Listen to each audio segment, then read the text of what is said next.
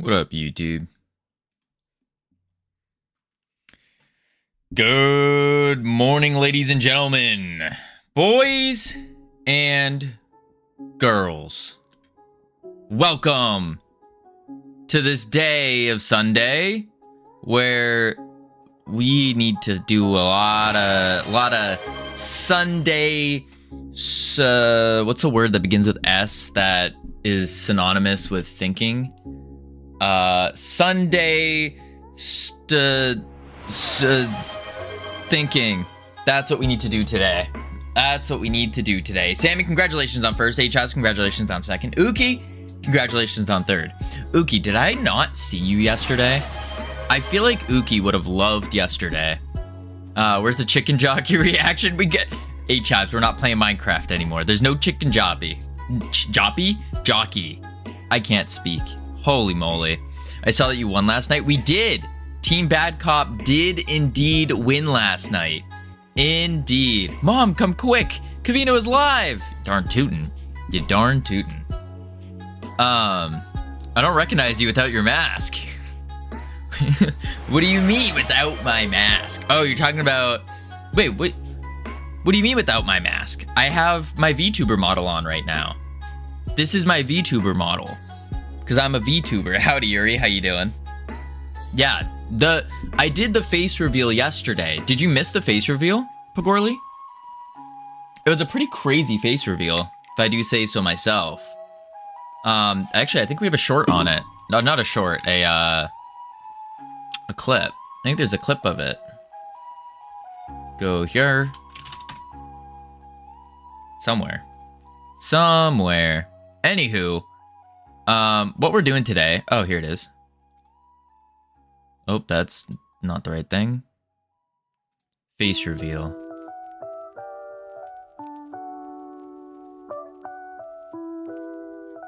That's not it. What? What? Well, I clicked on the thingy. It's here. Face reveal. This clip. It just brings me my creator dashboard. Anywho, it's there. So what are we doing today? Actually, wait, let me finish up yesterday. Go to your channel. Varna said you're probably right. It's through the clips and all that. I can't be bothered. To be honest. All right, so yesterday it was pretty cool. We did 12 hours of Minecraft, and I keep falling into the same trap.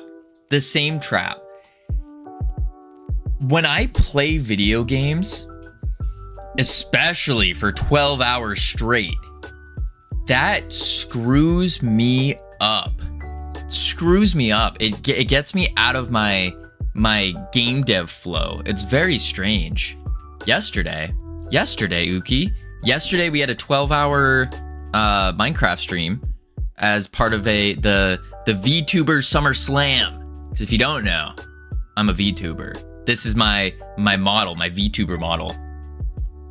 Yeah, there you go. Face reveal. It's beautiful. Oh, Adder 5. It's probably... Oh, wait. I have to fix that. I have, yesterday I turned on minute and a half. There's my face reveal. Boys and girls. The face reveal. Whoa. What a face. What a face indeed. I might run it just to see how it reacts today. Or I could change it back, but yesterday I switched the ads to play a minute and a half of ads every 30 minutes. And that was because we were doing, we were playing Minecraft. And so a 3-minute ad block would just like completely destroy everything. And yeah, ready to play my game?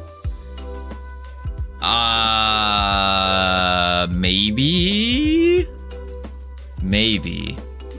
Wait, Lupo, your game's on Android, isn't it?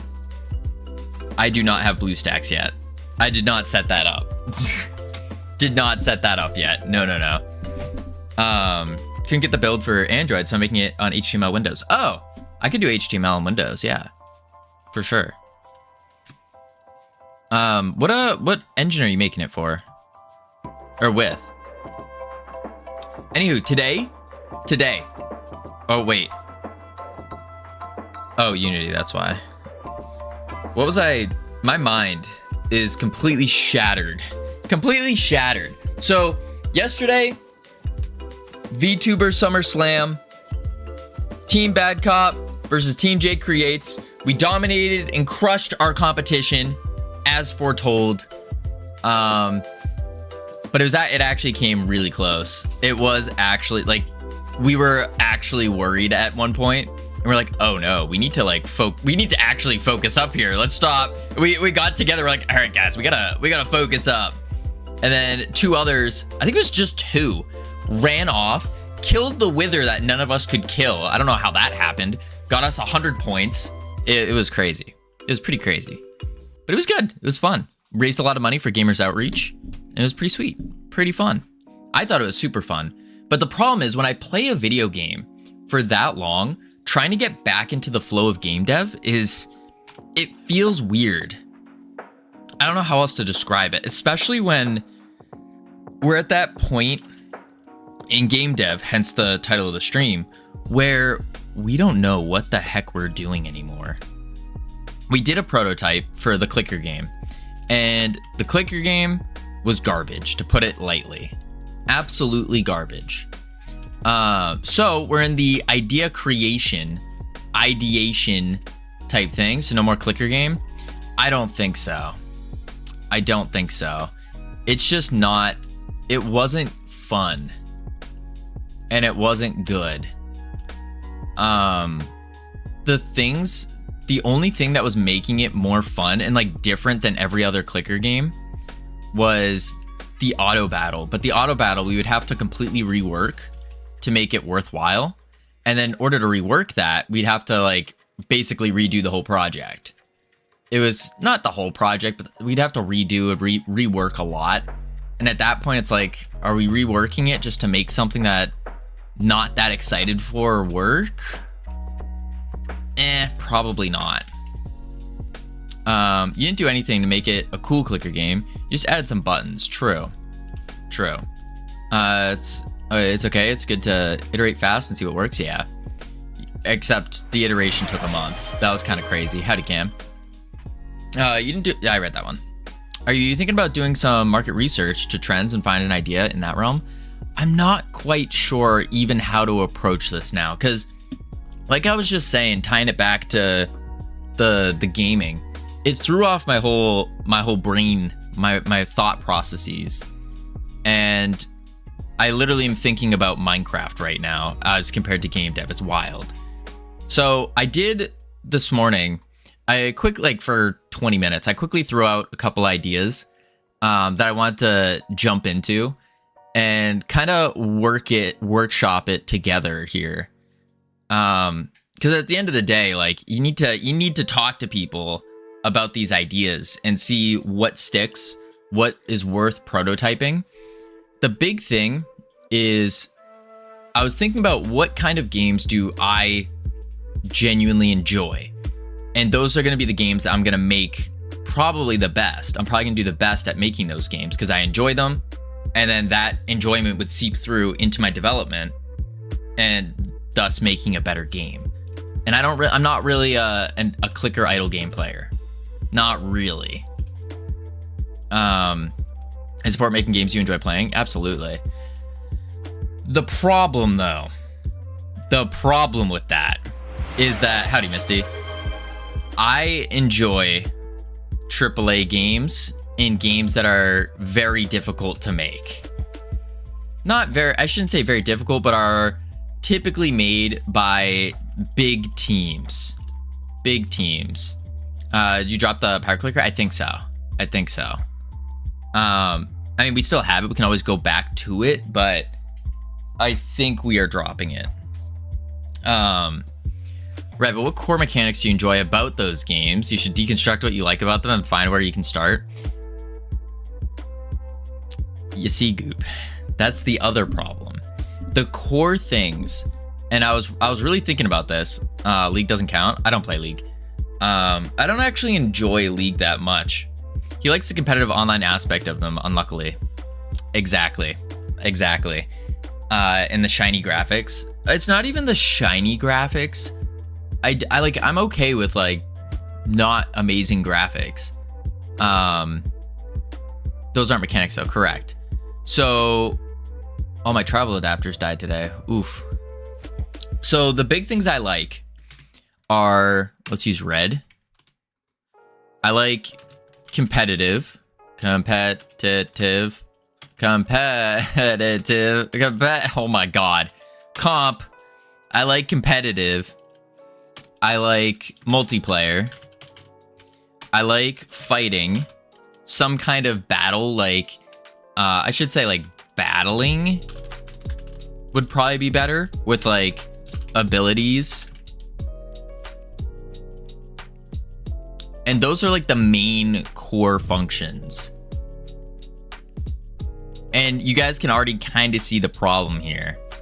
Right, you don't like base building or talking. I like talking. I do enjoy base building. I mean, in games. You don't like simulators.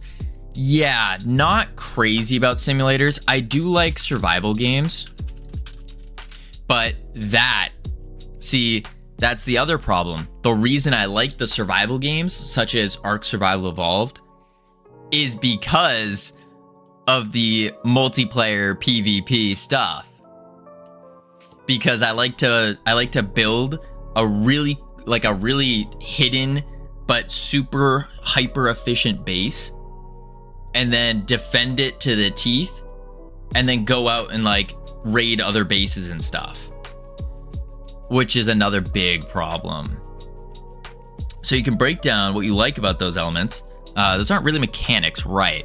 That's the thing. I like a lot of mechanics, like actually like mechanics wise, but it's the wrapping on top of the mechanics that I think I enjoy the most about games. Like, what do you like about comp? What is it that you enjoy about the multiplayer? I like pitting my skills against someone else. That's the main thing, I would say. Skills. Yeah, it's really pitting skills against someone else. So like skill versus skill. PvP. Skill versus skill. So a 2v2 arena game would be good enough. So Goob, that was one of my thoughts. But we have to be very, very careful. Because when we start getting into the realm of competitive and multiplayer, even if it is 2v2, we are now venturing into the side of a mandatory like live update game, which I don't think we're ready for. I think to do a live update game, you really need to have a team of people. And the question would be, could I solo doing a live update game long enough to start hiring people to help out? Can I make enough money from this to start hiring people to keep the game running? I don't think so. I don't think with my current skill level that's a realistic thing. If you invest a few years into it, maybe. Well, that's the thing. We would have to, like, the actual game plan for doing like a live update game is you start super small, super small, and then you keep iterating over that over and over and over and over and over, and eventually your audience for that game will also grow with it because you're constantly coming up with new updates. You're iterating. It feels really good, especially as a player. If you see that the developers for your game are constantly doing things, it's really nice. How many competitive multiplayer games that aren't the big MOBAs and Battle Royale stay around? Even AA games in this category flop. That's the other thing. They do flop all the time. They're probably Dare I say, they're probably the genre with the highest fail rate. I think they are. Does it have to be against other players? Would AI standing in place of the 3 players work? I ask because there's an offline MMO with all bots in the world, and it's really fun. Yeah, we could probably do some kind of bot setup. I was playing that offline MMO. It's incredible. I'm thinking of how you can enjoy these features of multiplayer comp without bringing a server online play. Can't name a single one of these mini MOBA arena games, but I have seen dozens. Yeah. I was playing that offline MMO. What's the offline MMO? Is that like... I did there was like an idle MMO. Anecdotally, yeah. It's kind of inspiring. It's Aaron Shore, I think, is what Goob was talking about. Aaron Shore. I haven't heard of that one. But these were a few ideas I came up with. Solar, welcome in. We are, what were you working on? What were you doing? I was lurking for a bit, but I didn't get to do anything. What up, Roger? So what we're doing today is we're coming off of a 12-hour Minecraft charity stream, and we're trying to rethink and plan out the ideation phase, the pre-prototype phase, coming up with an idea for a game. I like the idea of, and specifically going for a game that is fun, a game that I'm going to enjoy, and a game that I have experience in playing, something similar, because I think that's really gonna seal the deal and make the game we're making fun. We were working on a clicker auto battle game, but the problem with the clicker auto battle is it's not fun. I wasn't the target audience for the game, and so doing that, it was, when we play tested it, the game, to put it lightly, was garbage. It wasn't fun. There was nothing unique about it. And I think that uniqueness comes from playing that genre and being good at the genre almost. I think. Are you going to make a new game? I think we are. I think so. We're kind of in the planning phase. Another thing you could do is expand the games you play and see if other types of games are enjoyable to you. Tons of indie games out there. Surprise yourself with the going outside your comfort zone. Absolutely. Downside of doing that is games cost money. And if I'm playing a bunch of new game hype, nothing wrong with pivoting. Yeah, I think so. I think it's good to pivot. I mean, we spent about a month on the prototype for the clicker game. Yeah, I think so. But I really think with this game in particular, the one that I'm playing right now, this was our Jiggle Jam entry, so we have like a little jiggly character. There's something here with this satisfying feeling of growing and shrinking, which is one of the abilities. I have to fill up my goo meter real quick to showcase it. Wait, 80, 90, just kill this guy. And 100. Zoop. There's something satisfying about this, and then shrinking back down. Obviously it needs to be polished, but there's something satisfying in pressing that button and watching your character like expand out and then shrink back down. I don't know what it is. Try the branch I did on this. I didn't see any branch on it. Oh, this one? Let me try that out. Before I try that out though, I need more sleep. I thought you said I need to fill up my goon me. Oh God, Max, no. But real quick, before we try that, these were some of the ideas I kind of threw out about 20 minutes ago-ish. Like I just took 10 minutes after my shower, was like, all right, let's just throw out some ideas here. So we have a couple ideas, and I was also watching videos of like coming up with good ideas, but also taking the things that I enjoy about games. We'll have to see a good gladiator game. I think so too. So first one, kind of reminiscing on the old days of like middle school, where you're playing Call of Duty Zombies, Halo Firefight with your buddies, and you guys are trying to like get to a certain round. It's your own like preset goal, if you will, where you and your friends go, all right, we're gonna get to round 100. It's gonna be great. And so you progress through a map. You fight the waves of enemies. Maybe there's a boss fight type thing. So like in Call of Duty Zombie, it's the dogs. There's a boss fight every X waves. You collect, buy gear or upgrades, those kind of things. And you just try to reach the highest wave without dying. The next idea, kind of similar, but in a more set location, if that's the way to put it. So like a gladiator coliseum. Same concept where you're fighting through waves. Let me draw it out. You're fighting through waves where you have little waves of enemies, and this is you, we'll say. That's you. You're fighting through waves, you beat them up, and then the next wave comes, and then at the end of the wave or something, there's a big boss fight, and you have to beat the boss. Because I don't want to do a boss battler. I think that's too many mechanics, where we would have to make each boss feel super unique, and I think that's too many mechanics to do. Plus, I'm not really a fan of like only going for the bosses. So that's kind of the idea. And then once you die, you would go back, you can get upgrades and try to take on the waves again until you keep progressing through it.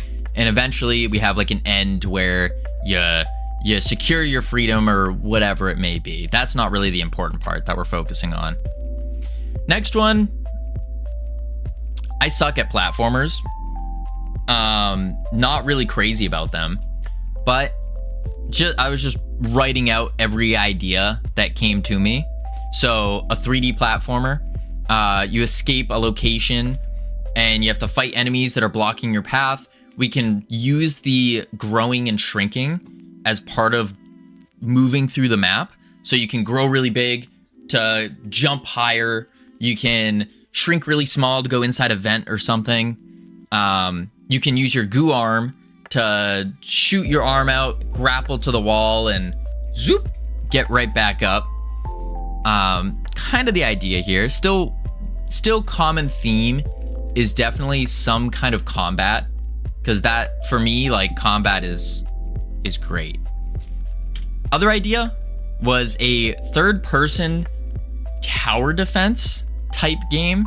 So if you guys, this one was mostly inspired by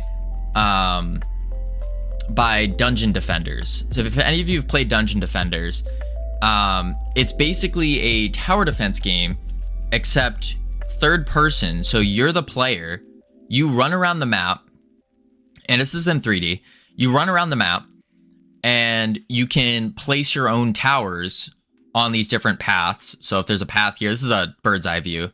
You can place your towers anywhere on the map you want, and then the horde of enemies will come running through.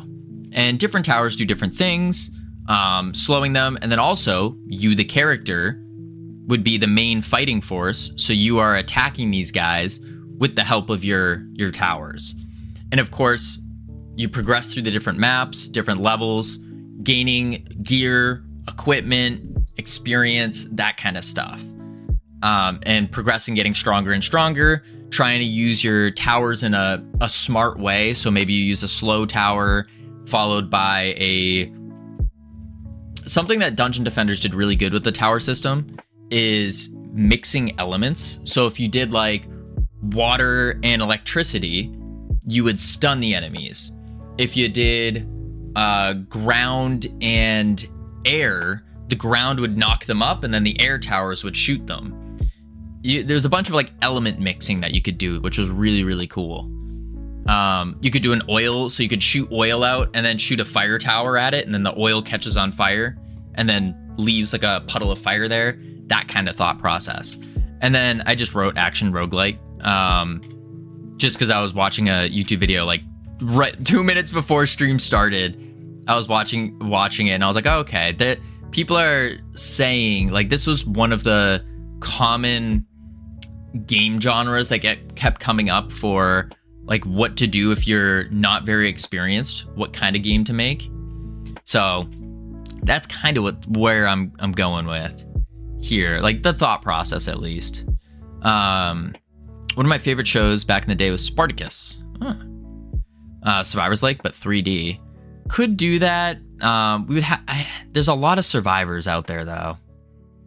I've always enjoyed playing roguelite / ARPGs. Similar genres, just went straight into making a game based on that. Survival 2D and 3D? No 2D. Never 2D, exactly, Yuri. Roguelite, huh? Maybe. Tower defense in 3D? That's kind of, yeah, that's what this is here. Not third-person tower defense, Covino. Just like you do in auto chess tower defense. Oh, maybe. Maybe. What up, Seal Tap, man? Nothing much. We're just coming up with an idea right now. Derryberry, welcome in. Hope you're doing well. I'm always doing well. Always doing well. So I want to try out Ironic's branch here. See what Ironic cooked up.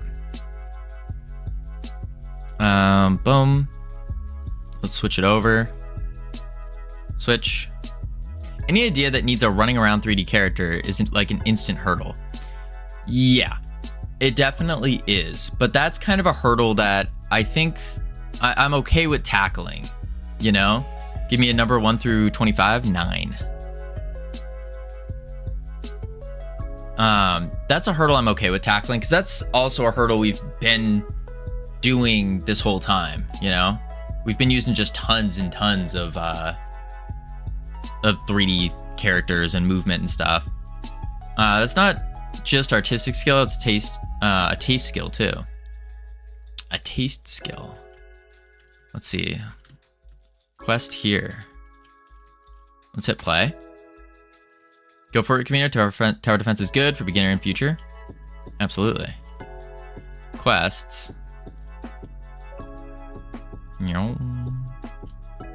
Boop.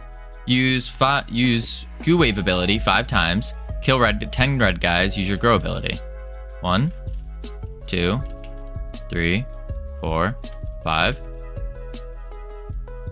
Use your... The screen guy with floppy arms is not that guy. Think about a character that needs to be in the player's screen for 100% of the game. True. Howdy, Ryan. Did we give up on the pirates? Not pirates. Oh, I messed up. Not pirates in general. Like, I still like the idea of pirates, but we are giving up on the clicker. How did it go yesterday? It went good. We won. Raised a lot of money. I think we raised 2,300, 2,300, 2,500, something like that, for Gamers Outreach, which is pretty cool. It was like I was looking at last year's, because I didn't partake in last year's, obviously. And we raised less than last year's with more people, which is really interesting. I don't know how that occurs or how that happened. Okay, I kind of see what Ironic was going here. So it was kind of, the idea here is you have little quests that you got to complete, and I assume you would earn some kind of reward for completing the quest within this fight, if you will. That makes sense. Some kind of quests. Well, like a side gig in addition to just surviving. Right. That makes sense. I think that makes a lot of sense. Yo, amazing. Great work, team. Absolutely. Go draw a Jiggle Tower, Covino. Wish you luck. And I missed something. This green guy with the floppy arms. Think about a character that needs to be on the screen for 100% of the time. This guy with floppy arms is not that guy. I think when it comes to the character, I think this guy could be a really good main character if we just add animations to him. Like we would have to add the animations to him, because right now he has no animations. He's just a rig with a skeleton and a whole bunch of jiggle bones, because we were running out of time for the jiggle jam. So we just slapped on jiggle bones and we're like, all right, that's it, perfect. But I think if we I think this guy has a lot of marketability, if you will, because it's kind of like, at least in maybe I'm completely wrong, but in my mind, a character like this would attract all different types of gamers, all different types, from your tryhards to your more cozy type gamers. I think they would all vibe with this character because he's not menacing looking, but he could be, you know. Did we already do the market research part? No, not at all. Not at all. But that's the other thing. At this stage, and I know market research is really important. I know that. But at the same time, I'm like, I don't think my skill set is at the level to where we start doing that. But maybe that's fine, because doing the market research is a skill in itself, is it not?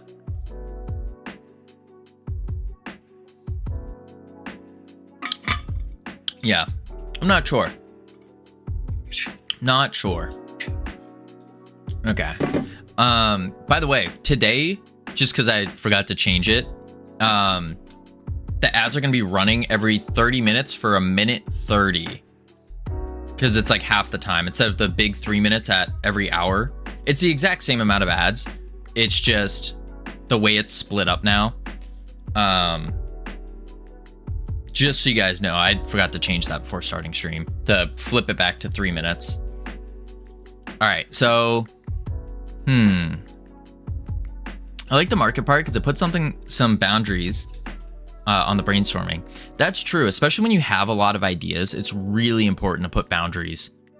Have you tried giving ChatGPT your skill set and what games you enjoy, asking for a few hundred? What up, LOL? For a few hundred ideas, then further market research to find something that might be worth it.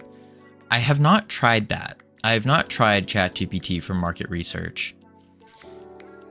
I don't know how ChatGPT would work for market research. I think if anything, Grok would be better at market research because it's just taking everything from Twitter.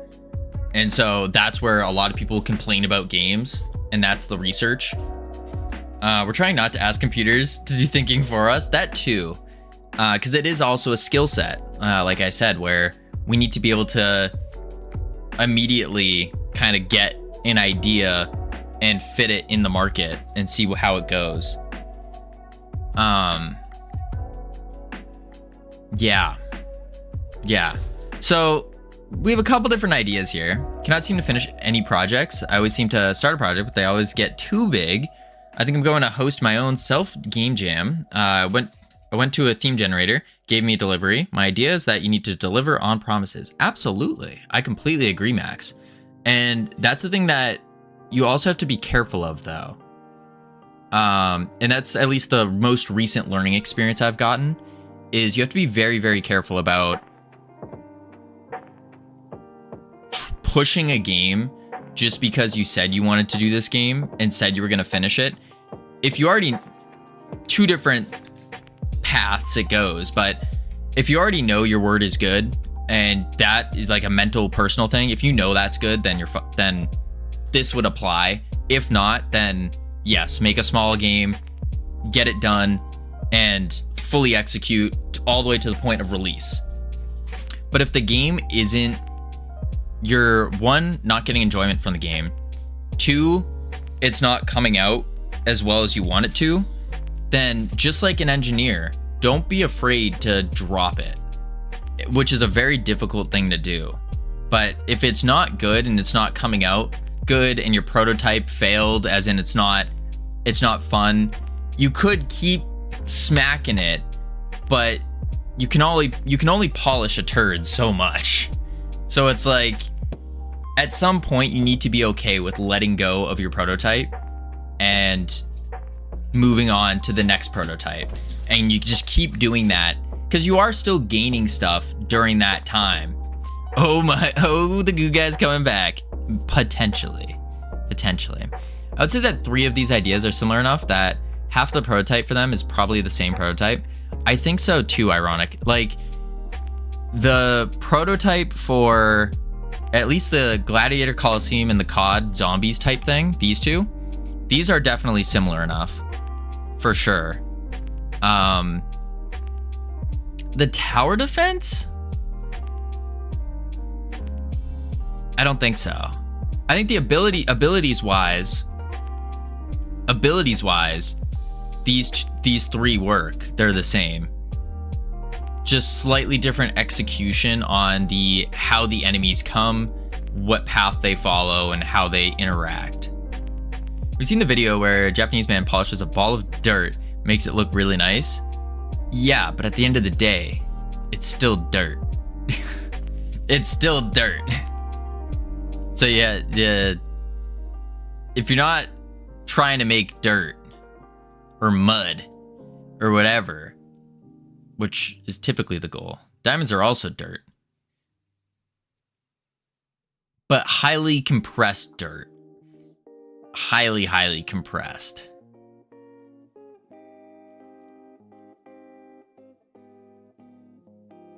Like you can, I guess, yeah, you could compress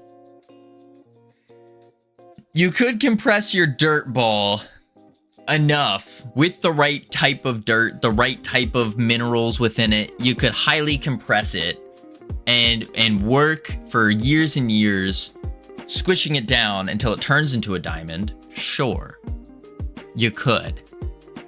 Or you could just go pick up a ruby. Or you could go mining and find an emerald. So yeah, there is yeah. What is this? Lupo, is this your game? It's all just subjectively different looking dirt. Yeah. Very true. All right. Let's see here. We'll play Lupo's game real quick, and then we will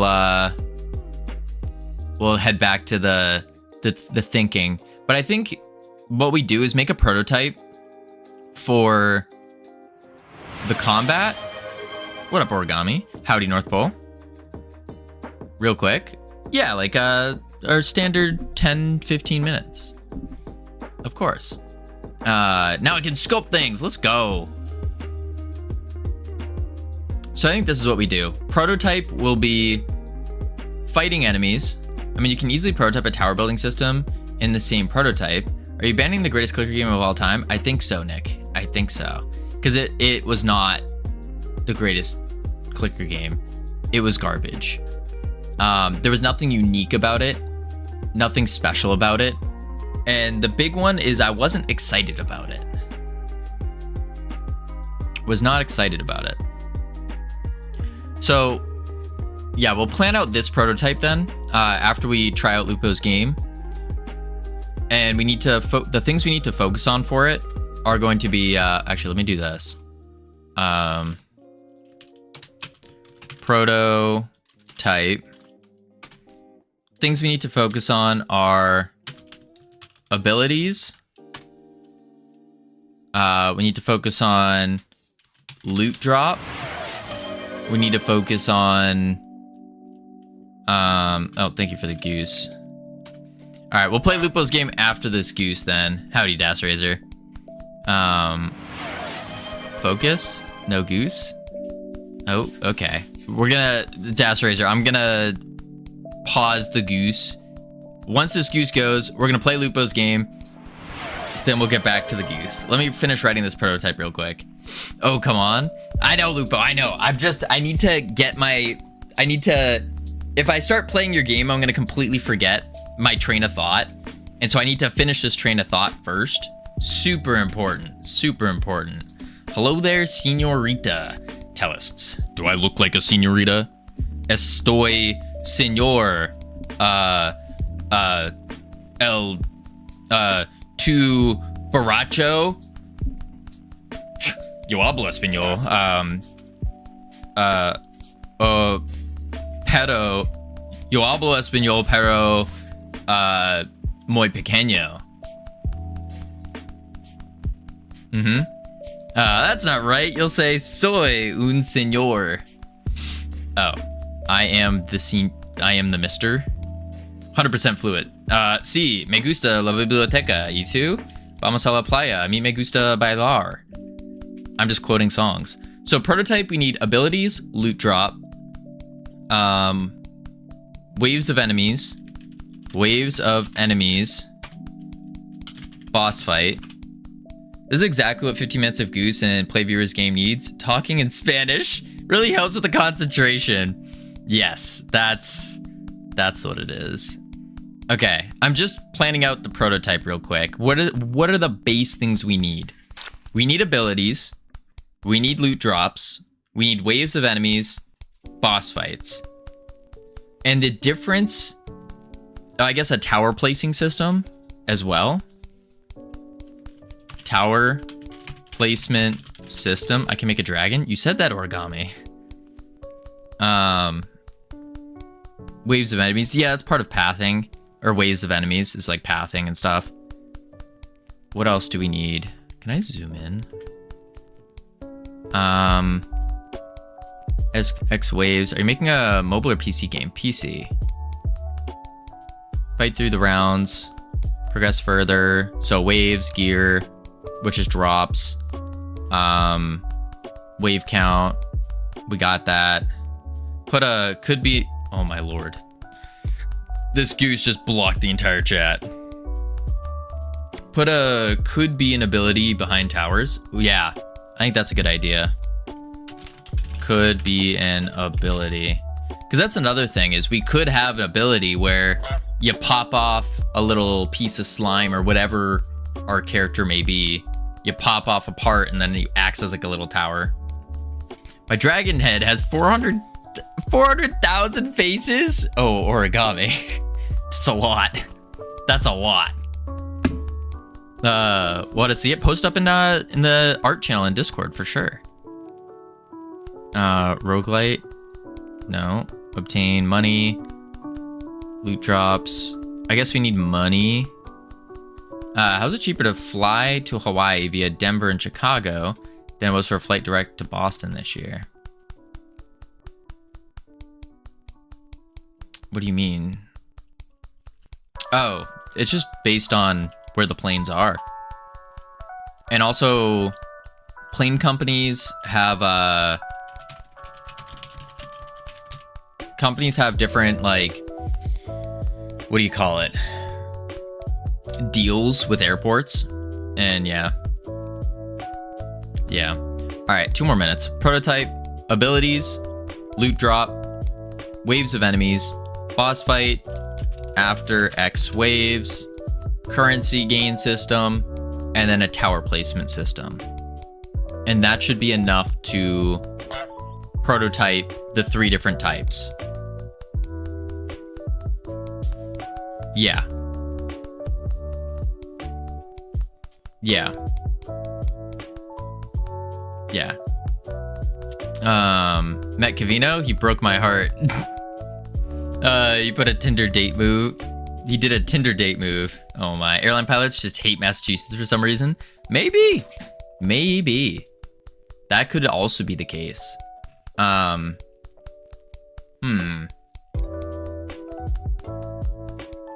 think this is this it we need for the prototype? Is there anything else we need?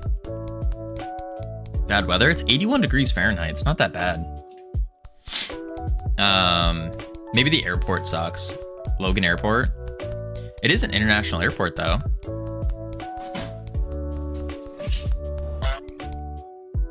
What the fudge?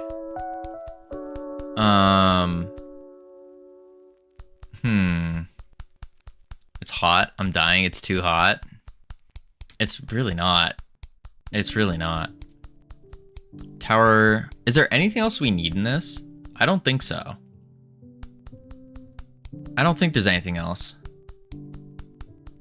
Yeah. All right, let's get rid of this goose. Lupo, are you still here? Covino, I posted the dragon. I saw origami. I got a list of things I gotta do before I can go check it out. I gotta play Lupo's game. I gotta then turn the goose back on, and then I'll check it out. It's gonna get to 36 degrees Celsius. What is that? Nah, ignore everything else and pay attention to me. Listen, origami. Listen. There's this thing. called Not Everything is About You. The world does not revolve around Origami Bro Game. Can't believe you wouldn't drop all other things to pay attention to me the moment I entered chat. You think I spend my channel points lightly? When I get to the camp tomorrow, the most physical intensive day, it's 30 degrees Celsius. World totally revolves around you. Don't listen to him. Okay, play viewers game. Let me change the goal here. Goal. Boom. Play viewers game. Lupo. There we go. Lupo, what number do you have? _1, right? Yeah. But it's a lowercase L. Badoop. There we go. There we go. Scroll that. I wish it was only 30 degrees. 36 degrees Celsius pretty much every day. It was 40 degrees Celsius here the other day. What the heck is this temperature you guys are talking about? Savages in here. Rip. All right, let's read. Boom. Issue is I don't have a numpad, so I can't use a bunch of selection controls. Oof. Okay. Take command of multiple fast-moving ships across a hostile galaxy in tact mode. Every decision matters. Draw flight paths in real time, avoid hazards, and guide your fleet safely to their destination. Features. Draw flight paths for each ship with precision. Avoid hazards like radioactive missiles, spores, and more. Plan under pressure. Ships don't wait, and space isn't friendly. Growing set of space environments with unique effects in movement and visibility. One goal, no collisions, get everyone home. Controls. Click a ship.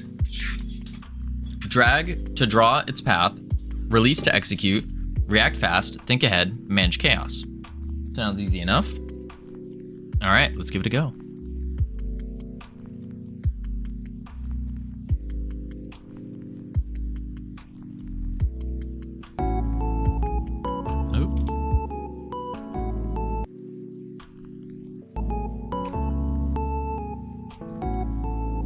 Turn off the music. Settings. Zoop. Is the music not good? All right, let's see. Nothing to fear. Nothing to rush, just open space. This is a neutral planet. Its field has no effect, but avoid collision with any planet.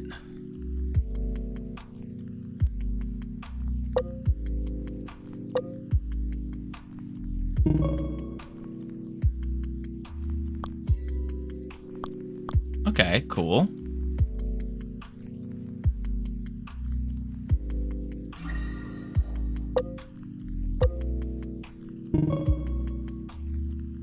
Wait, I can't click this guy.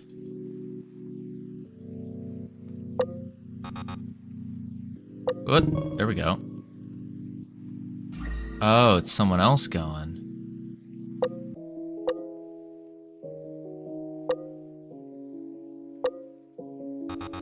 What?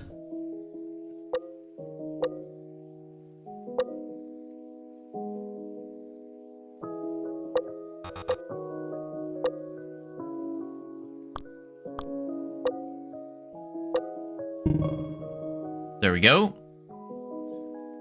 Do you always promote the YouTube channel here? Yeah, I think so. I think I have. I had it, where's my guy? Oh, there he is. I had the, what do you call it?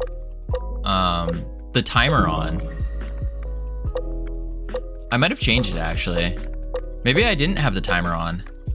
I don't know, it's just on Stream Elements, removing the other stuff from yesterday. And I saw that I had that timer, so I was like, oh, maybe I need it.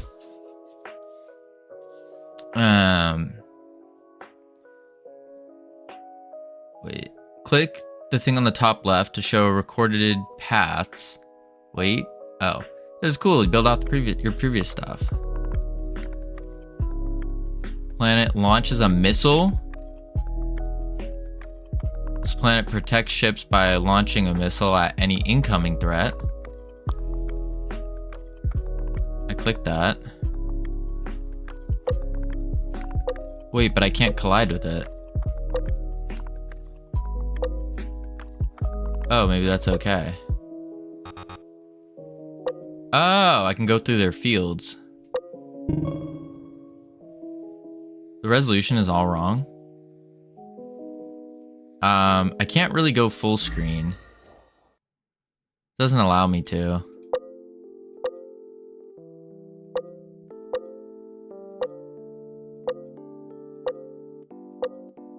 Oh, is this my previous path? Or is this a... Do I need to avoid that? Oh, that's my previous path. I see.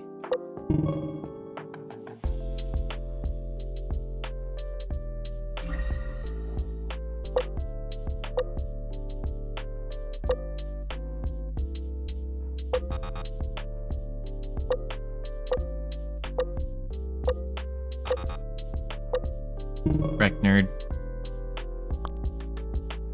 Basically, choose how obstacles move. Seems like it. How do I do full screen? I don't know in Unity. I would assume it's just in your like project settings. Oh, I forgot about that. It's okay. What? They don't shoot missiles fast enough. Okay. He turned to fight me.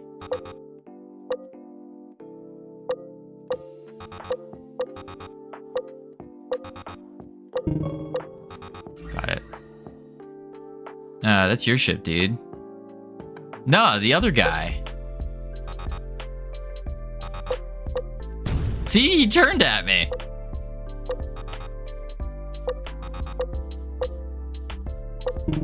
There we go.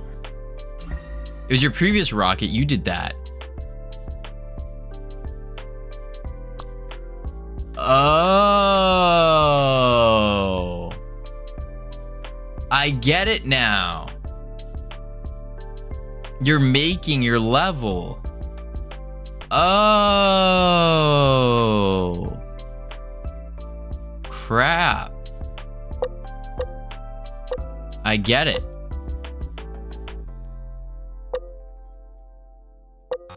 I went off the map.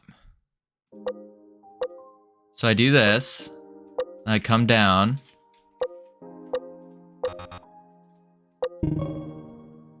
I get it. This is absurd. Okay. Okay.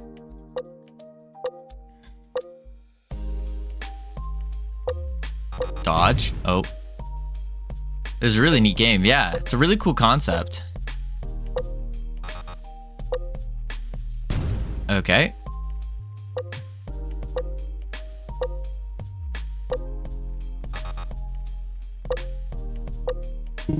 There we go. Yeah, I think you're just bad at this when you make them fly erratically like that. Well, I didn't realize at first that this is what the pathing was. I had no idea. Dodge, duck, dip, dive, dodge. Whoop, dodge.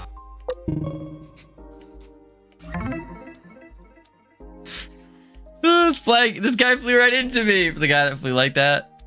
All right. Now I know. So what I'll do here is...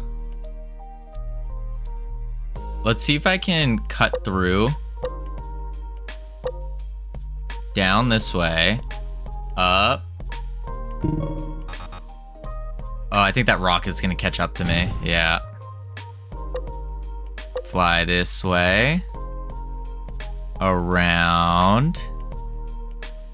Down and up. Okay. Fly this way.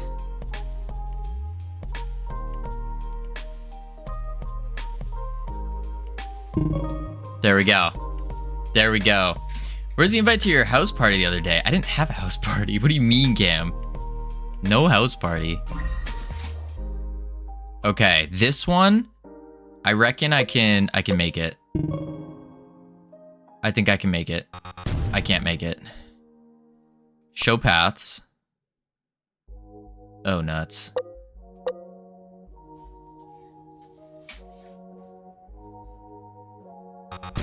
Yep, nope. Why is Sunday so dead?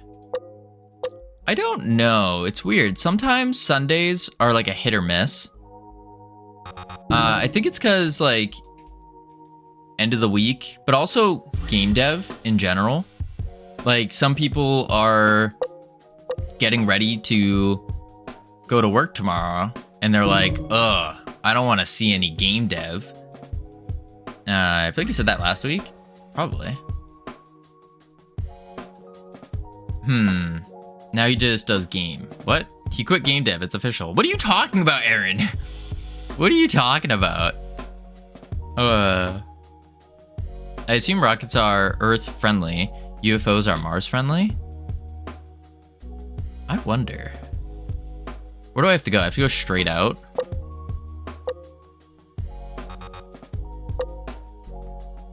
Oh!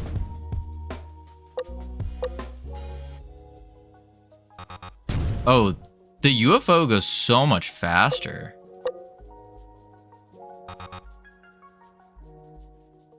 I'm gonna collide. Yep.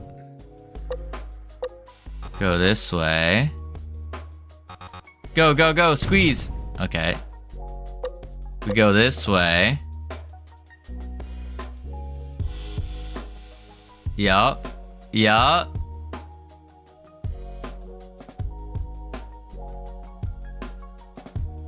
Look at that. The loop-de-loop and pull. Green planets shoot missiles. Oh, I thought it was blue planets that shooted missiles. Ah, that changes things.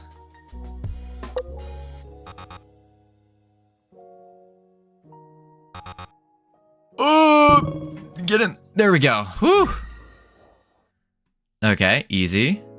So the UFO goes faster too.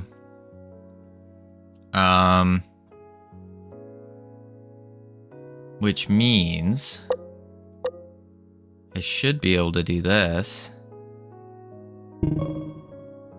Go, buddy, go, go, go, go, go, go. Easy. Easy. Solar planets launch if you enter the range. Earth only launches if you enter the middle range. Well, Earth doesn't launch missiles. It protects you. So it'll shoot down the missile that is following you. From the looks of it. All right. This is a really cool game though. Paths drawn through this planet field become distorted. Navigate carefully. Ships entering this field lose control until they exit. Huh. All right. Let's do this. We go this way.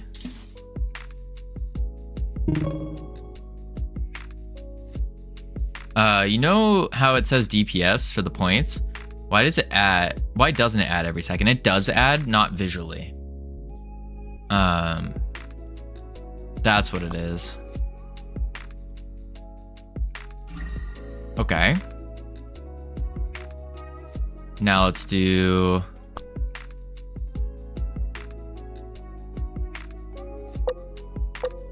this guy. Oh, that's annoying. I see. All right. Now this guy needs to go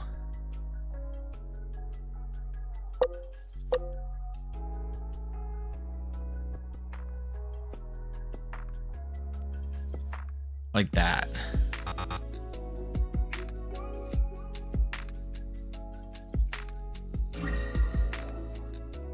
Oh God. Okay. UFO needs to go that way. So I should be okay if I do this. Oh my God, get out of there. What are you doing? Get out of there. I can't control him. What?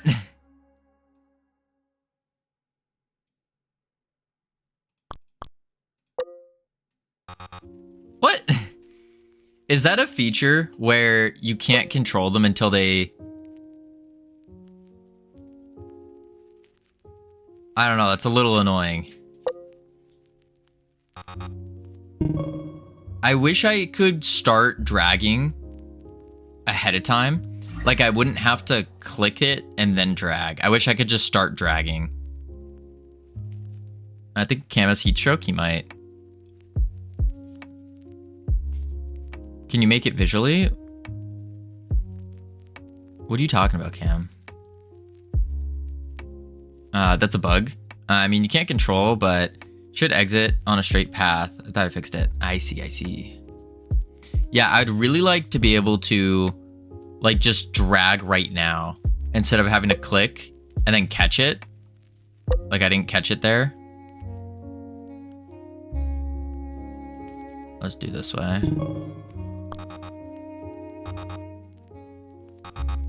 I would also like to see, where do I see how many rounds are left? That would be cool.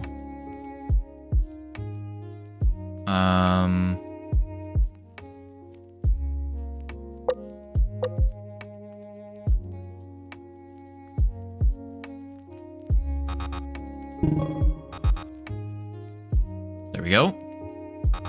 There'll be another mode called Survivor where you can select any ship. Oh, that's cool. Oh, is this the number 5? Wait, I DM'd you. Do you acknowledge that you are DMing me? The video I meant to send you. What is going on? Oh.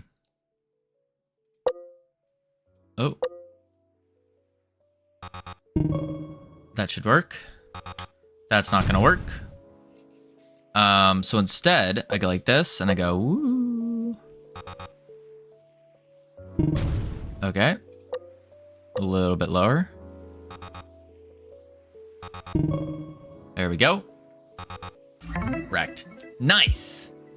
Nice. That is your time. I see. It's a cool game. It's a cool game.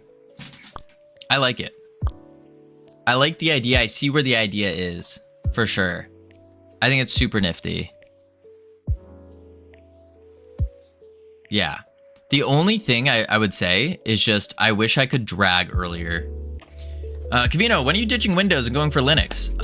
Once you get your laptop and I watch you struggle with trying to set up Linux, then I'll make my decision on like, okay, it didn't seem like she struggled that bad, so maybe I'll try it.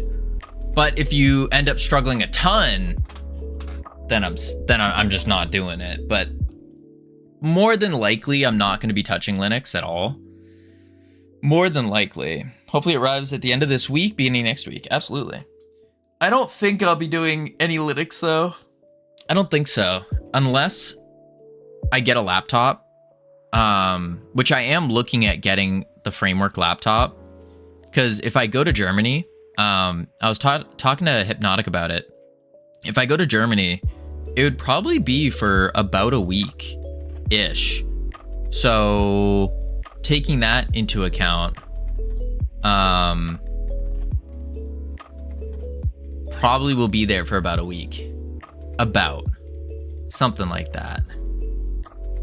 And if that's the case, I need a laptop so I can actually video edit and stream during that week. And like a good laptop as well. Origami, this is a sick head. This is cool.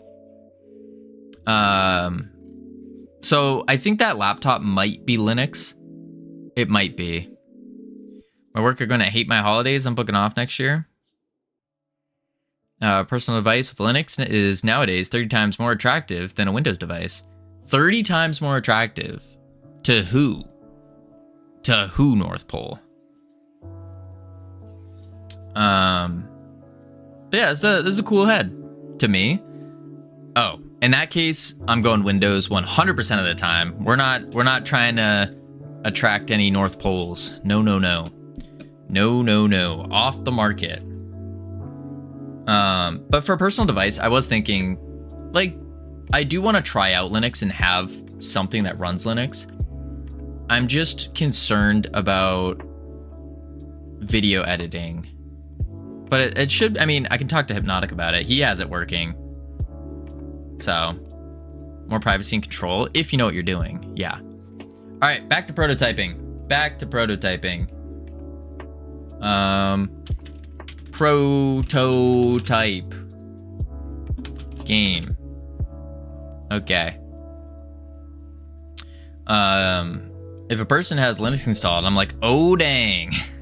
Hello, is this legendary Minecrafter Covino? No, bad cop. This is legendary game developer. Game developer. Covino. Game developer. I'm no... Listen, I might have gotten the Elytra and, you know, that's about my greatest accomplishment I had, but, you know, it's just part of game dev. Part of game dev. Get to learn all that stuff. Well, that's the fun part. True. Except, when do I have time to learn that? I'm gonna learn, going for Hyperland, by the way, as desktop environment. It does seem pretty cool. Did you check out Hypnotic using it? The entire film industry runs on Linux. If you can't edit YouTube clips on a Linux box, it's a skill issue. Interesting. Good to know. Chill. Okay. Game idea. Retired streamer simulator. We're not retired here. We are not retired. We're just starting. Mathram also switched to Hyperland. It does seem pretty cool. I mean, I want to try Linux. I think that would be cool. And do it on my do it on a laptop. If I get the laptop, then yeah, probably. I'm here for the prototyping. Oh, welcome, iHeart. So the prototype that we're doing is, it's a prototype that is going to encapsulate these 3 ideas. 1 prototype, 3 ideas, title of a game dev tape. So, step 1 is we need our abilities. TF was that, Covino. TF was what? Was what? Oh, the sound. Are you talking about the sound? I have my bearded dragon's been jumping all over the place. I'm sitting outside drinking beer. What am I doing? You're sitting outside drinking beer, North Pole. That's what you're doing. Howdy, Pierre. How you doing? What could be better? What could be better? Sitting outside, enjoying the sun, getting a tan, drinking a little brewski, as they say, and watching your favorite streamer. What could be a better day? What was the bang? Oh, the bang was my bearded dragon. Film industry even has a standard configuration you can deploy, VFX reference platform. They have container images and everything. Oh, interesting. Interesting. Yeah, I mean, I just have to set it up. It's definitely a skill issue when it comes to setting up Linux, because I've never done that. I miss beer. You know, Cam, maybe I should go out to the store and buy a singular beer and then send you a picture of me pouring it into the sink, or a video of me pouring it into the sink. That would be pretty good. A dragon with a beard. That's what a bearded dragon is, yeah. It's a little lizard. Start with Linux Mint. Yeah, I mean, I don't know if I would start with Mint. I'd want to be cool. And I think Mint gives grandma vibes, from what to my understanding. Slowly switching everyone to Linux. But I shouldn't talk much, since I haven't started myself. True. Thanks for playing. Absolutely, Lupo. It's a great game. Bear Like Lion uses Mint. Does he? Did not know that. You wouldn't do that, you sick monster. I'm going to, Cam. Start with the worst one. Heidi. Wait, does a dragon have facial hair? No, spikes. There's spikes. You should do the beer thing. I probably will. I kind of dislike the advice of starting with Mint. The biggest issue is, well, actually, I kind of have more time now because I don't stream on Wednesdays and Thursdays. So I could use that time to set up Linux. This is all theoretical, by the way, because the laptop I need is like $2,600. And then that's on top of the plane ticket to get to Germany in the first place. So we're talking like, what, $3,500? And then we need to add food costs. $2,600. Yeah, $2,600 for the framework. Framework. What's in Germany? Godotfest. Godotfest. What are you buying? The 16 is what I would need. I would need the 16. I would need configure. Focus on work. You're right, Ironic. Give me one moment. One moment. 16. I would need a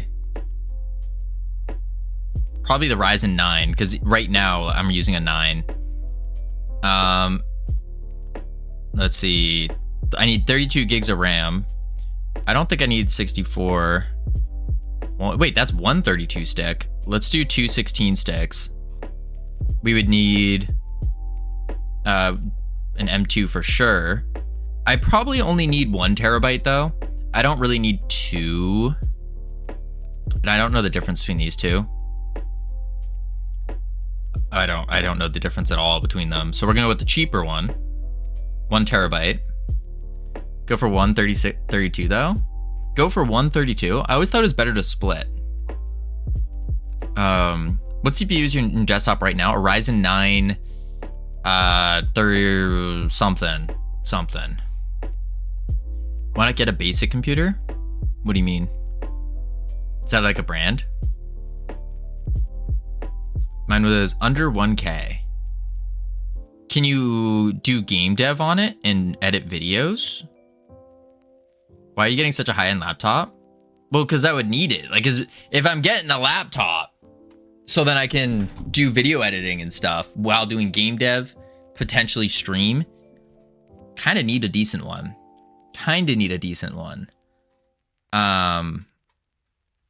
We don't need operating system. What is this? $1,800? Get a Windows laptop? No. For 1.8K, you can get a beast. Dad wants you to buy a brand new grandma notebook where you can't even open a browser. Pretty much. Mine was 1,200. Yeah, I need the core functionality I need is being able to edit videos, game dev, stream as like a backup stream device, and most importantly, take notes. So use a pen and write in Excalibur on Obsidian, take notes, because this Surface, it is so slow. I literally turn it on for 10 minutes and the CPU gets so hot that it actually starts burning the entire thing. It's like painful. It's crazy how hot it gets. And there's nothing on it, by the way. Nothing on it. iPad Pro for noting. Yes, that's purely noting though. I need multiple things. Tablet is why is expensive. Blender, however, that's the other part. Doing Blender. That sounds like thermal pasting / cooling issue. Yeah, that's a common issue with the Surface, and there's nothing I can do to fix it besides destroying the warranty, which at that point, I mean, may as well, but I'm not gonna go through that. It also only has like 8 gig of RAM. If that, I think it has 8 gigs of RAM, which is also not good. It's 5 years old as well. It's good for Googling, but the moment you open Obsidian and then you chuck on like Excalibur, it's done. It's toast. The writing lags so much. Buy MacBook Pro M4, be happy. I don't want a Mac though. Unless you're on a big project. I don't want a Mac because that's a completely different work environment. You don't do much Windows exclusive stuff. That's true. That is true. And maybe with a Mac, then I could make iOS games as well. Porting to Mac would be easier. Run Xcode. Maybe. A lot of thinking about it. Remember to get lower spec than your actual PC. Yeah. iOS games. Wait, is there a Mac that can turn into a tablet as well? My typical budget for a laptop is $1,500, which is wild because your first is a MacBook. Where you pay $100 every year? I mean, we already pay $100 every year, Lupo. We've released a game. That's been a thing. We released a game on iOS, and we still have the dev license for that, which it should be renewing. So I probably should cancel that. Now I'm thinking about it. I should probably cancel that. We'll see. Anyways, prototyping, game dev. This is what we need to do. We need to focus. So abilities. We're pretty good on abilities right now. How do we approach step 1? I get that iOS is nice, but I truly don't like how make you dependent on the ecosystem. Yeah, it is kind of annoying. Kind of very annoying.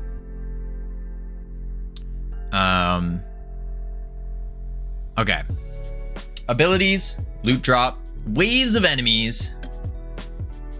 And we want to do boss fight after X waves. So I think our first step is let's pop over to the other branch, I think. Simple quest data. Yeah, let's pop to the other branch first. Hi, do you use Unity or any other existing game engine or a custom one? We use Godot engine. That's what we're using. You're smart enough to know you don't want to be dependent on the ecosystem. Many people aren't. You know, just get a slim gaming laptop with a Ryzen CPU. But that doesn't solve the problem of note-taking.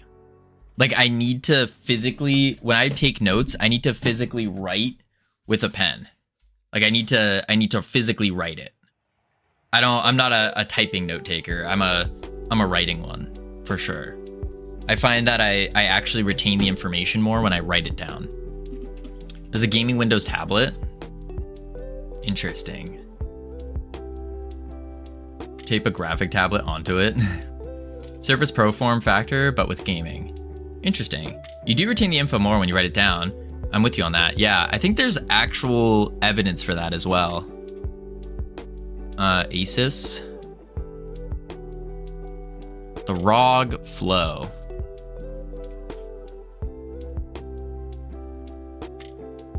This is... Aaron, this is $2,000. It's $2,100. And we're complaining about $2,600? What are you doing? What are you doing? So I get an older model? I see. Because, like, if we're getting a... Are we ignoring the ancient technological marvel called paper? Yes. Paper is not good. The reason it's not good, Zach, is because it's... I used to use paper all the time, and I filled out so many of these notebooks, and trying to find where, like, what notes I wrote where is a pain in the butt. It's not good. I tried the whole system of having little tabs that stick out, and the problem with the tabs is they start bending, they start getting all over the place. When you're writing for an hour plus at a time, your hand gets stained with graphite. It's just too much. I even have a nice, like, one of those nice mechanical pencils that I was using. There's no Control F, yeah. I have like a nice mechanical pencil, and it was really great. It was awesome. The comfortable pencil, but it's just not worth it. And you also, being able to Google while you're taking notes, or like just quickly type something up, look for something, it's extraordinary. This guy's never heard of paper. What are you talking about? I just mentioned paper. You retain more stuff physically, writing, sure, but I cannot for the life write down a 2-hour-long lecture when the professor's talking at 500 words a second, because you're not supposed to. Transcribe your notes. You should be reviewing them shortly after writing them anyways. Yes, but let's think about this logically. If you write the notes on paper, and this only we're also focusing on one of the 3 problems. One of the 3. What up, Medusa? How goes the fun factor? Oh, it's going. three things we need. We need note-taking, notes, we need game dev, and we need video editing. Paper only solves one of these in a really inefficient manner. Covino, do you need a really, really good GPU on it? That would be nice for Blender. That would be nice. Mario, thank you for the follow. Welcome to the team. You now have access to the beautiful, the immaculate team emotes you can use to welcome people to the team. Bro, I don't copy the lecture word by word. Just once I've written it down one word. First, it's usually 3 chapters further than where I'm at. I see. Covino only needs the best. Only the best. True. I mean, modern integrated graphics can beat out GTX 1080. Really? That's crazy. So you can buy a great notebook for 2 of them. Buy a crap PC because the note taking better buy a better notebook without touchscreen. Note down in paper. Focusing on one of the 3 that will chop an easy $500 off the price tag. True. If you don't have the money, you don't have the money. Throwing money at note taking is incredibly inefficient. True. But like, that's the thing. I think I could, like, if I give myself a goal. So let's say if the goal is $2,000, like, I could go try to make that $2,000. At least I have that goal, you know? And so I'm not really concerned about price as long as it's not like exorbitant, you know? If it's below a couple $1,000s, like, anyone can make that pretty relatively simply. But, you know, wanting to buy overkill performance for a laptop? Probably. I do tend to buy things at overkill. And that's treated me really well though. Like this PC I'm running on right now is approaching what, 8 years old? 8 years old, something like that. And it's still running phenomenal. When did 1080 come out? 2016, yeah. 9 years old right now. 9 years, approaching 10. It's not bad. Future proofing, yeah. I'm scared to buy overkill, just want to spend much money for zero reason. I do all my game dev on a MacBook Pro, including Blender. Interesting. The other benefit to the framework though is you can just upgrade it, assuming the company doesn't die. Which is why I look really long to find the fine line between overkill and future-proof. Yeah, I used to do that. And then I realized I don't have the opportunity to do that. Now, Wednesdays and Thursdays, I could. If I stop video editing, I could. It's a little bit more free time. But, you know, nothing is made to be future-proof. The sooner you realize that, the faster you can make decisions. That too. Framework is really expensive, and you aren't getting a dedicated GPU unless you get the 16-inch. Well, that's what I would get, Aaron. Is I would get the 16-inch for sure. Because I would need a dedicated GPU. I am future-proof. Maybe. All right, let's do let's see. We need to do the waves. I think that's step 1. Let me pop off this branch though. I just bothered everyone I know and that knows something about computers, and that helped me pick. Yeah, no, it's a good idea. Reach out to the people who are smart, that know what they're talking about, that have experienced these different things for sure.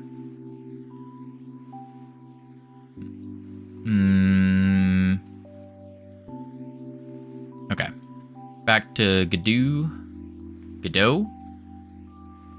Bought the RX 6800 for like 290 USD. Brand new, amazing deal. Nice. 4.1.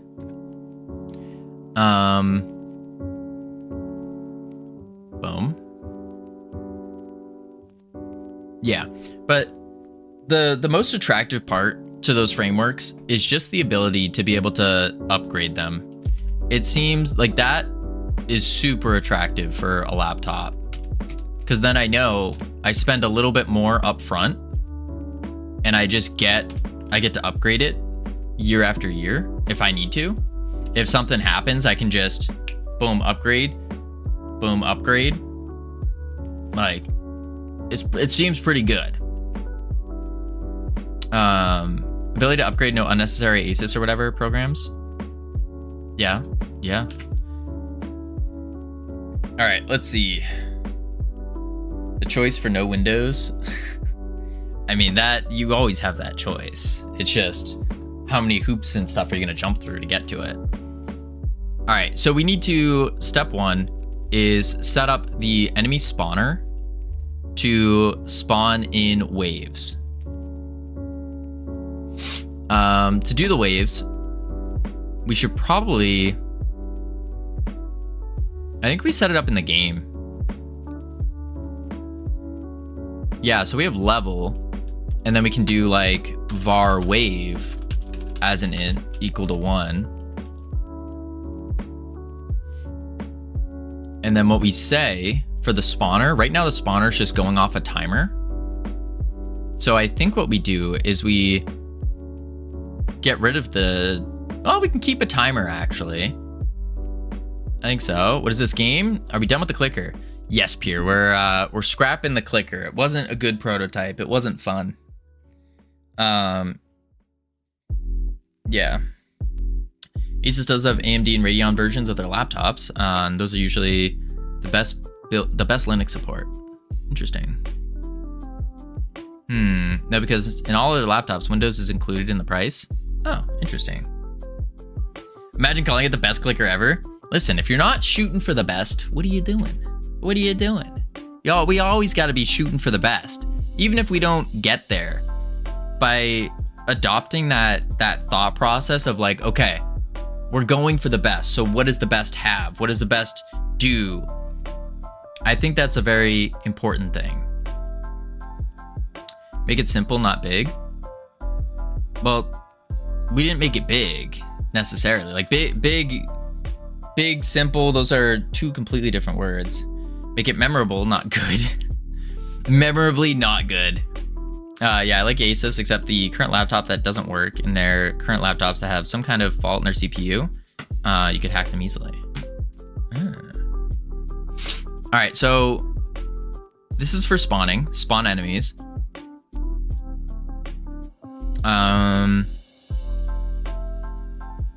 Enemy spawn. Think about games from 15 years ago that have a special place in your heart.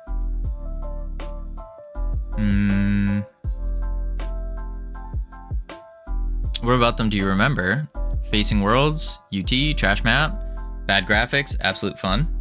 If I recall correctly, the HX Intel CPUs have that issue. Do you really get that? What you mean by I hacked them easily? Took a wild guess with framework TBH. I got it recommended by a lot of code/techie people. Yeah, so let's hope for the best. Yeah, we'll see. See how it comes out.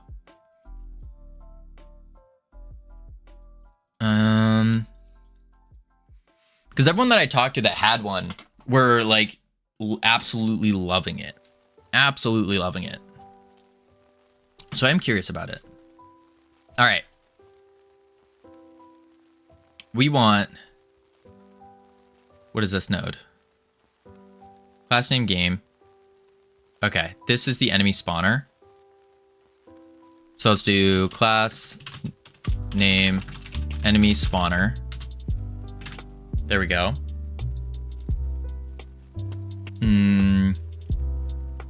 Beware of people who all unanimously love things, like gaming chairs. Yeah. I've sat in a couple gaming chairs before. I didn't like them.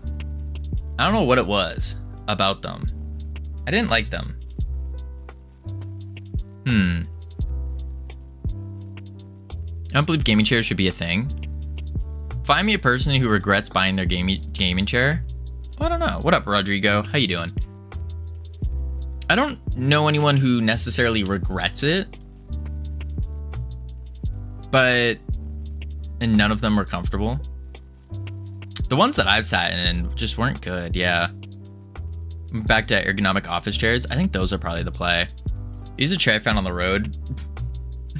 Buyer's remorse isn't a thing in fads. Oh, it 100% is. Um,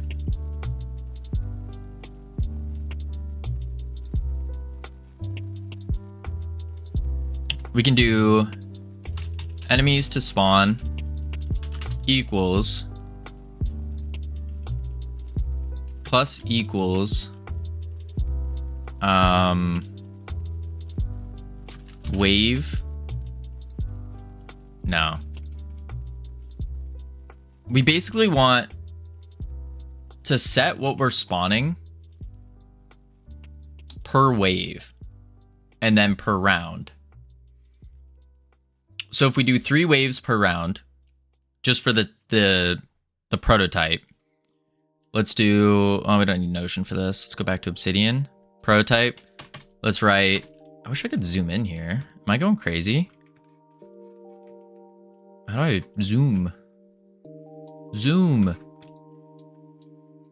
View? Reading view? Nope. Okay. I have AirPods Max. They're absolute trash. Oh my lord. I just have JBL earbuds. They're hella fun. I got gifted Jabra, and they're pretty good.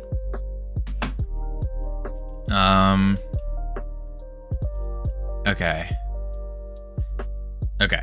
Before we do this, we have ads coming up in 40 seconds. We're gonna chuck on the words real quick. I need to go get more water before I completely dive into this and forget everything that I'm doing. So we're gonna jump into the words, head into level 1, and then when we come back from the ads, prototype time. We're gonna set up the waves. That's gonna be the play. Set up the waves. So I will be right back. Apple earbuds, baby. All about the Apple earbuds. They work great. They work great. I mean, they're not amazing, but they work pretty good. $1,500. Oh, you're an audiophile. There are some really nice headphones, and I have noticed a difference between them when I've tried them, but I don't really care that much. All right, I'll be right back. Boop boop.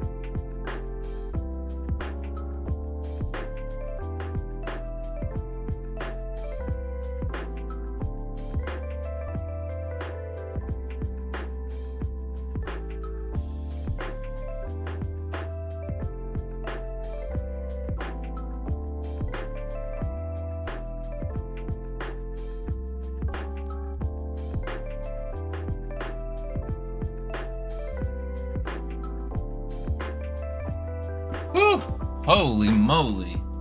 I've returned. Webcam on. Be right back off. I've broken my hotel room cards again. How do you manage to do that? How does that happen? Let's turn the words off.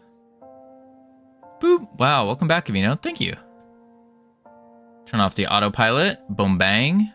Bap. We missed you. I'm glad. I missed everyone else as well. Okay. Tower. They just keep stop working. I've had this issue the whole week. Huh. I'm getting used to Covino not being live. Really? On Wednesdays and Thursdays? I will say I am starting to get used to not streaming Wednesday and Thursday. And I am like starting to get into that flow of making YouTube videos during that time. It is happening.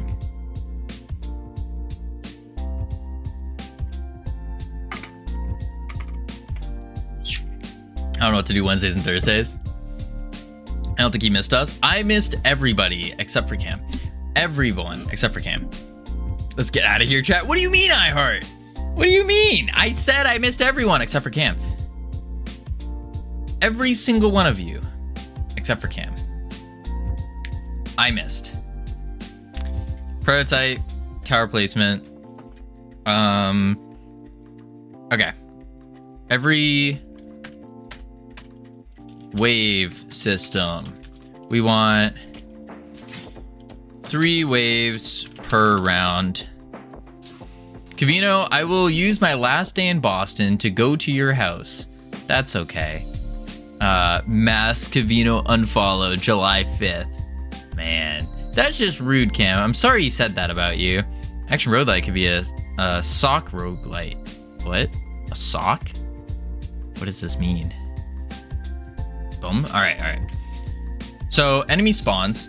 We're gonna do a wave generator. To do that, we have our number here, which is how many enemies spawn. I don't know. Gotcha. Looks like the turntables. So we need to take our number.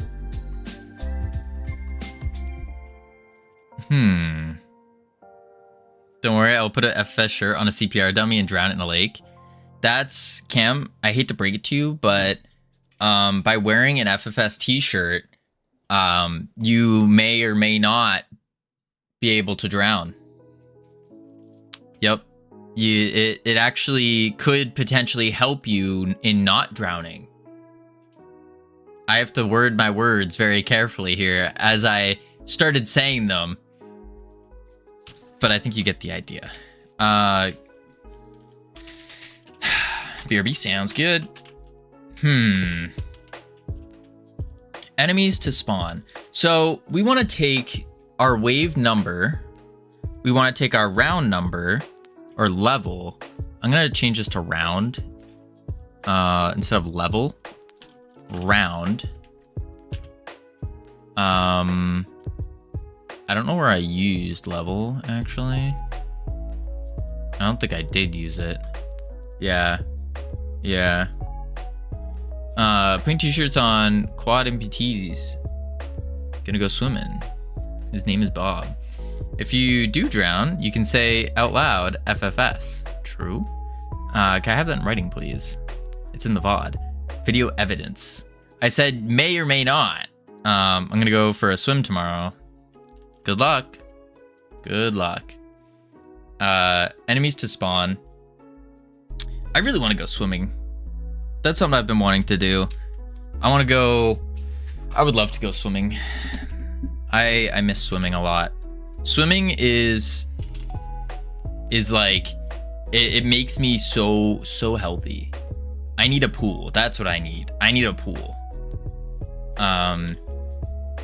It's weird. You have to do it. I had a pool for a year. I wish I had a pool. Didn't swim in it once. Really? I would swim in it every single day, even during the winter. Like you had an indoor pool too? And you didn't touch it. He did it on accident up to 120. Holy moly. Holy moly. I heard taking care of indoor pools is much more difficult than outdoor pools. Much more difficult. Yeah, the bill was $1,200. Sounds about right. Sounds about right. I mean, I need to drag pedal boats onto the shore, fix them tomorrow because they're always broken. I can't be asked dealing with broken ones for 2 weeks again. Fair. Use your pool purchasing desires as motivation for this game. Unfortunately, ironic, this game would not be able to afford purchasing a pool. Because I also would need a location, like a house. And that doesn't make sense. Every time I go to swim in my pool, the horseflies commence their attack on me. Ooh, those are awful. Those are awful. One of these days, I'd like a pool, though. That would be very nice. Then I could be super healthy. I would have my six-pack year round. That would be amazing. Enemies to spawn. So, I thought you were aiming big. That is big. A pool in my backyard. Or, heck, maybe we go full bougie mode. Indoor pool.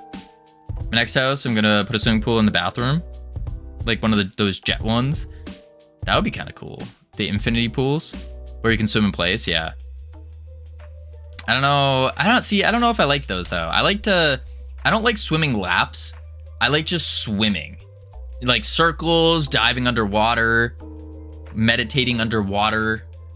I like doing that because I used to be able to hold my breath for like 2-3 minutes. It's pretty crazy. Focus on work. You're right, Ironic. I'm no more talking about pools. We're talking about game dev. We're talking about enemy pools. Enemies to swim. Oh my lord. Oh my lord. Okay. Okay. You're not a fish. You're a game developer. You're right. You're right. You're right. Let's get the mansion that comes with the pool. Easy. Yes, that's the goal. That's the goal. Probably not. Looks like a fish. Rude. Rude. Or are you talking about like a merman? Because I look so majestic and mystical. Thank you, iHeart. So for spawning the enemies, we need to change enemies to spawn. And this needs to be based off of our level and based off of our wave, I guess. So do we do something? We could do something like we did in the clicker game where we have a resource of enemy pools. That could work. Although the annoying part about that is, yes, you get to control what spawns, what their stats are and all that. But the biggest issue with that was once we get past 10 levels, it's like, holy moly, holy, having to manually input everything. But that actually might be the play. I think that might be the play. Here's the secret. Give it to me. Do a constant stream of enemies. Do a constant stream. Thank you for the goose, Matt. I think there was one more goose I forgot to do. I'll just keep it on for 10. Change what enemies are spawning based on time. Constant. And change what are spawning based on time. But how does that work when it comes to waves? Because we want like a brief pause between a wave. Like whether that brief pause is 2 seconds, 3, 5, whatever it may be. I think we want a brief pause in between. Just so the player can like catch their breath, or we can manually pause it. Oh, so that's probably what we do. You do a constant stream, you pause the timer, and then until some event happens, or whether that event is you pause the timer for 5 seconds, then you start the timer again. Okay, I see what's going on. Okay, then you just have a count, right? I understand now. Okay. So if we want a constant stream, or you press the button or something that gives you start next wave manually, yeah, you could do it a bunch of different ways. But the key secret is you're constantly spawning enemies. Whether that's in batches, like this, or singular. Yeah. Yeah. American food is gross. It depends what food. There's a lot of really gross ones, but a lot of really, really, really good ones. Yeah, it depends on where you're going, what you're eating. If you're eating McDonald's, of course, it's gonna be gross. If you're eating at some fancy steak place, it's good.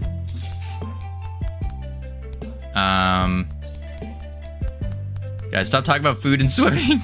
Yes, thank you, Ironic. This is game dev. We're doing game dev, folks. Game dev. Game development. Developing of games. So to do a spawn, we need to... he literally reads every single message, stops working for 5 minutes every time.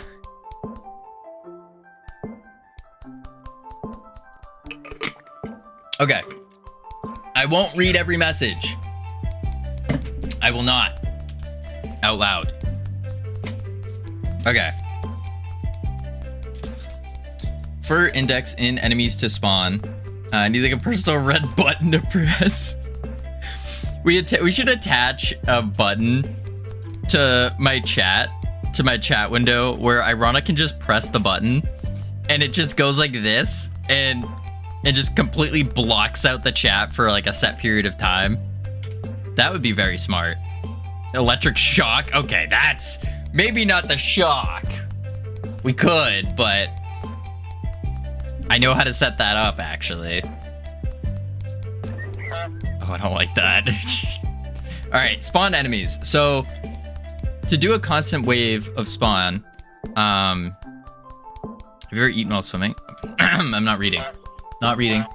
But it does remind me of time when I used to eat my lunch while sleeping or laying down in the lake, floating, because I could float really well. Enemy spawner spawn timer. So what's currently going on is some period of time, every 10 seconds, a new wave of enemies spawn. Just cheat by defining spawn ratios with curs, separately define a spawn amount. Total enemies on at any one point in time will be determined by 2 floats. One to sample the curve, one to scale the results. Huh.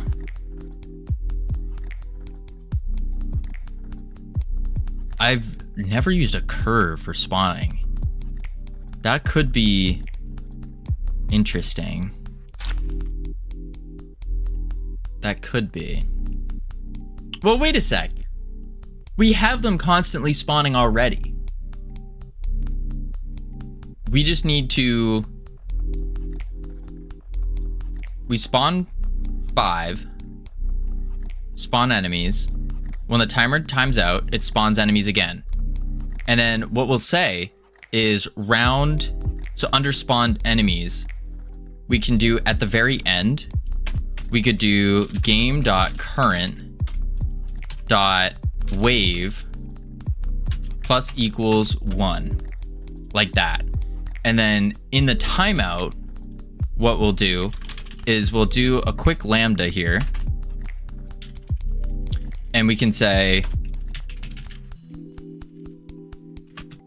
like this. You need a haircut? I do need a haircut desperately. Spawn enemies, and then we can say if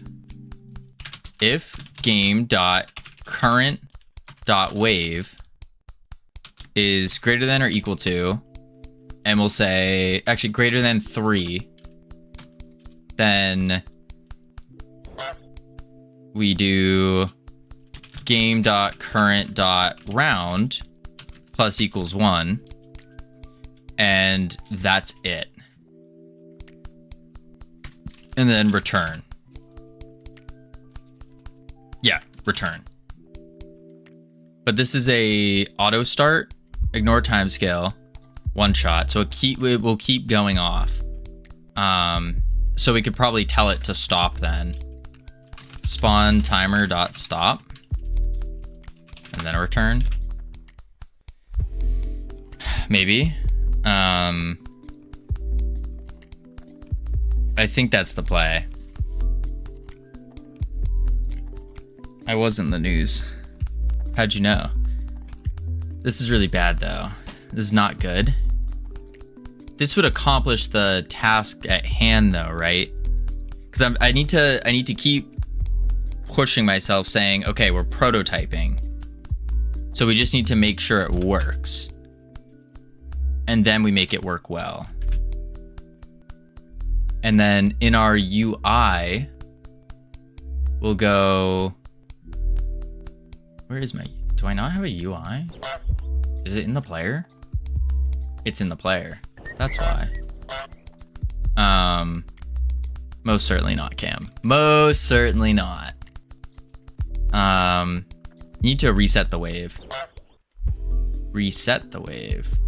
When a new round starts. Yes. Yeah, I haven't gotten to that part yet. Haven't gotten to that yet. What I wanted to do is do a main menu. Here we go. So it's in the player. In that function. It's always going to be more than 3 now. It's always going to be more than 3. If gamewave.current is greater than or equal to 3, game round plus equals 1.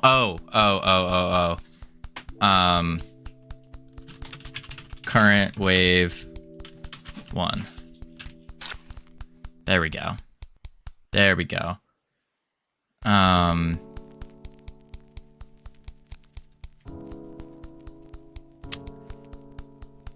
I think I'm gonna need a, because this is in the player, which is a little weird to put it. I feel like it needs to be in the, not in the player. User interface should be in the main game. Player bars, action bar, scoreboard. So we could take scoreboard out.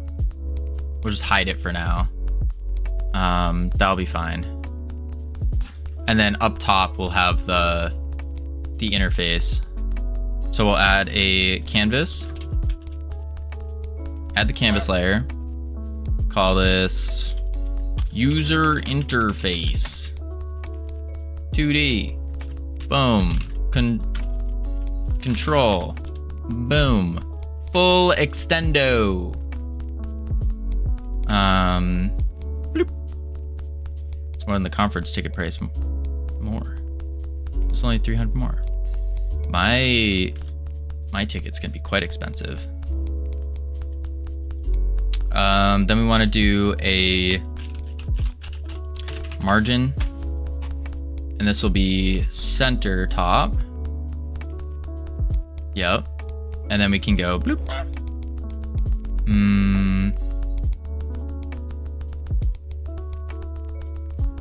Margin, we're gonna call this the round wave margin.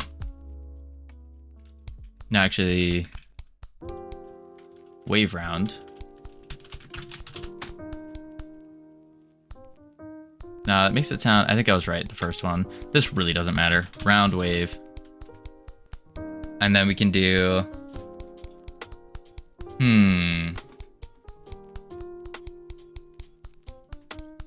let's X, make the X 200. Probably go actually 4. Yeah, that should be fine. With a Y of 100. Yeah. And what we'll do is we can do a VBox with a label and another label. Yes, Goose is off now. Did you leave 2-star rating? No? 2-star rating for what? I don't think I've ever given anything a 2-star. given things a 1-star before. All right, and this will be the round label. Somebody left 2 stars on my game. Can you see who?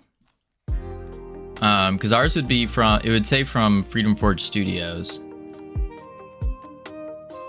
That was Covino. It was definitely not Covino. I followed. I hit the little follow button, but no, can't see, not really. Oh no, I didn't rate it at all. And then we want to say, let's actually do round 1 of 3. So this is kind of the idea I was looking at. Double center that. Center, center, wave 1 of 5. I was thinking something kind of like this. And what we'll do is we'll pop into the label settings and we can do 36 like that. Wave label will be probably 24 like that. And now we can see our waves.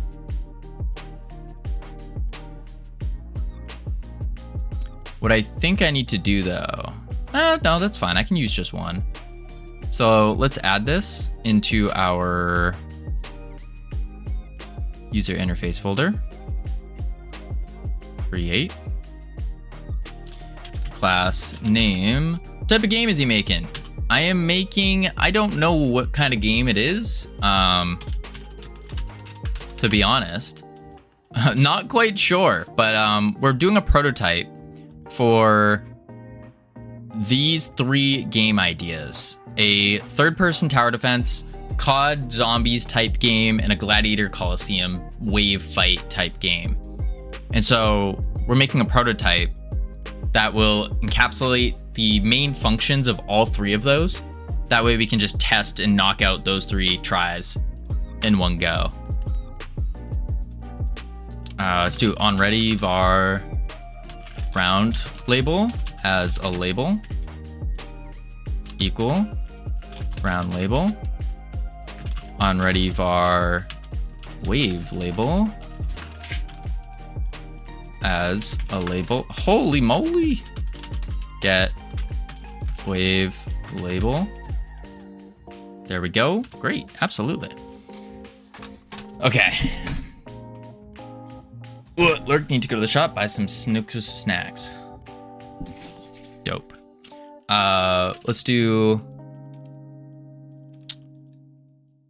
function update labels. And we say round label dot text equals, and we do round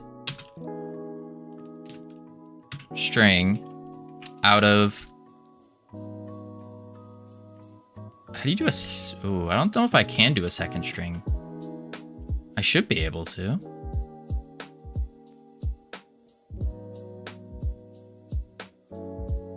How do I do, put them in an array? Put them in an array. So it'd be like this, double string it, and then we would do game dot, oh, it is, okay. Game dot current dot round. Game dot current dot max round. That's cool. That was purely guessing too. Sick. I also don't have a max round in here yet. Max round. Int 3. Let's do 5. And then var max wave int equals 3. Then back to the UI. Same thing over here. Wave label dot text equals wave string. Oh. Wave string slash string.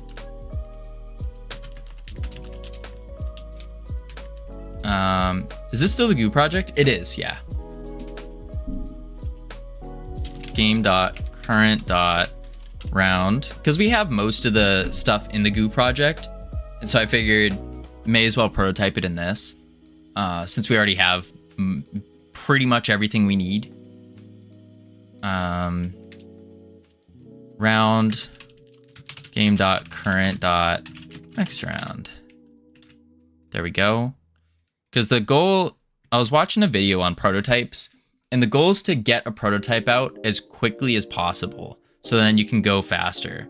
Speedrunning game focused on mailman delivery mail. Seems interesting. That actually sounds like a really good idea. Really good idea.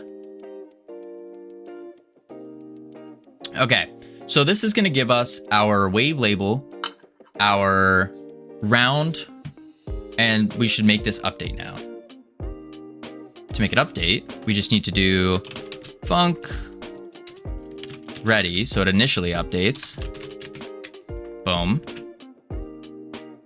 And then in the spawner, actually, no, here, let's make a function for going to the next wave. I see, it's not Covino. What's not Covino? Func next wave.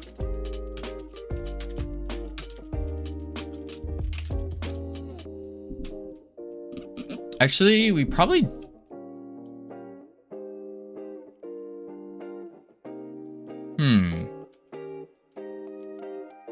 There's already a whole wiki page on the mailman problem. It's mostly math. We probably don't need a next wave, actually, because we're just updating it anyways. We do need a... Let's do a wave round, or actually round reset, just because I thought of it now that we probably will want this eventually. Round equals 1. Max round equals 5. Wave equals 1. Max wave equals 3. We're not going to use this right now, but then in the spawner, we do current wave equals 1. Actually, no, we do next round. We actually do want a next round. I was right. We can keep that function in there though. I love negative reviews on my game. No reviews. I prefer a negative review more. Honestly, I think some negative reviews, most of them probably not great, but some of them I think are really informative. Because if someone's going to take the time to write a negative review, they're clearly passionate about some aspect of the game, which is really cool. And they're hurt in some way if they leave like a nasty negative review, like this game is utter garbage and trash, blah blah blah, and then you see they have like 20 hours playtime plus. That's pretty telling. That means that you got them to like the game enough to get upset, you know? I think you used round in place of wave in your header string.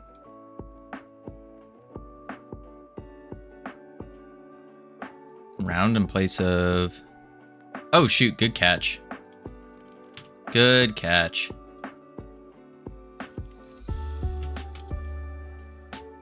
All right, next round, we just do round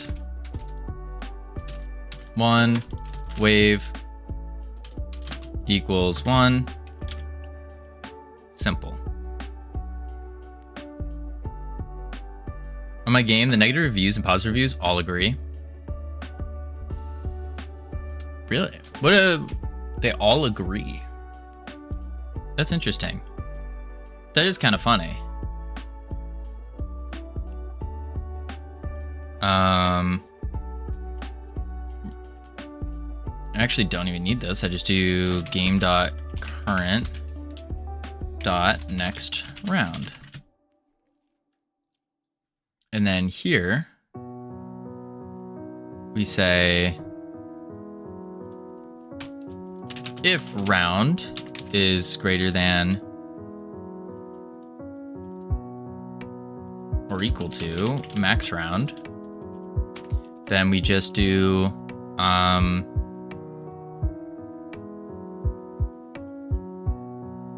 return.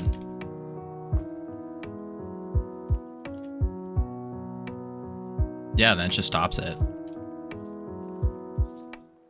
Okay. Let's see what we're looking at now. Round 1 of 5. I can't click through the screen because I didn't set to mouse ignore.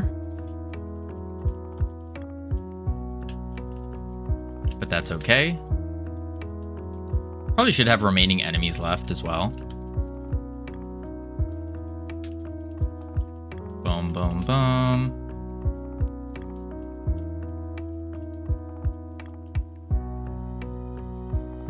We have nothing to say to go to the next round. No need to wait like 10 seconds when you're testing. True. But I also didn't do in their spawn. Oh, I see what's going on. Auto start. Yeah. Spawn enemies. That's the first thing you did. Makes sense.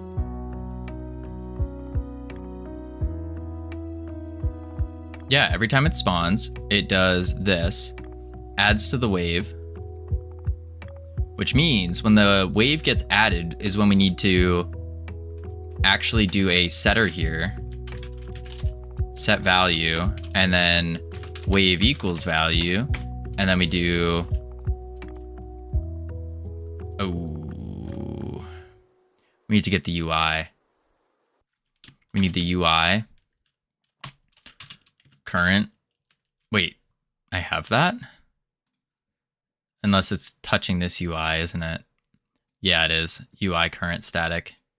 Instead of this UI, user interface. So we don't want that. We want to do... We could actually just export it, actually. That might be better.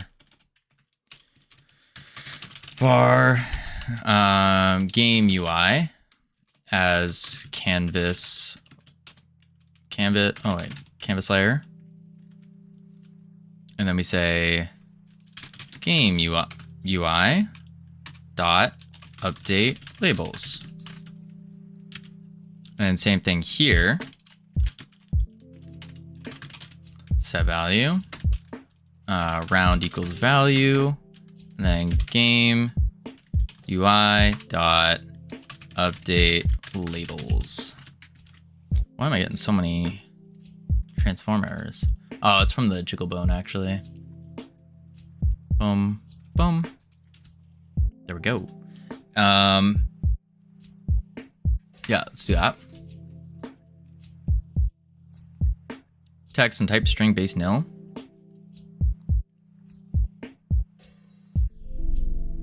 Round. It can't get the label.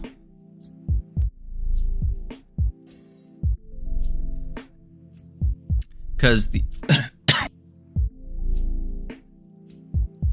because onReady won't work. I need to export them instead.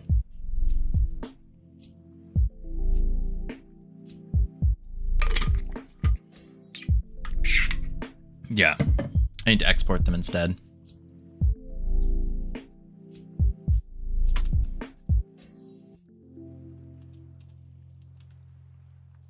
And then we go zoop, zoop, export. Round label. Wave label. Play. There we go. Oh my god, wait. Before I forget. Oop. Mouse. Ignore. There we go. People tend to feel negative emotions stronger than positive. But also apathy is strongest of all, so congrats on getting past that. Absolutely. Okay, so once it respawns them is when, boom, we're on wave 4 of 3. Interesting. Did it add a wave for every... Okay, then move to the next one.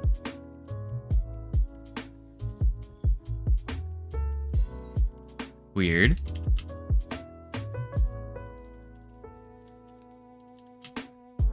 Boing, boing. Where are they? The other weird part is they're spawning with an offset that is always bringing them to that corner. Even though we're getting the AABB of the dungeon itself.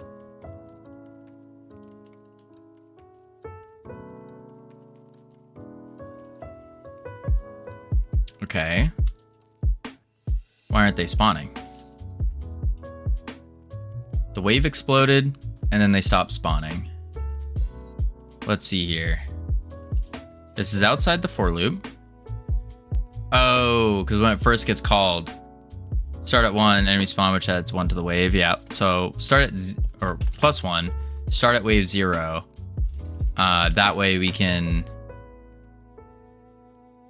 That way on the ready when it gets called, it will start 0. Yeah, and then on reset, round 0.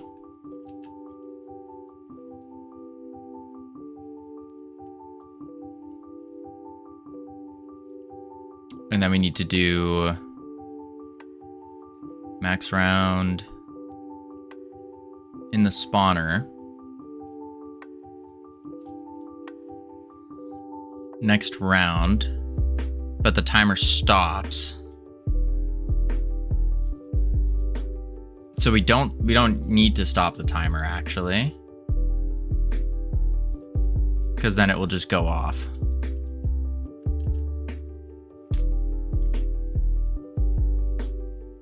All right, round 1. Destroy them real quick. Round 2, or wave 2, round 1.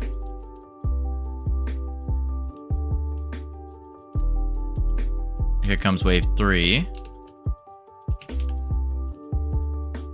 Now it should switch to round 2.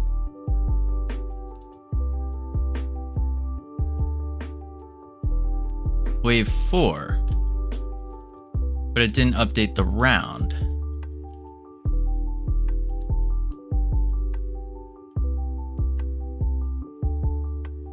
Round 2, wave 0.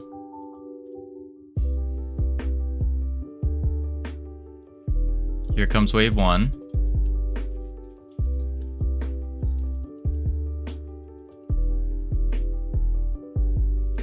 Wave 2.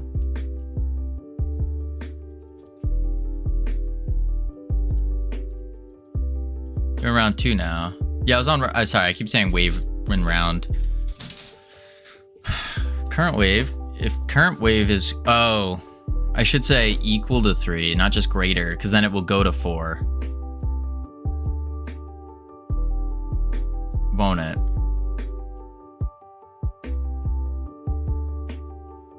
So actually we do greater than or equal to 4. So we say game.current.max round +1.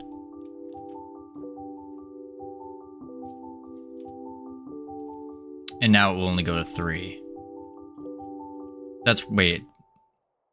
That's round. Oops. Wave.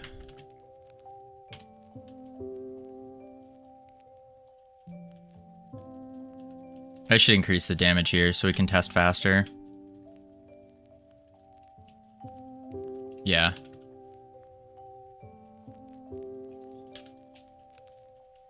Oh, wait a sec. I have a... Shoot, what button did I put it on? 2? Yeah, I did. Forgot I had a shot.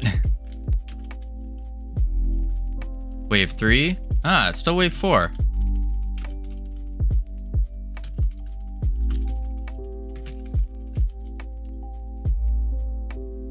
Now we're back at round 2, wave 0.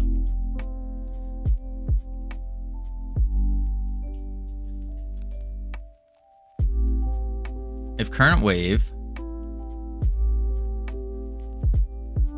is greater than or equal to max, this updates when the timer happens, not when you have killed all enemies. Correct. We still need to put that in. I just wanted to fix the labels.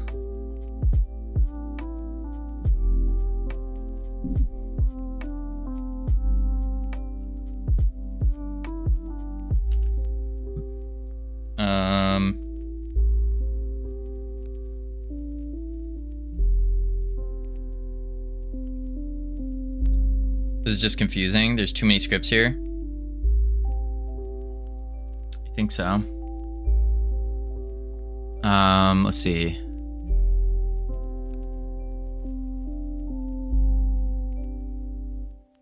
Let's do a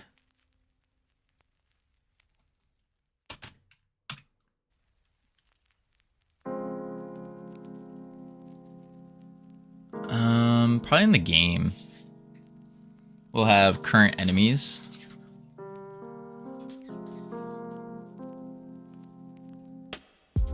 The only thing a spawner timer should do is time out and spawn things.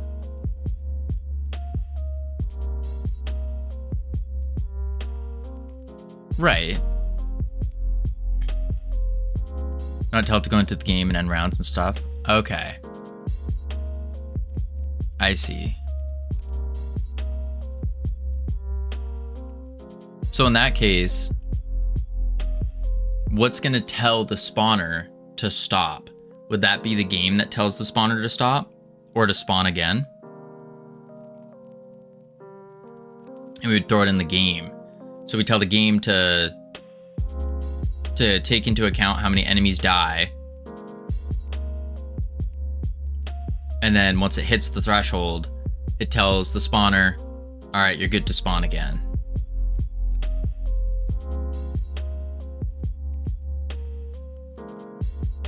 I think that makes sense. So in that case, we just do this.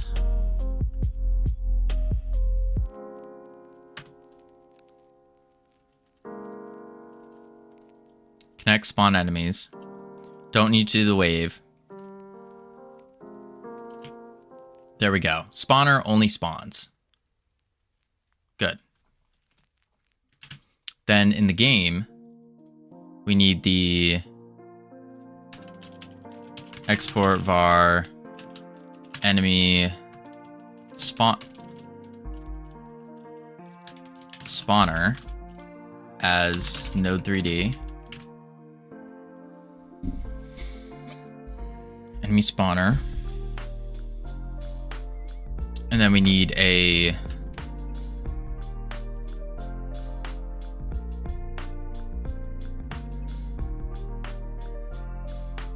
var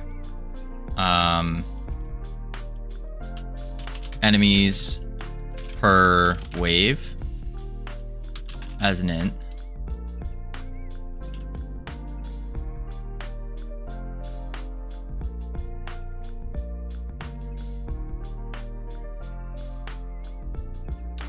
Equals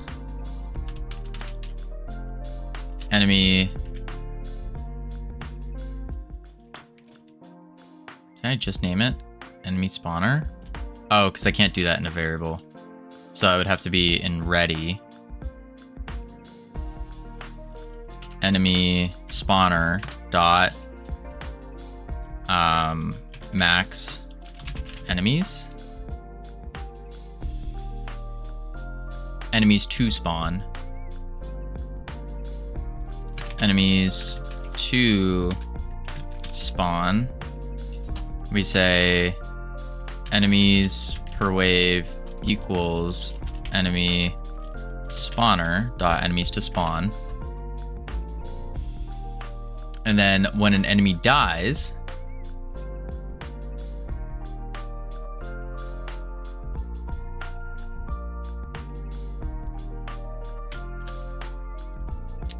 we can just say game current dot enemies per wave minus equals 1.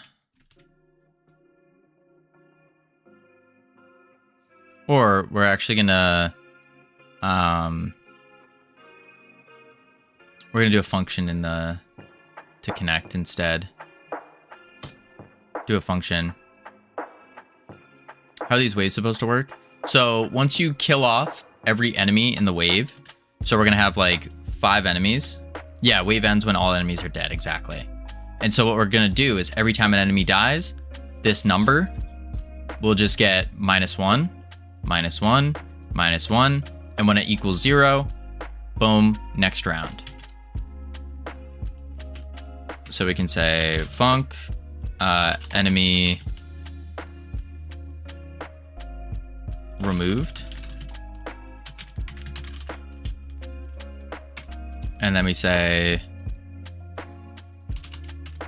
enemies per wave minus equals 1. And then if enemies per wave less than or equal to 0, next round.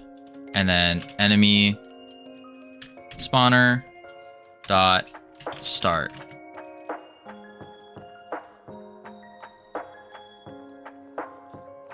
Or it's enemy spawner dot spawn timer dot spawn timer dot start. Then the enemy removed. Enemy removed.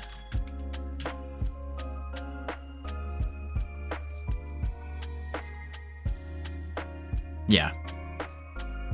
Player, go to our main ability. Spin attack. Let's just go to our damage actually. Damage 34. That's a weird float. Oh, because I want it to do 3 hits per. Okay, we're just gonna do 100. So we just one tap them.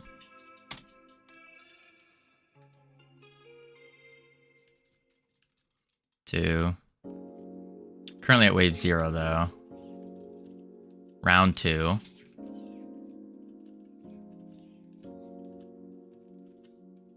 Five, 6, 7. Okay. Round 4. 5. Okay, so it's doing... It's not doing the waves, but it's doing the rounds. Oh, I have next round. I want next wave. That's why. Next wave. And then the next wave will be if wave greater than equal to max wave. Return. Actually, before return, we can say enemy spawner dot spawn timer stop return. Otherwise, we do wave plus equals 1.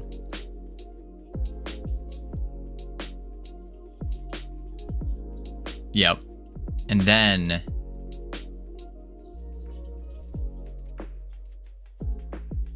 here, next round, next wave, boom.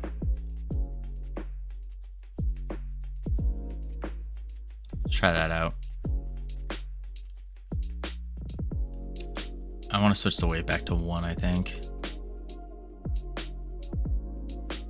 I think so. Delete this. We don't need this for now. It's too simple. Play. And we go. Boom. Boom. Boom. Boom. Wave 1. I'm going to turn the timer down because it's giving a 10-second pause between.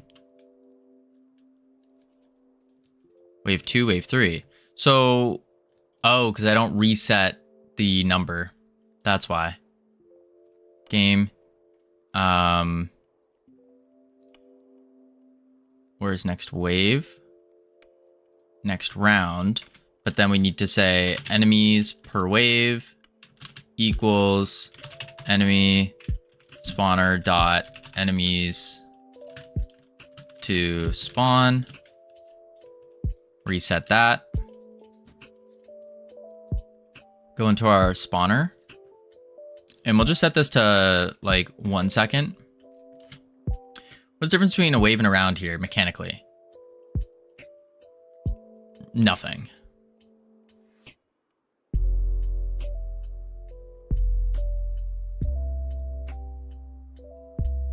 Really nothing, actually. It's just the pools of enemies that spawn. Oh, this is going too many. Uh-oh. We just slapped all 5 rounds. Okay. Okay. Maybe waves should keep spawning in a round. If you don't clear the waves fast enough, it starts piling up. Yeah. Yeah. That's what's happening right now. Yeah.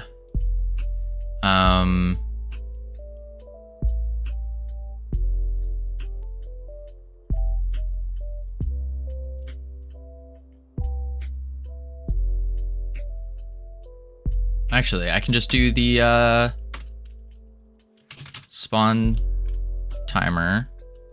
Stop it, because it's gonna start anyways on the next wave.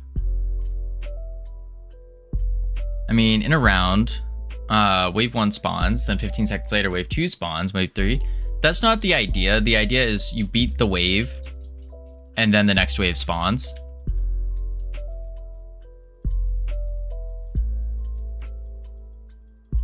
Why is it? What?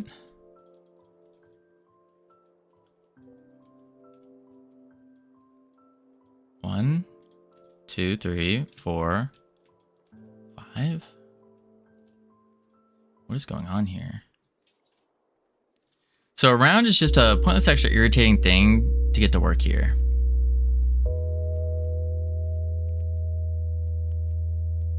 Yeah. The idea with the round is, or at least the breakdown I'm thinking of, goes level, round, and then wave.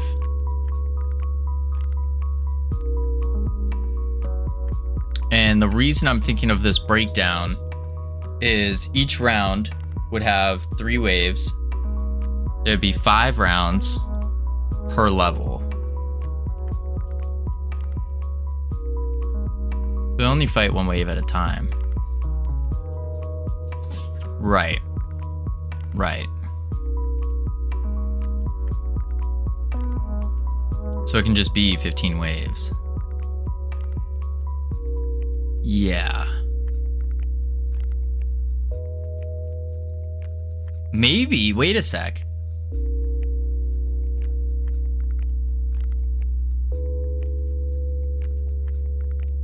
Maybe that's it, is we keep the waves. So there's no pause between waves. The waves will just keep spawning. 3 waves per 5 rounds. You have to clear the waves in a round to get to the next one. Waves happen on a timer.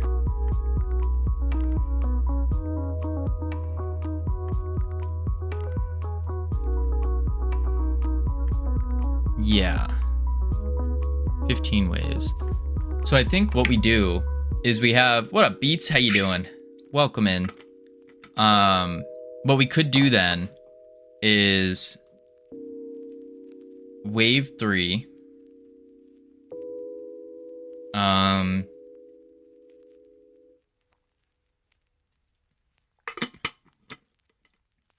No, we could do, so 3 waves happen.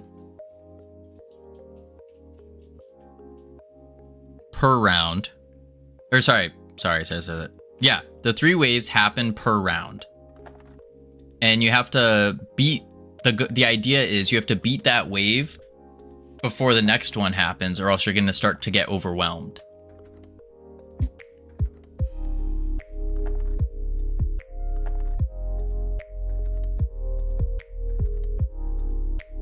And then each round has that small pause in between. So no pause between waves, but pause between rounds. So slight pause, no pause.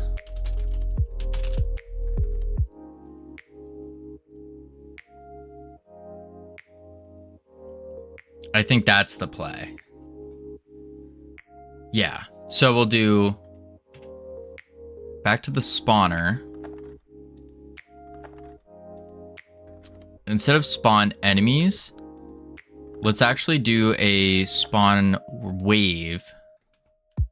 Spawn wave.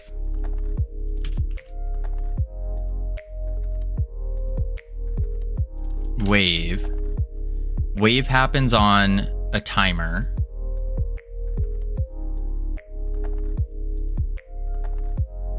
And then we say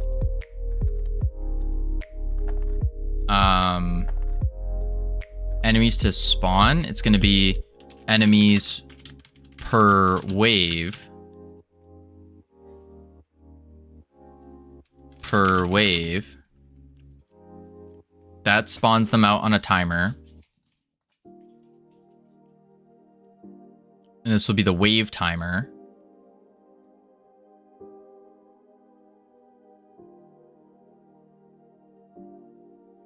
Wave timer.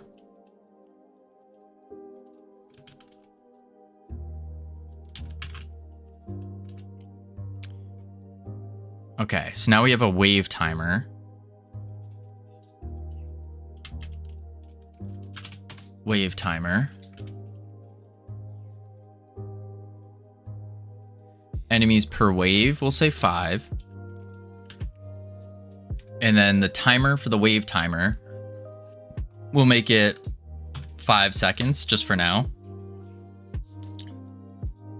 Yep. Auto start. Ignore timescale. Make it 1 shot though.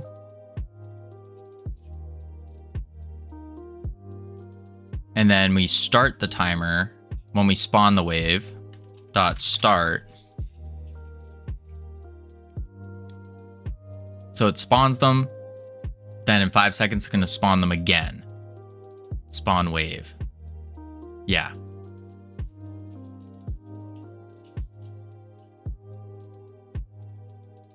No auto start on it though, because we're already going to manually start it.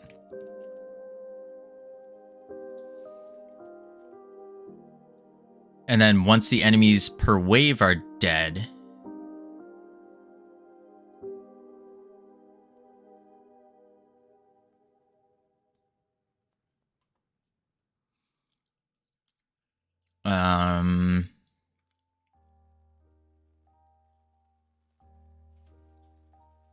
which I'm now thinking, instead of writing enemies per wave, we would have to do some math for that's we don't need to do that. I was gonna do like a modulo for a wave in a round. We don't need that though. Not right now, at least.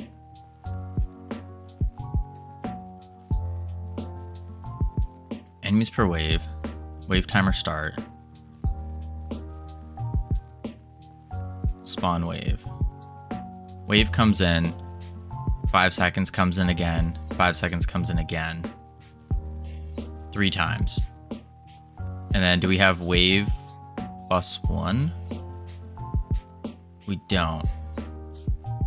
We should have a wave count in the spawner then. So then it stops after it spawns 3 waves. Yeah.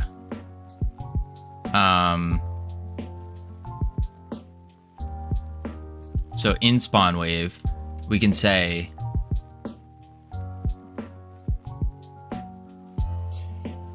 well, no, this is we said we want to go constantly spawning waves, and then the game will stop it. But how does it know that it's spawned 3? I think we do have to put this in the spawner. A wave count in the spawner. So we do export var. We don't need to export it actually. We just do a variable var wave count as an int. In here, we can say wave count equals game current max wave.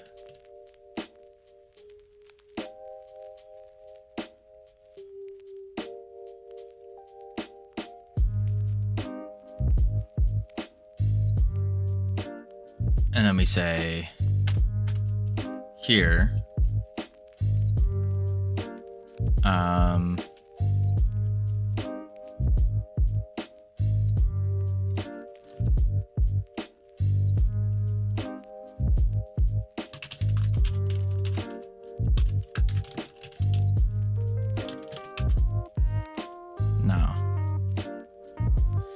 So we don't want to talk too much to the game. Next wave.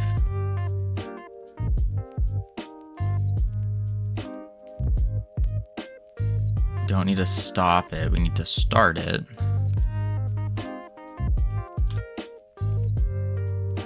For I in wave count, get tree, create timer 5.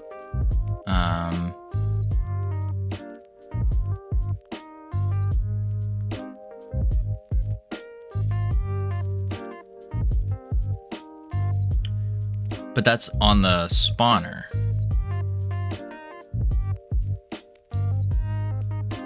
For I in wave count, so for how many waves there are in the total wave count, we create a timer times the number, the wave it is.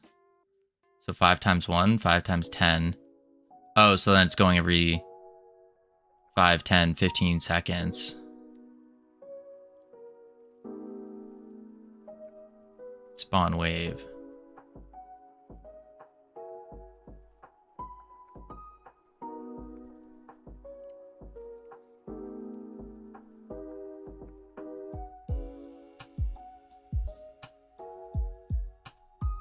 Okay. Which means we don't need a wave timer anymore, because we could just do it here. For I in wave count. And then we could do get tree, create timer 5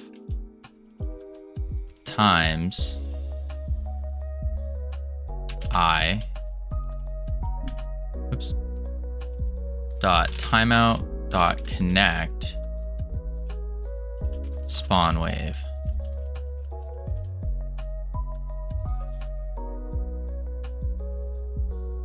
Can't do this just in ready. It's only gonna happen once then.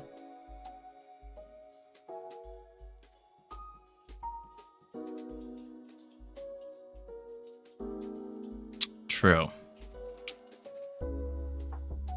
And I don't want to do this in the process though, or else it's gonna keep reconnecting. Or any kind of process. Unless you're adding new spawners, right? And I'm not doing that.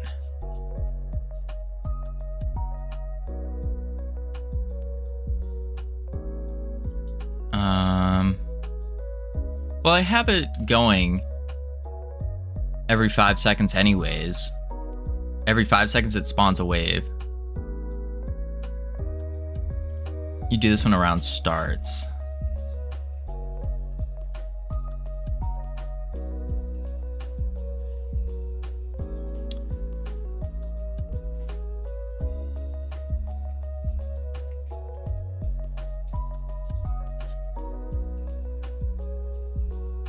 Round starts, okay.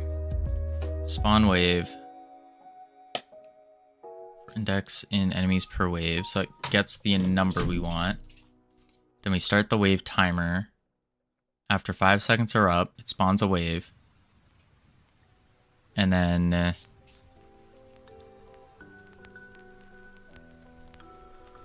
wouldn't it be easier just to check the wave count? So the spawner says, hey, I just spawned one. It was just a way to do X number of times, right? I guess unless I do the loop in next round, and then I would call next round in the ready. That wouldn't work.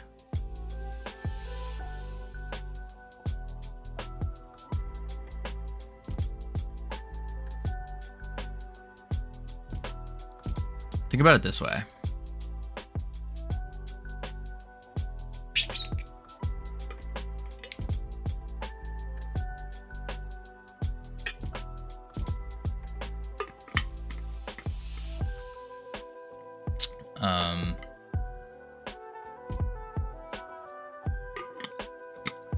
Wave count equals game current max waves.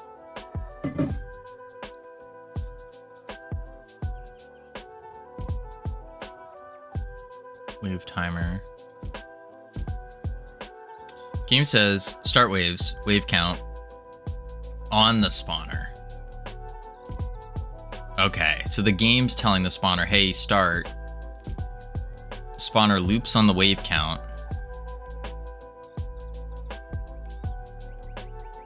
That creates many timers.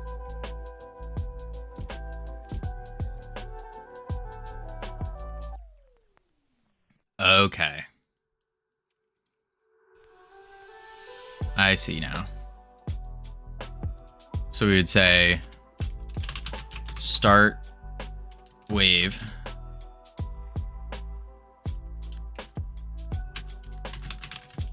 Taking in a wave count as an int, and then for wave in wave count,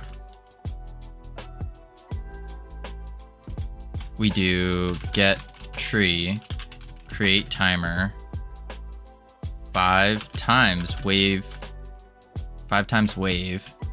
dot timeout dot connect spawn wave, like that. Which means I don't need this wave timer anymore. Delete it. Like that.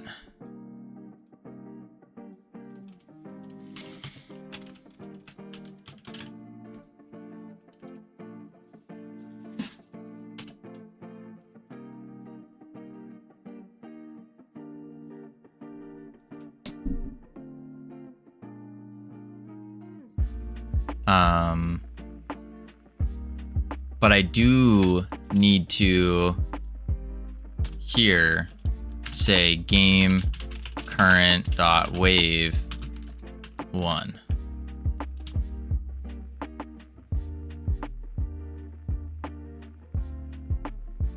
Let's do it ahead of time.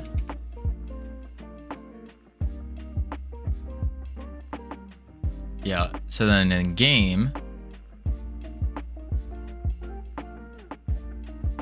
I don't need next wave because it's already going to do that. We don't need the enemies removed. Enemy there. Game ready. We set enemies per wave. We don't need this anymore.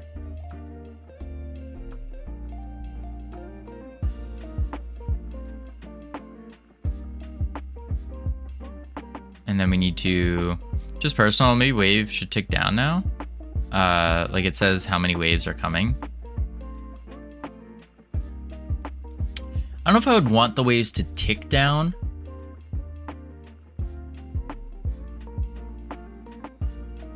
Like 1 wave left, 2 waves left, or 2 waves left, 1 wave left. I think it needs to tick up because you're progressing forward in the game as compared to defeating something. It's a slight difference, and I don't think it would make that big of a change.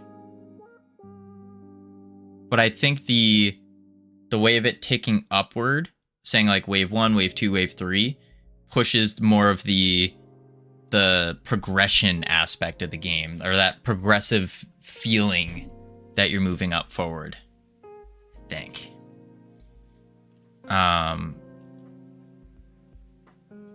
Function ready. So start waves. So we can do enemy spawner dot start waves, taking in max waves. Oh, max wave. There we go.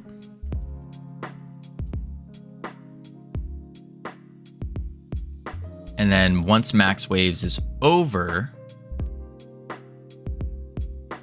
it would call next round.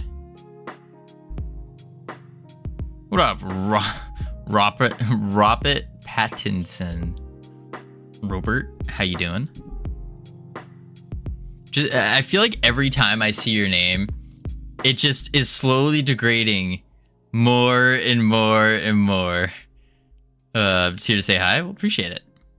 Waves and round makes sense if you tend to allow the player time to prep for the next round. Yes, that's the idea. So the waves, no time to prep. Those are more to add the anxiety coming in, if you will, like the intenseness, like, oh, we gotta defeat this wave before the next one comes. Let's go quick. And then, or else we're gonna get swarmed. The rounds are more so like, okay, catch our breath real quick, get a quick upgrade, do XYZ, and then you're chilling. And then it goes to the next set.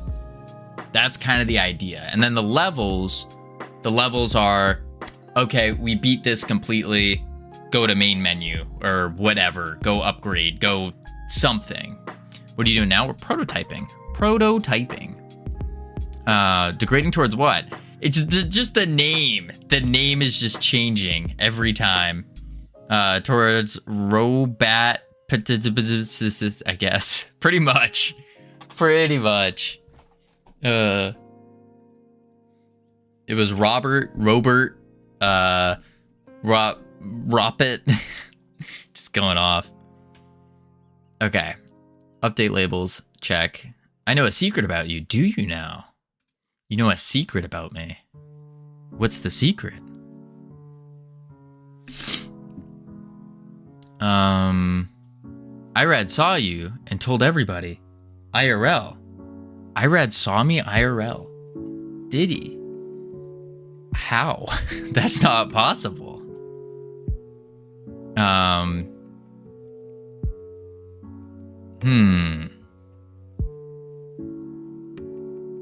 Next round. Wait. So this tells it to start the waves. Start waves. Spawn wave. Wait, you weren't in Denmark? No. Camilos was in Denmark, like, not too long ago. I was not. A few months ago? Nope, never been to Europe. I haven't been to the Eastern Hemisphere at all. Eastern side of things. Doing work in your new game now? Indeed, Celso. Indeed. Who, Camilos? Yeah, Camilos.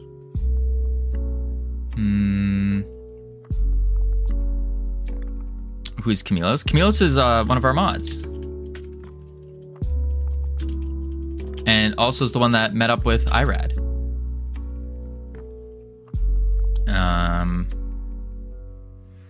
I got confused then. It's all good. Yeah, no, I haven't been there. I will be going to Germany though hopefully going to Germany in November. Covino, Camilos, you kidding me? It's not that hard to tell the difference. Start the wave. Enemy spawner, start wave, max waves. And then what happens when it finishes a wave? Game current waves plus equals 1, but with Italian accent. Covino, Camilos. They're quite different. Quite different. Camilos is also spelled with a K, if that helps. Spawn wave. And then it stops.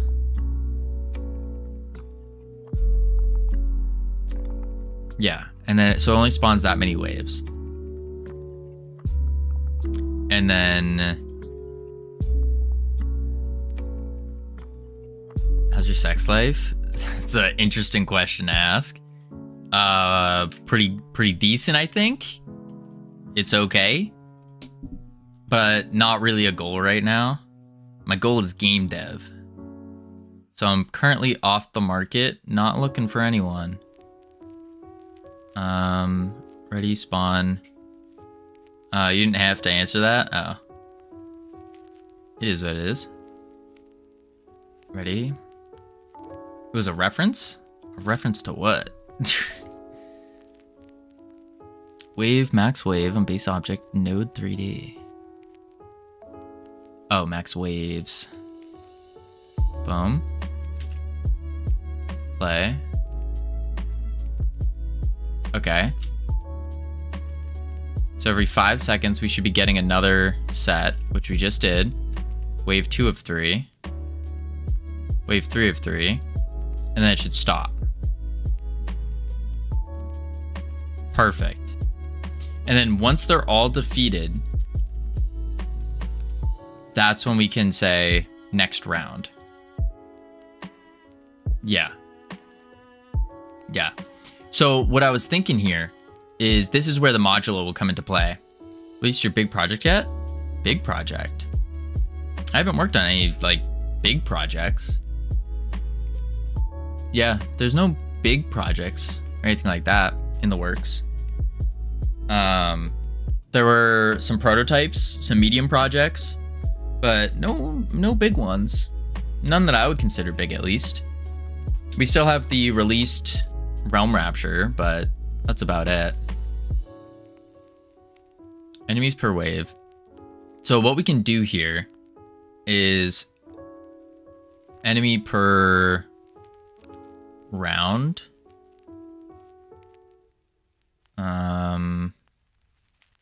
Max waves. So humble. I mean, it's not much. Round 1. We want to do max waves. Wait, Camilos. I know Camilos. It's my boy, Camilos. Yes, Camilos. I was surprised that you didn't know Camilos. What's next? So next is switching the rounds. And we need to switch the rounds based off of the death of the enemies. So when an enemy dies, we need to remove that from our max count. And so what I was thinking is to do our max count, which would be the max enemies per wave, or not per wave, per round. We just do, we take in the wave count times enemies per wave.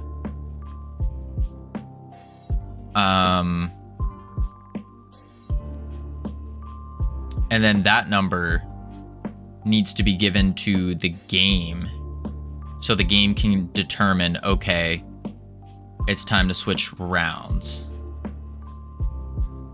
Add to a number every time you spawn an enemy. Remove from it when an enemy dies. Yeah. Well, instead of, why would we add when we could just take the big number and remove? Is there any benefit in adding first when we spawn them?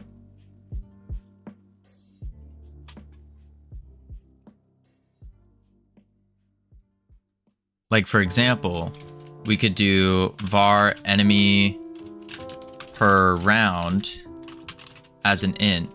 And then in the ready, we would say something like enemies per round equals enemy spawner dot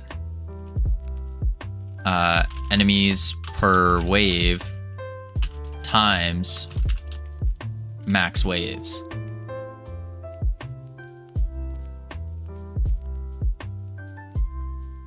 And then we just run this again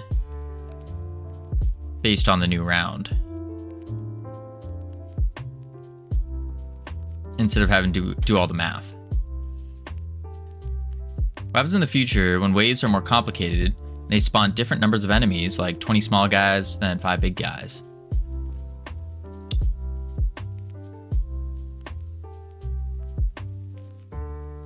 I would think this would still be a number, enemies per wave, but I think instead of a number, it would be an array. My assumption is we'd have an array of different enemies. So we'd have like big, small, another big, and then we would just do the dot size on it. Enemies per wave dot size.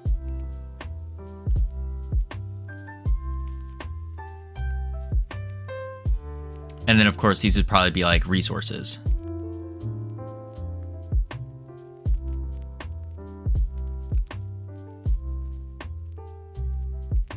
That's what I would assume to be the case.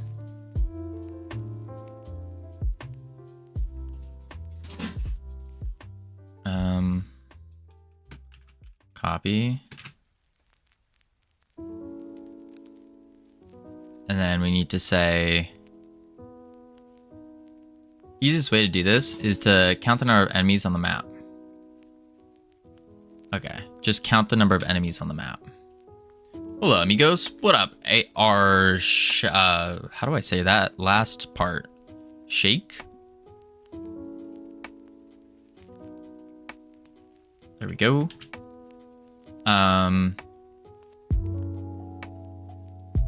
Easiest way to do this is just count the number of enemies on the map. So we should do enemies per round. Actually, what would this variable be then? If we're gonna count them every time the spawner goes off, we would have to do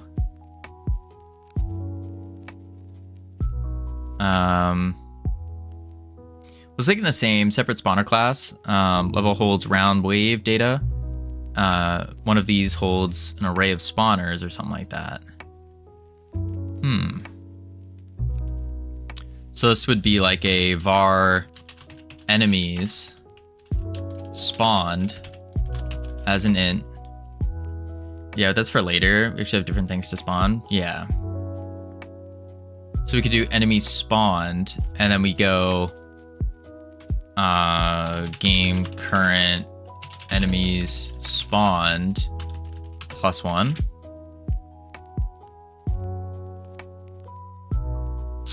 Webby, yo, what we working on? We are currently working on a new prototype.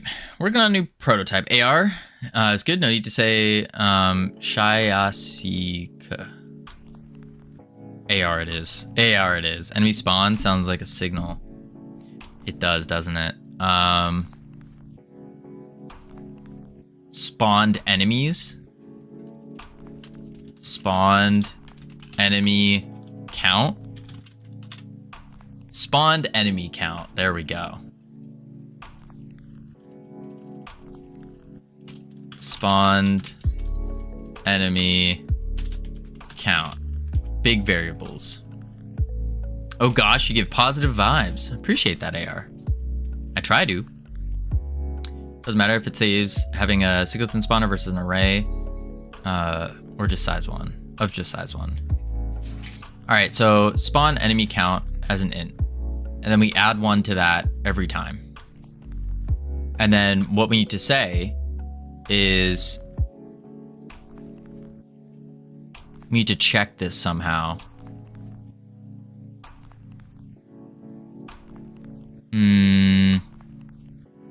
Would we do this in a process and just say if enemy spawn count equals 0? Plus each enemy can have its own spawner instance. That would be too many spawners though, wouldn't it? I feel like having one spawner that just spawns an array of enemies might be a little bit easier. Maybe not. Right now you have one spawner that randomly spawns and them anywhere. Maybe you don't want that. True. I mean, we'll probably want them to spawn somewhere. Yeah, a portal, a hole, a crystal, they come out of, right. And we probably want them in like different locations as well. So if we still keep, let's just say we have a square map, we'd probably want them. AR, thank you for the follow. Welcome to the team. You now have access to the beautiful, the immaculate team emotes you can use to welcome people to the team. Maybe we want them to spawn like this, and we want this one to have 3 bigs and a small and 1 small. And this one wants 3 smalls. This one wants 1 big. So yeah, maybe I still think we need 1 spawner that can just spawn everything, any type. And then we're just gonna place them all around. But we're not there yet. We need to increase the round now. So spawn to enemy count as an int, it goes up. And then we need to say what? Maybe a setter on it. So we make it equal to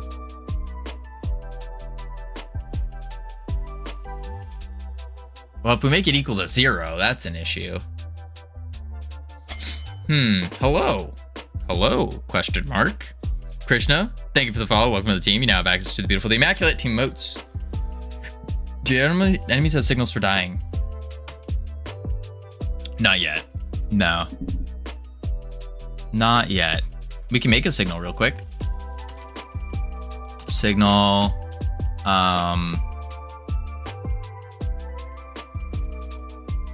Has died.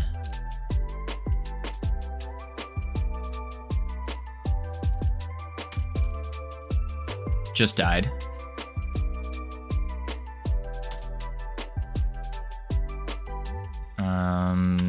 Died emit. Whoop. There we go. Learning Unity.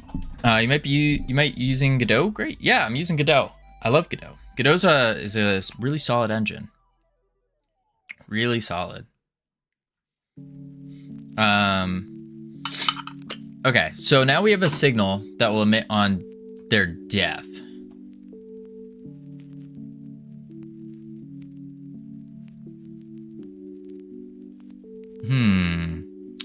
By the way, what are you doing right now? We are currently working on a prototype for a new game.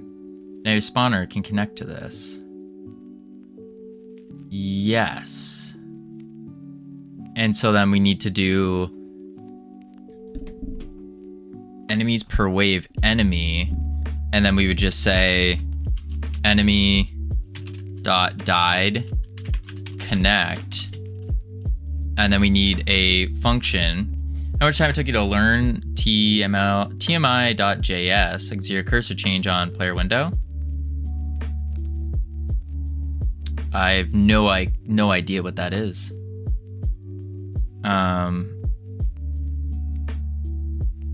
Yeah, no idea.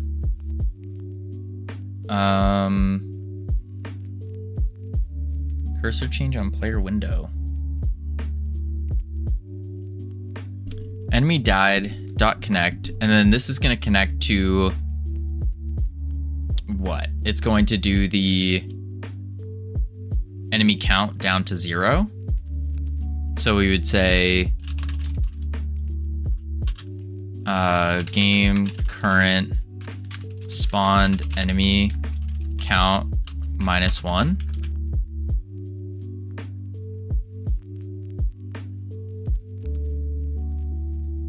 Like that. But it's starting at 0, so we can't do a setter from the game current spawned enemy count. Because it's going to start at 0, which means immediately when we start the game, it's just going to swap to the next round. But if we start at round 0, that's okay. So back to game. And then we can do a setter here.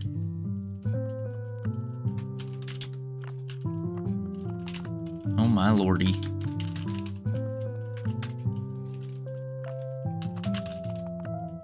And then... Oh.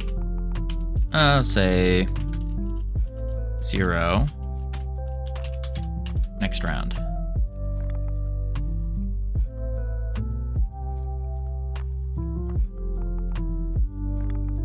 And then we can do print game over, or no more rounds.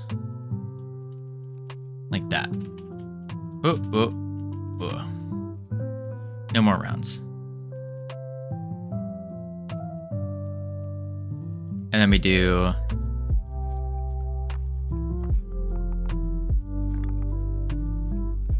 let's see what this does.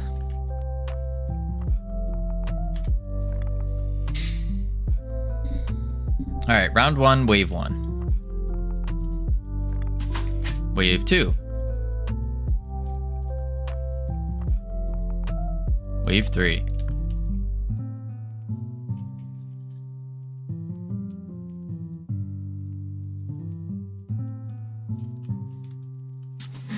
Boom, boom, boom. Round 2. Perfect. Okay.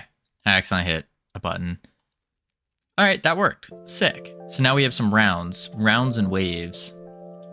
Rounds and waves added.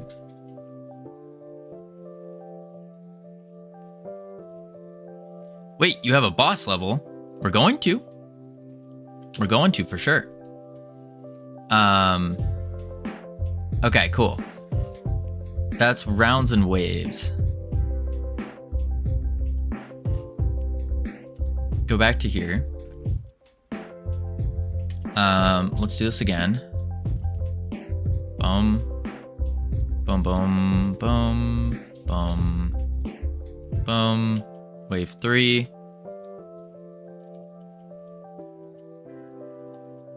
Boom. Round 2. And it didn't start the waves. So next round needs to start the next set. Trying to do a Discord server, and I check up. I got a suspension notice from Discord. Now first I need to resolve the problem. Then I would join in. My apologies. Bye. Meet you in next stream. Sounds good, Krishna. As part of a standard C# Unity implements. All right, yeah. Next round needs to call here, round +1, and then we need to call start waves.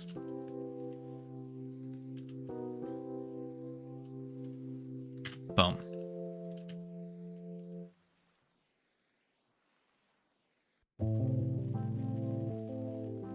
Yeah.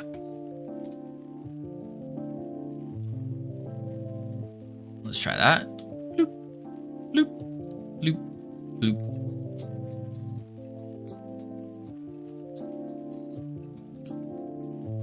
This is the last wave. There we go. Next round started. With wave 1 of 3, 2 of 3,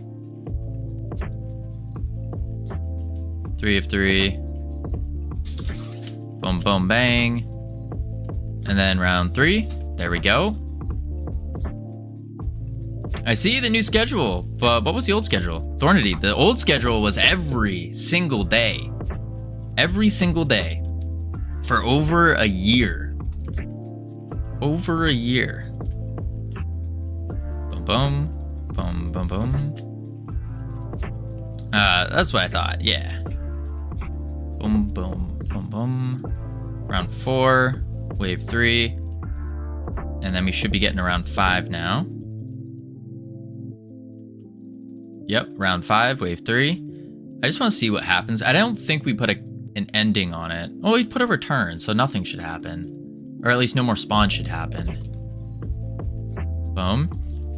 You're braving to set back-to-back days off. I mean, it doesn't really make a difference.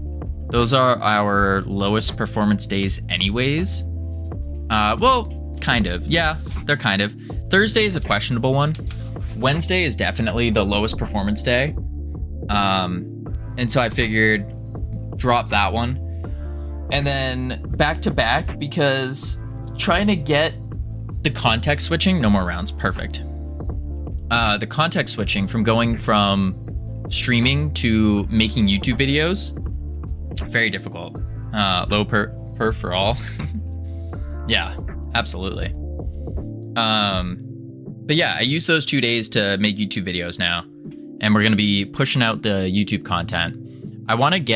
I know that shorts are the best way to start bringing in more people, but I want to get a catalog of long form content going first before I jump back onto the shorts grind. I think that would be very nice. That way people don't just see, like, jump in and see me as being some weird funny clip of me or whatever. They kind of have a little bit better of an understanding of what we're doing here, what's going on. Yeah, that's the idea. That's the idea. So this year, our goal is to reach about 10,000 average viewers on YouTube per video, per long form.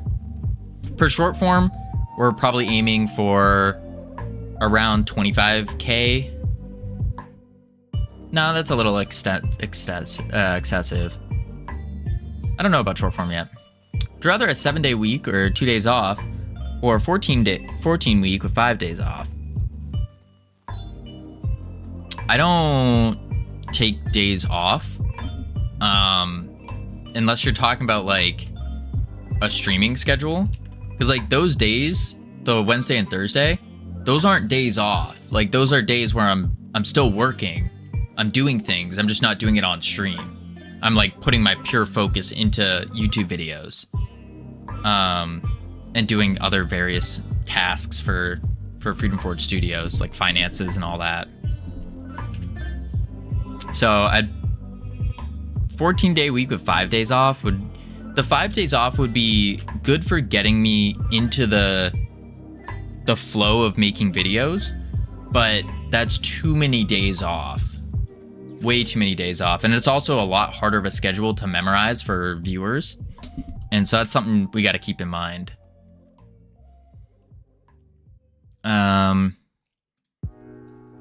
Okay. We got waves, we got rounds. I think what we do is at the end of the 3 rounds, we do the boss fight.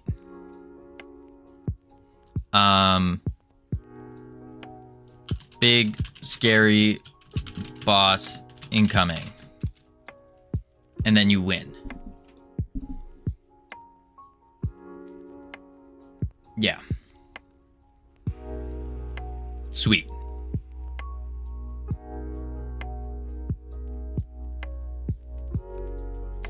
Big scary boss incoming. Okay.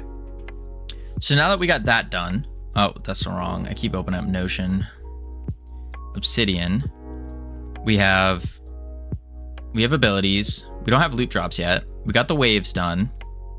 Boss fight after X waves. This is gonna be X rounds. And so we can do that. Yeah. So at the end of the round, we're gonna spawn a boss. Let's go into our character's enemy. I just want to see what the enemy is. Health bar, collision shape. I've cracked the Steam code. Game launch has been a chef kiss. Let's go, Thornity. I didn't know you released something on Steam. What's the performance looking like? What are the analytics, the statistics? We like hearing about those.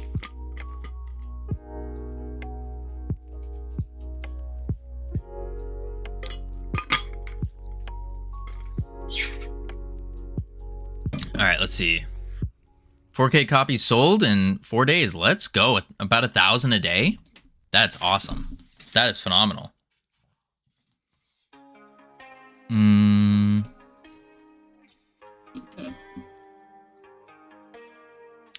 Current change score. And how many wish lists did you have going into that?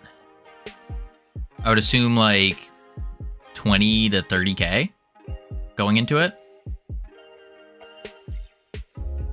Maybe 16? Really? Only 3K wish lists, and then you ended up selling 4,000 copies. That's huge. That's really big. That's really good.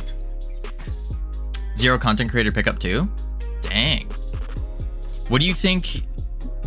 So looking back on it now, because you're only 4 days, like there's still plenty of room where you're gonna sell more copies in the future, assumably. Looking back at it, do you think you would have had more copies sold had you gone a heavier content creator marketing route? What up, Munglo? How you doing? Yeah, link the game if you have, if you're down. Guide emit. So we now have that. Let's do this. Click and conquer. Click and conquer. 184. Very positive. That's awesome. Released on the 25th. I'm a biz dev behind the game. Sockhouse is the dev. I'm the biz dev behind the game. Sockhouse is the dev. What do you mean by biz dev?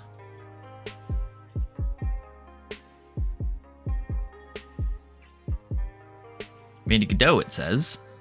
Indeedly. Indeedly.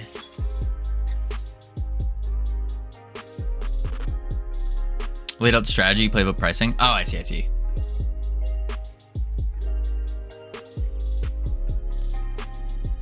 So what was the, you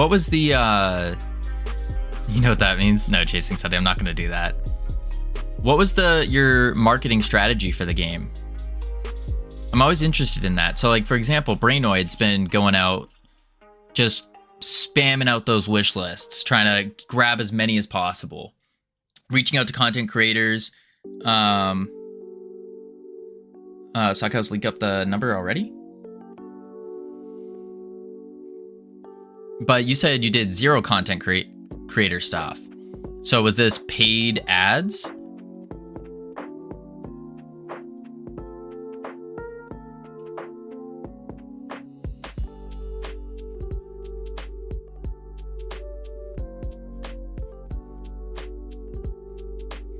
No paid ads.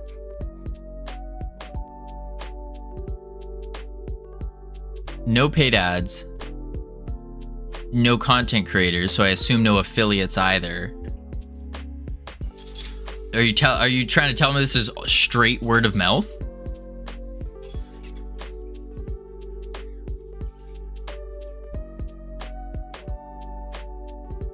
$3K wish list was from one content creator covering the demo for 25K views. The rest of the 3K was Reddit. Oh, okay. So you did do content creator stuff. Okay, that makes more sense. You did do the content creator stuff. One content creator covered the demo for 25K views. Rest of the 3K.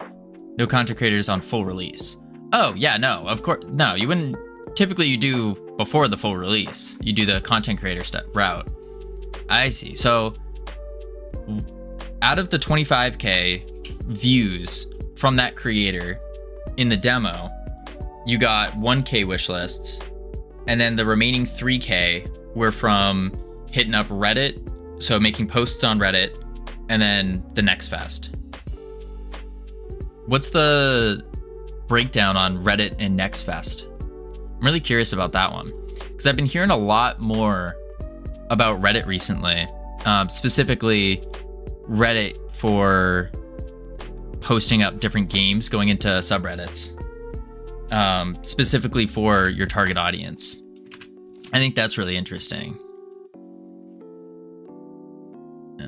Boom. There we go.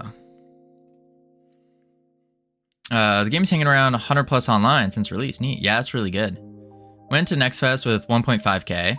Next Fest gave us about a K, 1,000. Okay, so your biggest return was actually Reddit, from the sounds of it.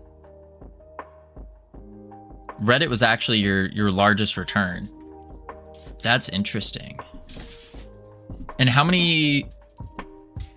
I'm just really interested in the analytics with this. How many posts on Reddit did you end up doing? And what was your strategy for the copy that you were using when posting on Reddit? I assume videos, like gameplay footage. I assume maybe some screenshots.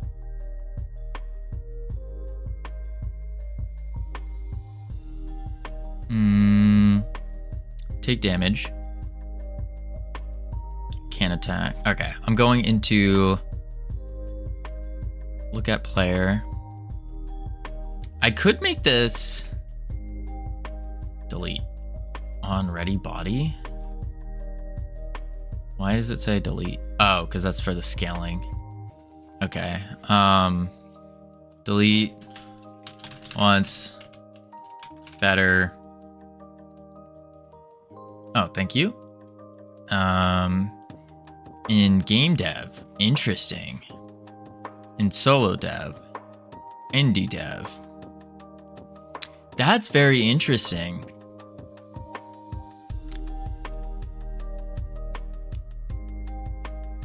So you posted mostly to developers. Developers really, yeah, really involved in Reddit. So they have that. I see. So the developer has a lot of experience, or a lot of, what's the word? Yeah, indie supporting indies, yeah. Okay, I see now.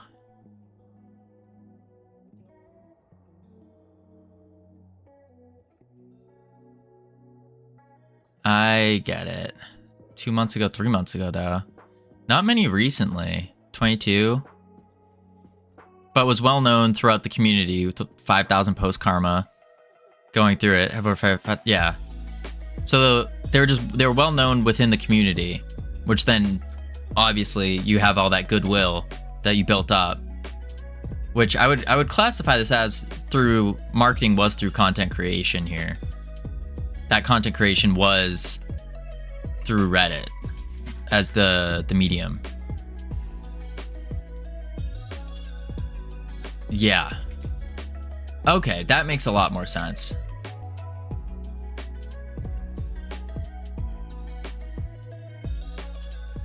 Nifty. Super cool. Congratulations.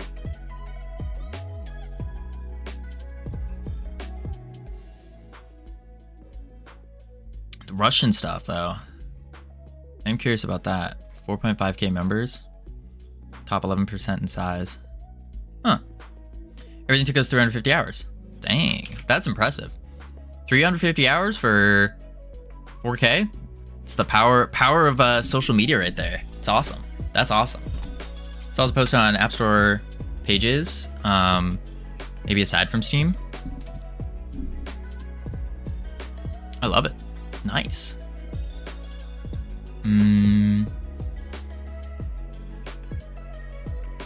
All right.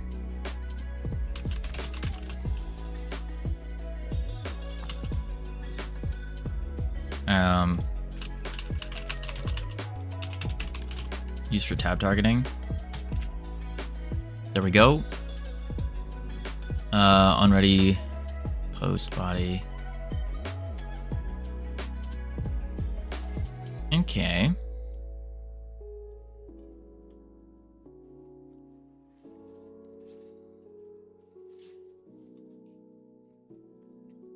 Wait. Going back to this real quick. 5k post karma. Game dev 1.9 million. Out of 1.9 million. Grabbing 1,000. Oh, that's good. That's good. Here's one of the marketing efforts material, press release. Basic press release. Press release with with indie game press kit. Impress. I'm really interested in this kind of marketing material and stuff. Seeing how different people promote their game in different ways. It's very interesting.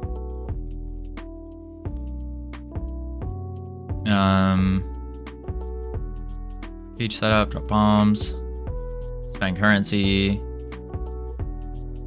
trailer, screenshots, logos, templates.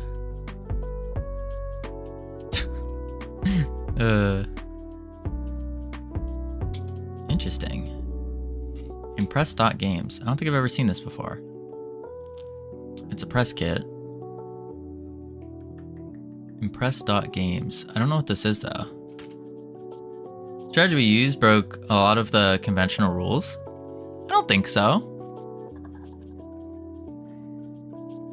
I'm not seeing any broken conventional rules here. But then again, I don't really know the conventional rules. The only one I know of is it's said to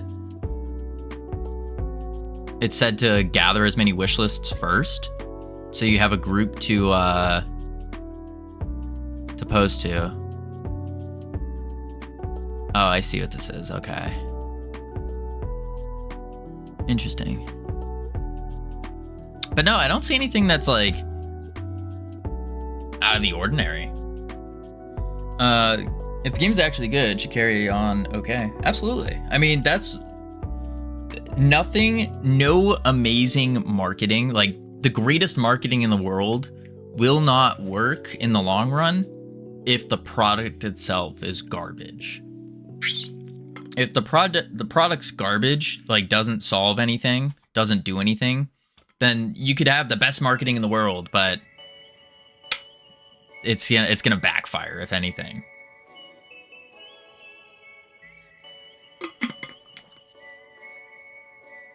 Chris E says, don't launch another 7K. Yeah.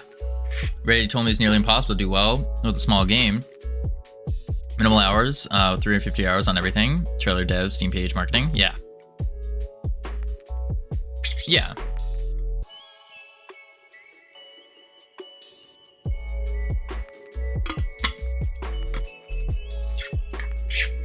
But like, 4 streamers have streamed it so far from what I can see. Nice.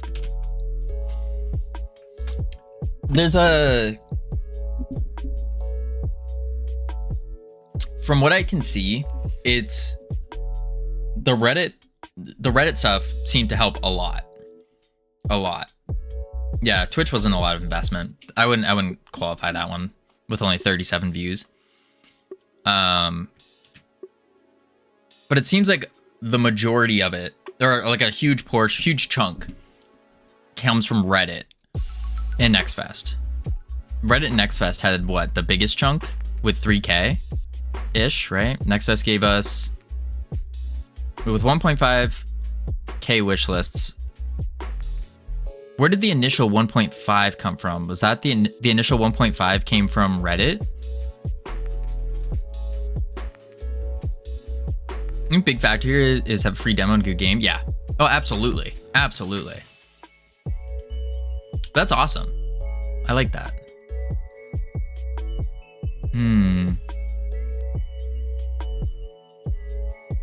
Take damage. Can attack.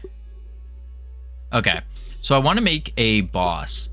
And what I'm thinking with the boss is I might just use the enemy here and then just make him really big and scale up his stats. Demos are a big deal. They were in the 80s and 2000s. They have been mostly forgotten. I've been seeing a lot more demos lately. Interesting. I've always thought of demos as being like a big thing. Like every game has some kind of demo. Okay. All right, we got ads coming up in a minute. I will be right back real quick. We're going to check on the words, head into level 1, lots of fun. And then, now it's all early access. Ah, true. Now it's all launch. I plan to document this. Reference to a little content on Wednesday and Thursday. In reference to doing content on Wednesday, Thursday. Ooh, that's a great idea. I love that. And that also will probably grab you some more sales. YouTube channel on it. Yeah, for sure. Well, I wouldn't make, I probably wouldn't recommend, unless you plan on keeping this game live updated all the time, I probably wouldn't recommend making a YouTube channel dedicated to the game itself. But I would definitely recommend a YouTube channel for like like put it in the Thornity YouTube channel type deal. Not this game marketing. Gotcha. There are a million how to market a game channels, not so much good marketing ones. Yeah, but then I feel like you're kind of pigeonholing yourself in doing that as compared to building the personal brand and growing from there. And you don't want to pigeonhole yourself too much. Yes, I'll be right back real quick. And then when I return, we're going to make the boss fight. And then, yes, that's what we'll do. I'll be right back real quick though. Boop, boop.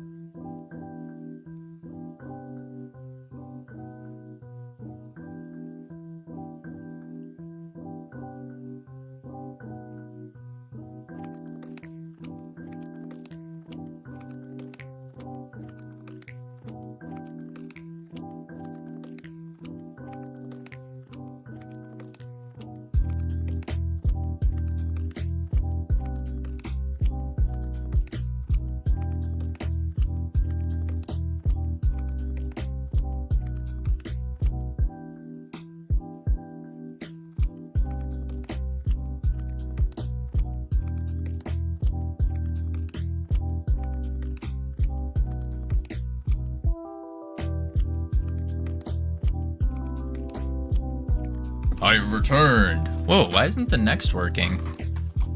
What the heck? Words off. Be right back off. Webcam on. That's weird. Yeah, why, Covino, huh? Oh.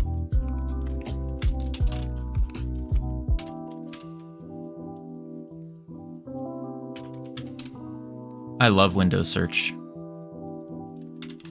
This is so good.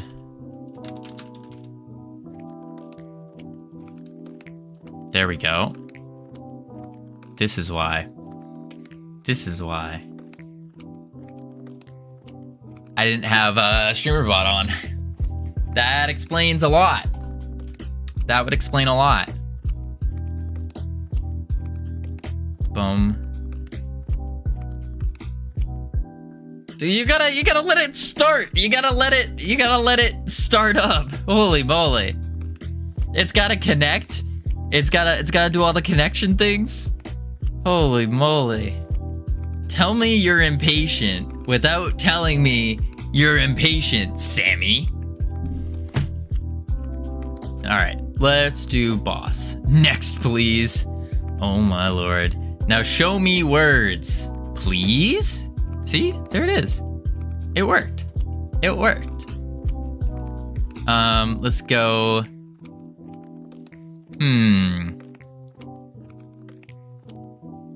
Notary, you did not just get a word. You got the word. All right. We need a boss. Need a boss. So we could just slap for now, a temporary is boss boolean. And if is boss, then we just will increase the stats a ton in the ready. I think that's the play.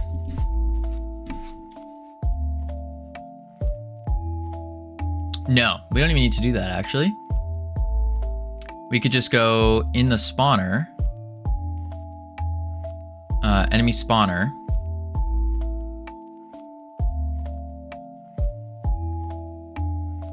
and we'll do temporary function spawn boss void, and then we can say var boss. Let us see words again. You guys did it. Congrats. Congrats. There you go. You beat level 1. Wild. Wild. All right. Spawn boss. Boss equals enemy dot instantiate, and then we want to do boss dot health equals or times equals 2 boss dot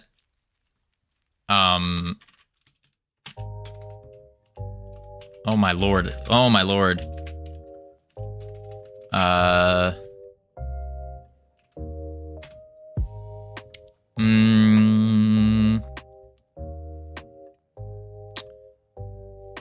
Let's not do that yet. Boss dot damage times equals 2. And then add child boss. There we go. And then let's also take this and we do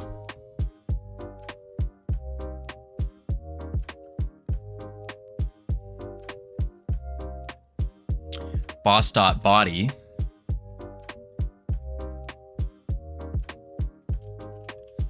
boss.body.scale equals vector3 2 2 2.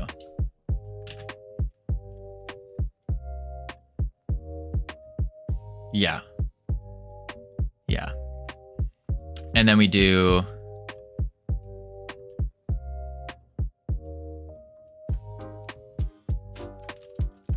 boss.die.connect a func where we just do print you won the game. Boom. And then in the game, we do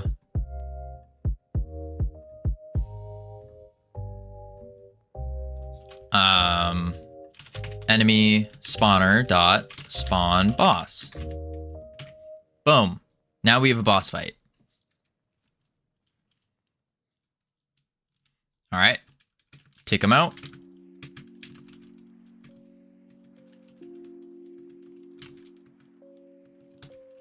Boom. Boom. Boom, boom, boom, boom, boom, boom, boom. Boom, wave 3.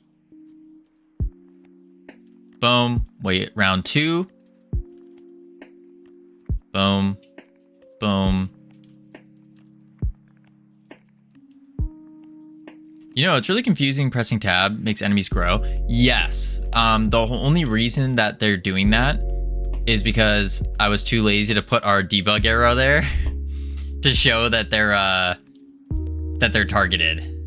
That's purely the only reason.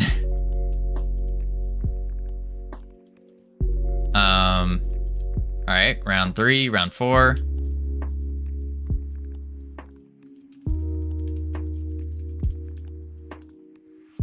Boom. Boom. Boom, boom, boom. I realized my camera rotation should be going up and down as well. I don't have the y-axis on the camera. Appreciate the alert. Last stream I can join for 2 weeks. Yikes. Yikes. We will miss you dearly, Cam. Actually will. Oh. Ah. I tried doing something without looking. No, wait. Dot scale. That should work. I guess it's fine. We don't really need it. Doesn't have a body before it's added? Correct. Right. Player, wait, no. Spawner. There we go. Alright, we know that works though. We know it works. So now we have a boss.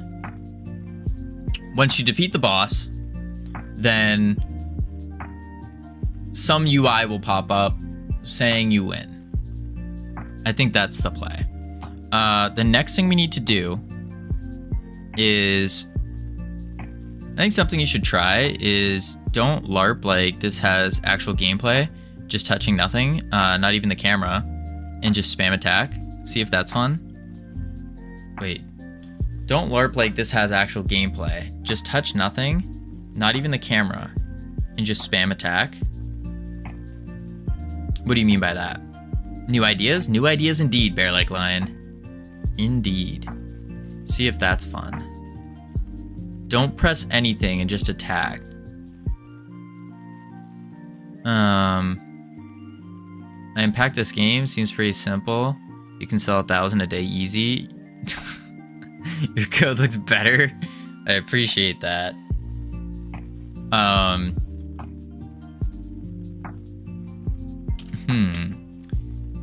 Think about, are you making a tower defense? Not quite, but maybe. Think about it like this. If you turned on COD Zombies or Halo and touched nothing, just shot, right where you spawned,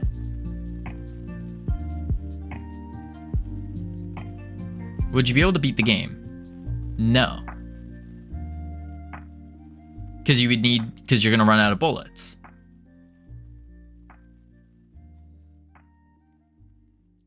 Try that with your game. We shouldn't be able to beat, I mean, we could beat the game if we just sat here and clicked at the current stage. But what we would do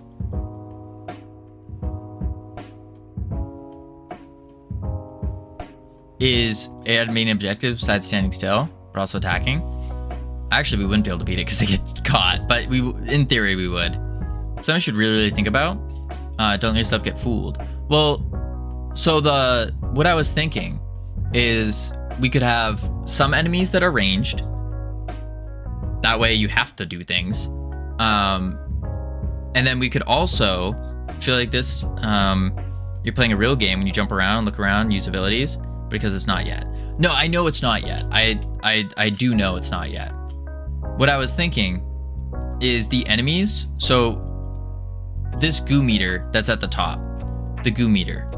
What I was thinking for it is instead of making it so every enemy you kill, I was thinking the enemies will just drop goo. Or something you have to collect in order to grow that meter. That was partially the thought. The other thought was there's a couple different ways. Oh, there's a lot of bosses spawning. Wave 6 out of 3. What the heck? Boss is just infinitely spawning. Interesting.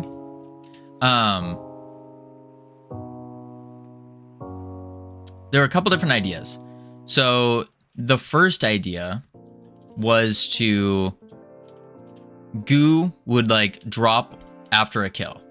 and you have to go run over and collect it.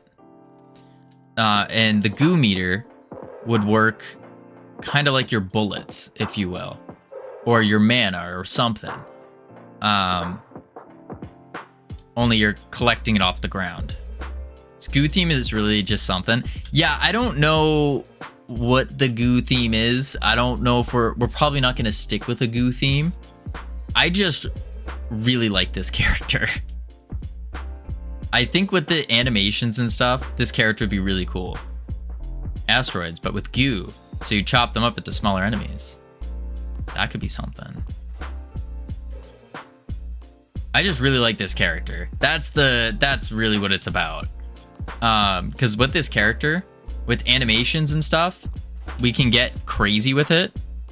And I think we could figure out how to make him feel more jiggly in terms of like, if you jump, you splat on the ground. Don't imagine crazy things. If you don't imagine crazy things, how is anyone ever gonna do crazy things? How are you ever gonna be unique if you're not imagining crazy things? Stop imagining League of Legends tier visual effects. I'm not. I'm visualizing even higher tier effects. You're not a 200 employee studio. That's correct. I know that.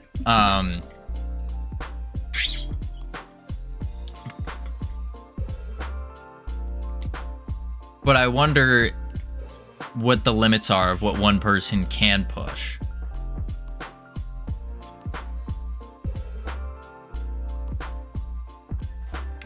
You don't have 50 highly trained visual artists. True.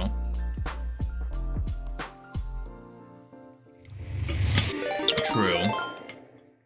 Judum, welcome in.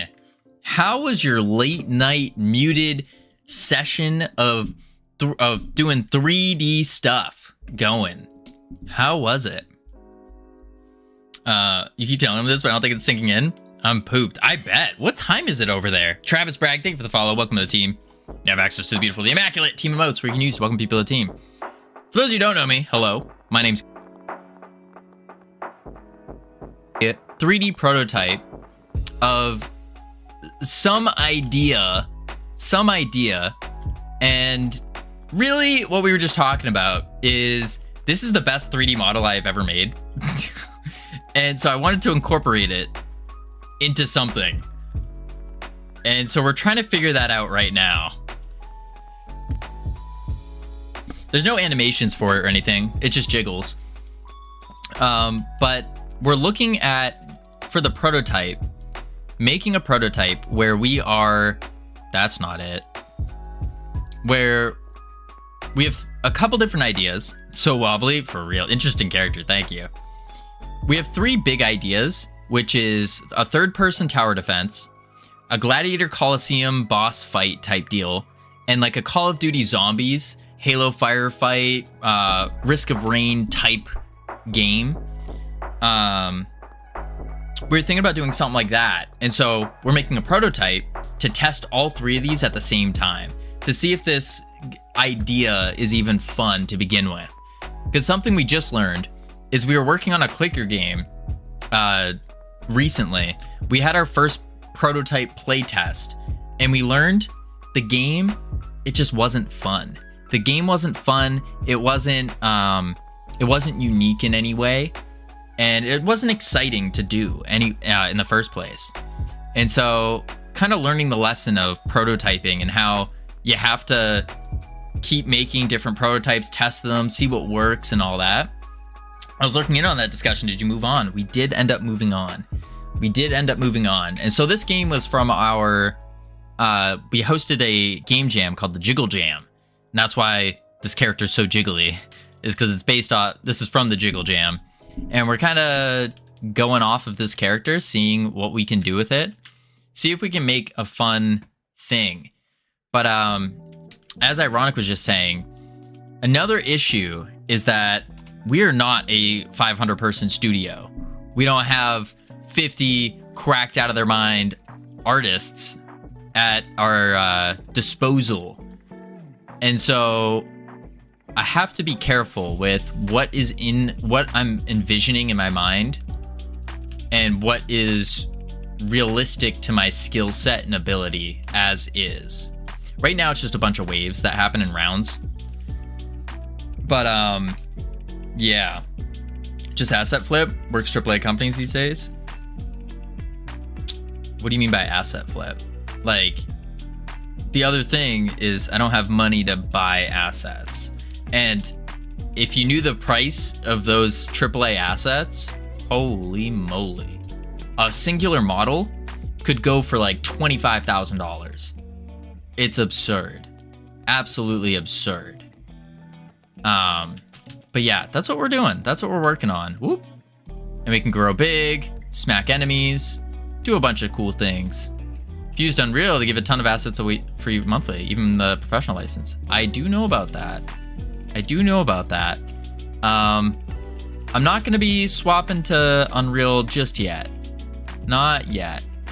I still think Godot's the play. Do it, come to the dark side. I mean, listen, I've made a game in Unreal before. I've used Unreal Engine. I have it. Unreal Engine right there. Oh, I have it. It's right there. I have used it. But I think Godot is better for our long-term plays here. I think so. The only downside of Godot is its security. But at that point, like, we'll get it. We'll fix it. We'll fix it ourselves. Those models are usable in Unity now. We did the market for... Wait, those models may be used in Unity now since Unreal did the remarket to Fab? Yeah. Guys, does it look like he's pushing Godot to its limits? Like he needs to switch to a real engine? What the heck?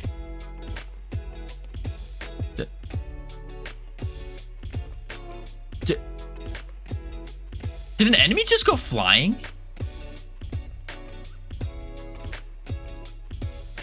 Okay. Interesting. Game demo on Steam is unpackable. You just remove the Steam calls and it's everything. Well, I know that, yeah. This isn't int Godot's limits. No, this is not Godot's limits. So remember that. Make a demo client, not the whole game. Gotcha. Godot's becoming quite powerful engine. It's really good, yeah. There was something I wanted to do with this slime. Let me see if I can pull up the video of this character here. This is definitely beyond my limits, but Godot can do it. So, Godot visual, or it's Godot, I think it's a character. I gotta find it. I might not be able to find it. There was this video I saw that was so cool, and it was in Godot, and the character, it's got a watched. The character themselves was made out of grass or leaves, and with those leaves, it was like flowing and manipulating. Okay, I watched too many Godot videos. I need to... I'm like just scrolling through all of them to find it. Yeah, whatever. But I won't be able to find it. But I want to do something like that. I'm playing... I ain't saying I'm moving to Godot. I love Unreal. Godot dies with any realistic shader working in GD script. I ain't saying I'm moving to Godot. I love Unreal. I'm playing. I've seen some implementation of amazing lighting and rendering in Godot. I'll admit it's coming a long way fast. Yeah. Hello, I realized that Baldur's Gate Dark Alliance 1 and 2 is on Steam, so bought them. Nice. As long as you use extensions and C++ to handle everything, anything robust, at that point, just use Unreal. You can do some pretty nifty things with Godot. Some pretty nifty things. But we're not there yet. We're not there yet. But yeah, I don't know what we would do. I like the idea of using the slime character. I want to use the slime character for sure. Now, with this goo slime character thing, we could also make him a ghost. That would work. I don't know how I feel about the goo meter. The goo meter's up here, and this goo meter fills. I don't know if I want to follow that theme, because that's gonna be a little weird. Like filling your goo meter, and then I don't know. It doesn't feel right. If only Godot liked me, but I still like working with Unreal. Godot, it's not that Godot didn't like you, Dr. Dark. That's not a thing. No, no, no. My favorite part is the pack files. Meters need to make sense. Oh, yes, the meters do make, the meters do make sense. It's just when I was growing, it turns on the decay of the meter, and the shrink was just something I threw on really quick to to test the shrinking and growing, just so it's more fun. Or I was showing something on stream and I just haven't reverted it. Spasmo Simulator, good name for this game. Everything that people told me didn't work with importing assets. You just take, you have to link Blender in Godot, and then you take a blend file and then you drop it in, or you export as a GLTF or FBX. It was an FBX file. I think when you were using Godot, FBX was not a thing yet. That's probably why. Probably why. It had the extension or whatever that was allowed. I think when you were using Godot, FBX was not a thing yet, because FBX got added in at 4. No, you weren't using 4.5. Hasn't come out yet. FBX got added in 4.4. Was it 4.4 or 4.3? I think it's 4.4. You could do it 4.1 onward. That doesn't sound right.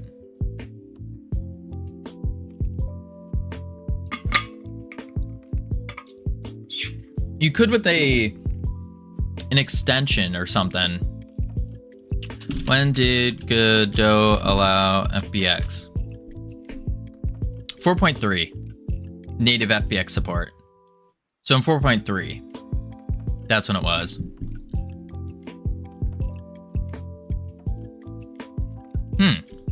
No idea then. Anywho, prototype. So next thing we got to think about is we have our boss. We have our waves, our rounds. We need something, which Ironic was bringing up, is if you stand still right now, if you just stand still in the game, you can win. That's not fun.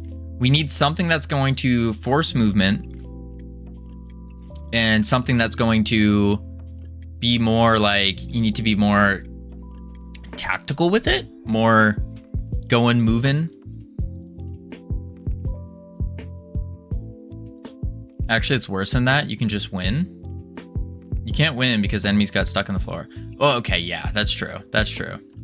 Prove staying still, I want to see. Well, besides enemies just getting stuck in the floor because my collisions are a little off.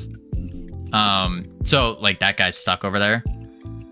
You can just sit here and you just boop, boop, boop. This is all you do. You can spin and click. Update profile says something like hot take. I'm not interested in raising another man's kid. Also, it's probably not the safest idea to meet random men off dating apps if you have children. Now there is a crusade against me on social media IRL. That's funny. Then again, is you FBX? Unity FBX? I think so. I know that Mixamo is FBX and FBX for Unity. Oh. You have infinite waves. You can just spam Q. Oh, well, yeah, you can spam Q, but Q doesn't do damage. Does it? I don't think I made it do damage. Oh, it does a little bit of damage. So yeah, you could, in theory, line it up and then spam out Q. In theory. Use Godot for what it's intended for, 2D. It's not intended for 2D. It's intended for both 2D and 3D. You could also just tab target and shoot. There's no range limit. So you could, in theory, just stay still and do this. Like that. Yeah, that's a good point.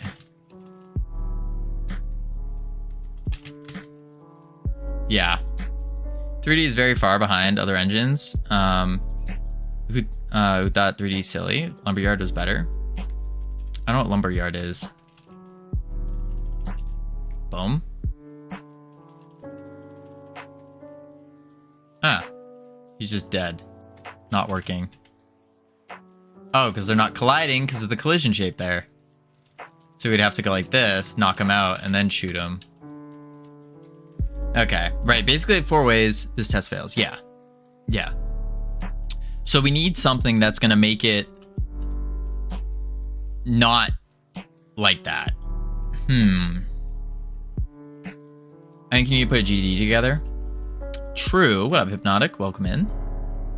Do we need a GDD right now? Are we at that point? A prototype GDD? Maybe. What we're trying to encapsulate here. I don't think so. I don't think so either. I think we don't even have the base of the prototype yet.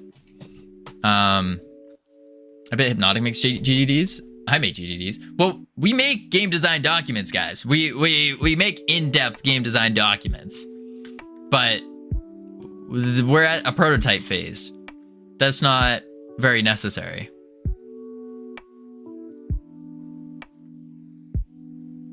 In depth? Now that's stretching it. No. We go in depth. Like, you can even look at our style guide, how in depth it goes. Goes down into all the way down to the technical specs of things. Goes down into the design. We can go into the other one. This one. Character design. It goes pretty in depth. Pretty in depth. Boom. Anywho. So, prototype. I don't know. Unity Learns taught me always have an idea and outline for a prototype / idea. Well, we do. This is the quick outline of it. Quick outline. Because going any deeper, I think is just a waste for right now. Sometimes when you write down the main gameplay loop, you realize it sucks before you waste any time. Is what's dragging you down, just delete it. Okay, so really what it is the base mechanic of combat that is failing us right now. The base mechanic of combat. I don't have a GDD. You don't have a game design document? What? The whole game loop is failing, new game time?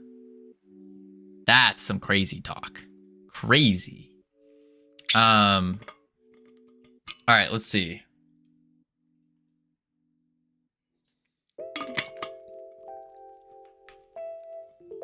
Main combat mechanic is bad. Yeah, we just rethink the combat. What? It doesn't mean you scrap the whole thing. No. You change the combat.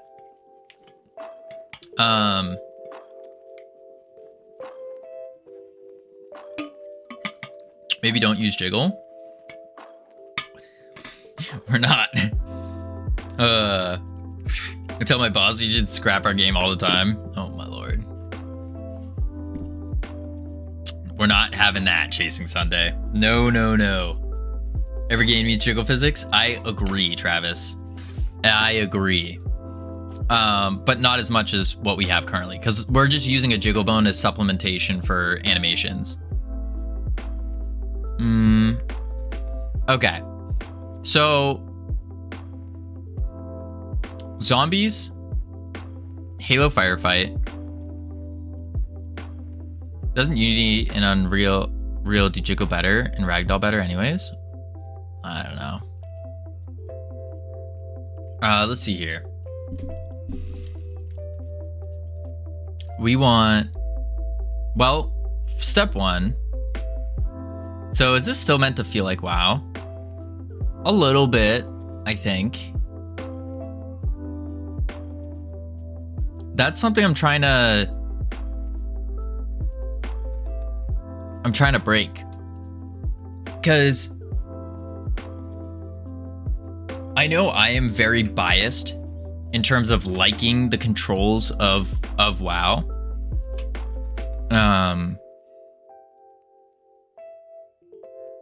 Like, I know I'm biased in that.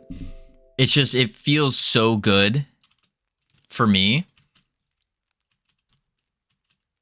What makes WoW good is the responsiveness of combat. Well, yeah. But I like the WoW controls a lot, and I think other people would like them too. Where it struggles, though, is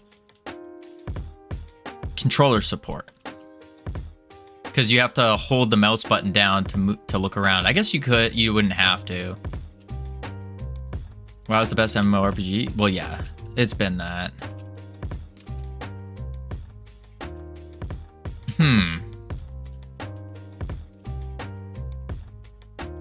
And if we did a different system, see the really nice part, the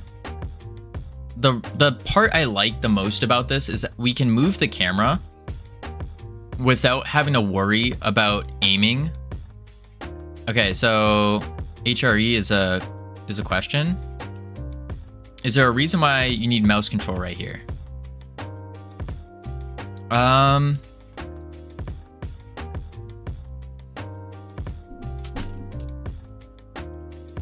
Not currently.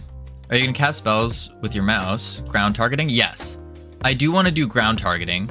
I do want to implement, you can click an enemy to target them. So you could like click the enemy, target them. I think that would be really good. The big thing that I really like though, is that I can move my camera and look around without having to just make it a tab target. Well, it is tab target. That's every time they grow, I'm pressing tab. Look at this guy. Look at this guy. Look at this guy. It is tab targeting. But yeah, I do want to have it so you can... Shouldn't your character face the direction you're turning when you're doing camera look? Yes. Yes, it should. And then also I have to, right now, my left mouse click is doing the spin because we had to just quickly throw it onto something. I do have to change that. I think the game you should make is a worm simulator. You simulate being an earthworm. Chasing Sunday, I think you need some better ideas. Need some better ideas. Earthworm simulator. All right, so I do want to implement having a spell where there's a little area and you click to drop it and then it casts it in that area. I like stuff like that. I think that'd be really cool. That would also be like AoE stuff and whatnot. Also having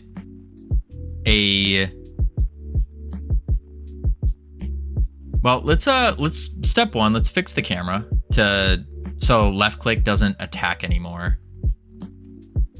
That's in the player. And then we have to go to our camera. And then this is event 2. If it's a mouse motion, rotates the rig, unless it's left click. So all we have to say is for left click, we turn look to be true, or not look to be true, sorry. We do if left click, then we just get the input mouse motion and we rotate the camera. Just the camera. You just named the game Earthworm Jack. What? Literally a legendary game franchise called Earthworm Jim. Oh, did not know that. So let's change the attack. Here's spin attack. Where's my inputs?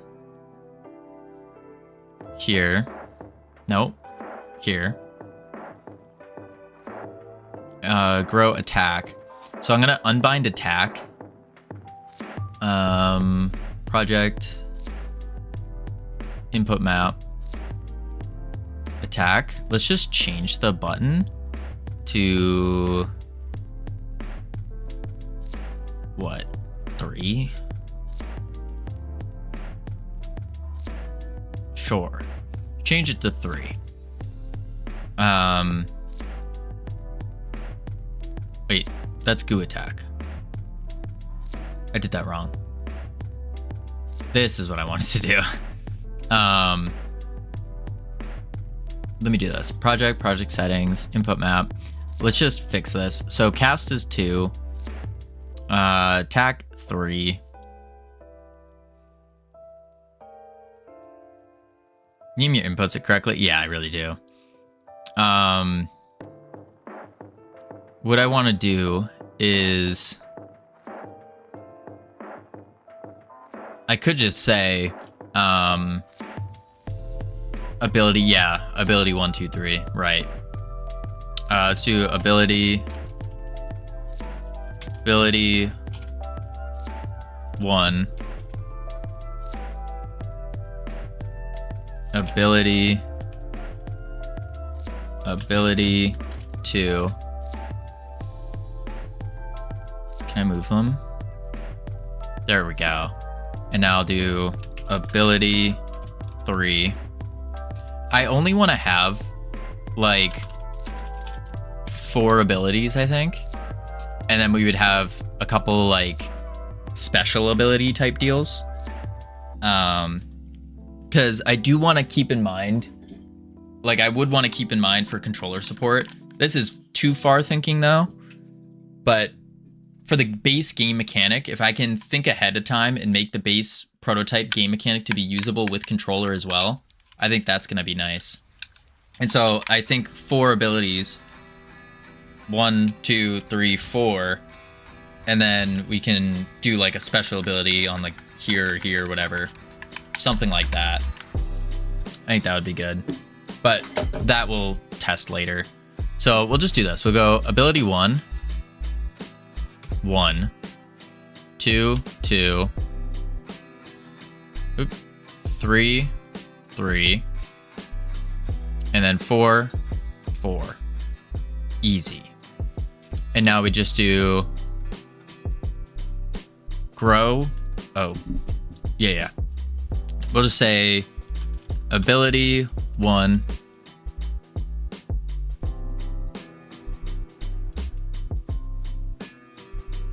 event dot is action pressed,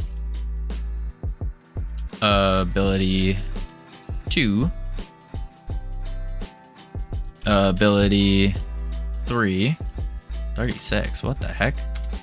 Ability 3,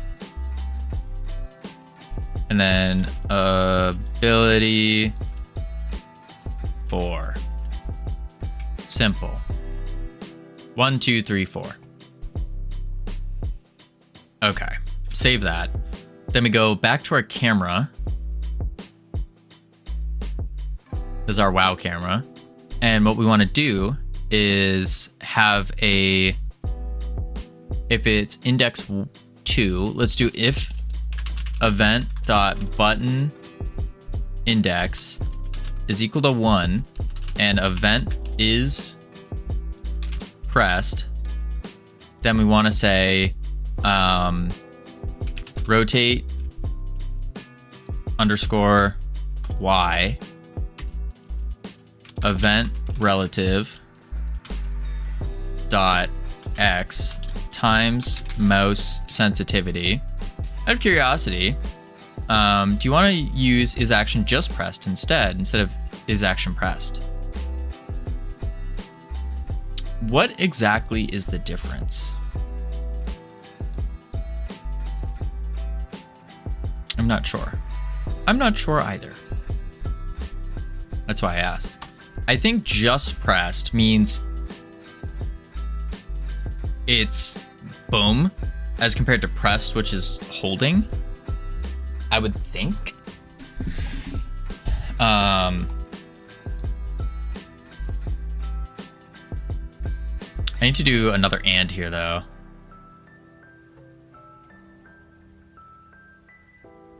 So actually what I should do is let's do this instead. Wouldn't it be pressed be an impulse at the moment the button is pressed? That would make sense. That would make sense. Look, let's do var camera look as a bool. And then we say camera look true. And then if it's released, what are you doing now? I'm just fixing the camera real quick. Button index equals 1 and event dot is released. Camera look equals false. And then here we're basically doing if event is input event mouse motion and camera look true, then we just do the rotate y negative event relative x times mouse sensitivity. And then let's do this.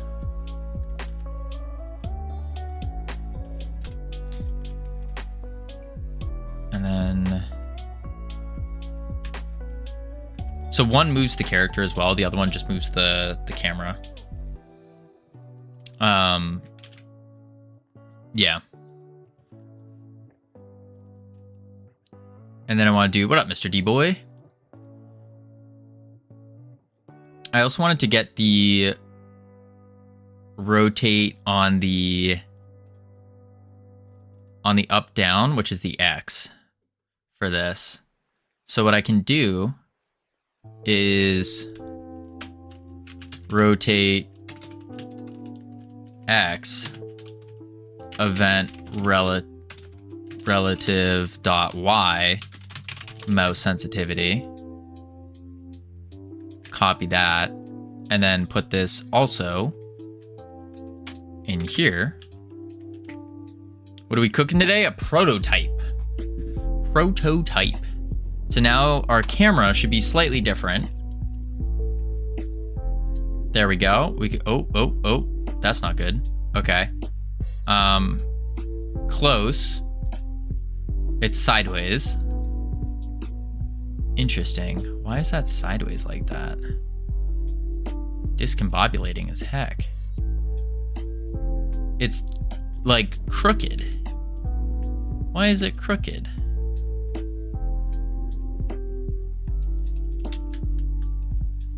Because the X on it is just the up down. This. So why is that global versus local?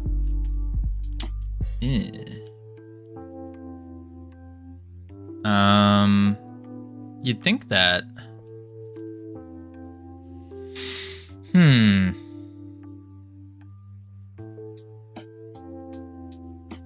It's not global and local.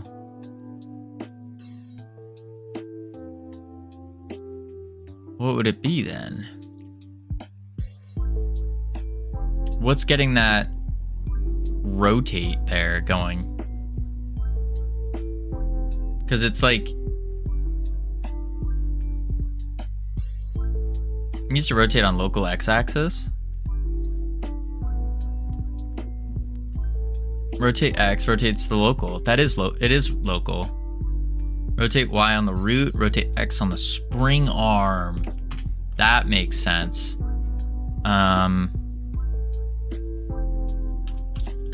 OnReady var spring arm equals get spring arm. And then here and here, spring arm dot. That would make sense. Let's try this. Had this exact same issue before, and honestly, I don't remember how I fixed it. Nope, that was it. It was just the spring arm. So now we can move around and Look behind us, look in front, rotate the character with it. Yeah, I like that. 2, 3 is the goo wave. 1 was the grow. Obviously we ran out of goo, so we couldn't. Yeah. Yeah.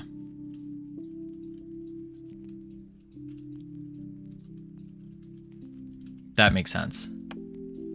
And then the last movement tech I wanted to add is, this is going to sound weird, but you just got to trust the process.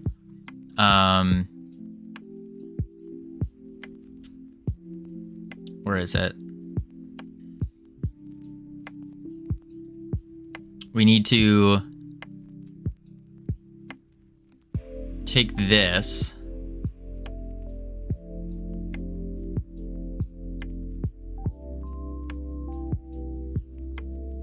Right? No. I want to make it now. So if I press and hold both of the mouse buttons together, we will move forward with the full camera rotation. That's the next step.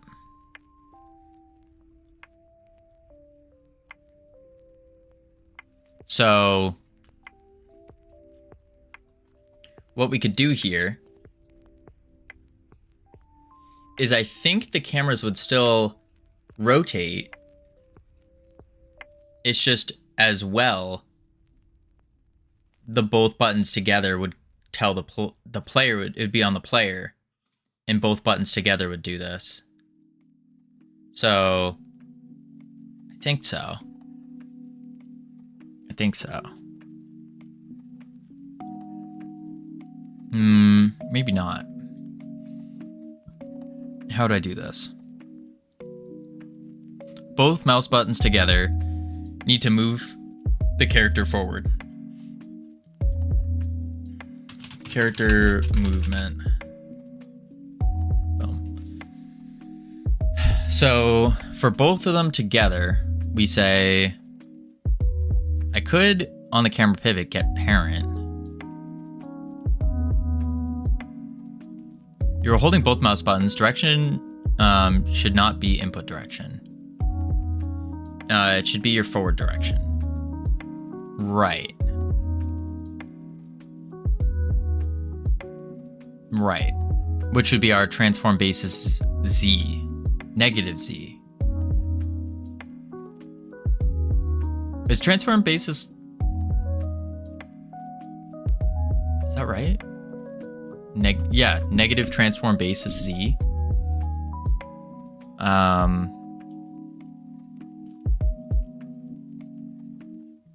I just gotta figure out where to put that then.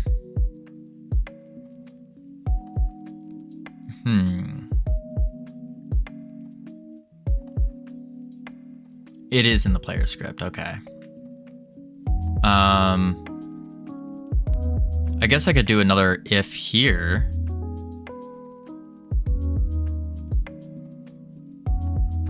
That's a jump. Input direction, get vector.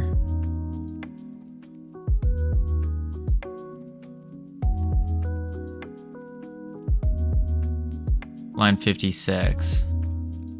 And we would say,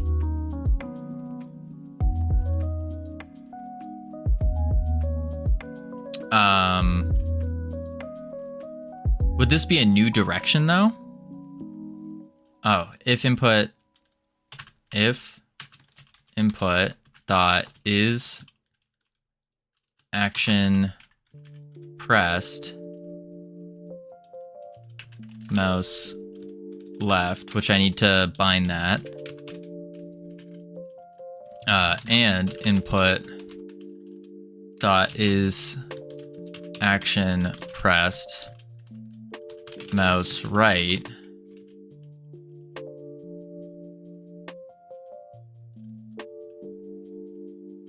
Wait, as direction equals negative global basis Z. Huh. I didn't know you could... Oh, because it's just the if statement. It's just a single line if statement. I see. I see. I'm going to make that 2 lines, though. Just because it's easier to follow. Yeah. So now I need to do on the input map here. We need mouse left. Turn these two inputs is action pressed into variables too.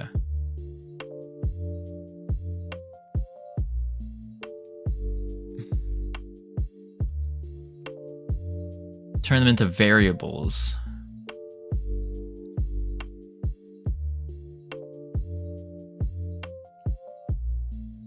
Well, a single variable. And gets return if they are pressed. Oh. So I would do... Let me see if I can think this out. Hang on. So if I do like var mouse buttons pressed.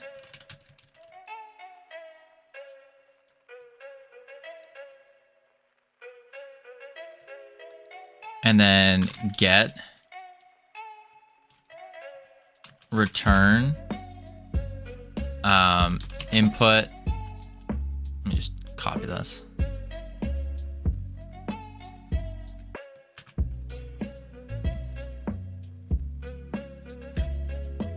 Like that. But this would be a true or false, which is fine. Var mouse movement. Mouse movement.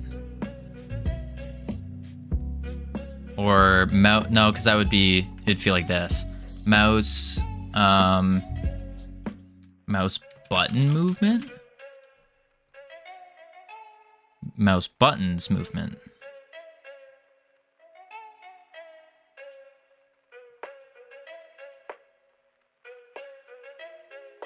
Yeah, let's try that. And then if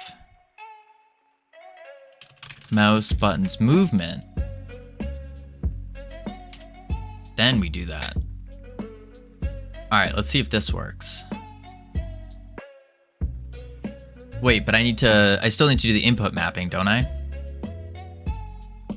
Because it doesn't know what mouse left or mouse right is.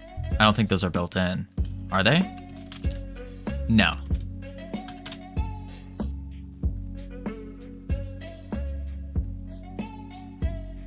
Yeah, they're not.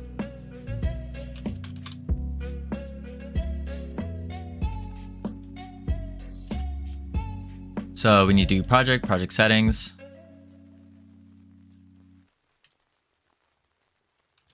Mouse right. Mouse left. Mouse right.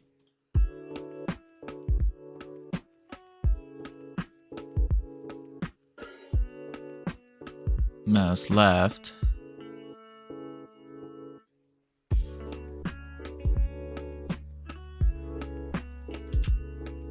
Play.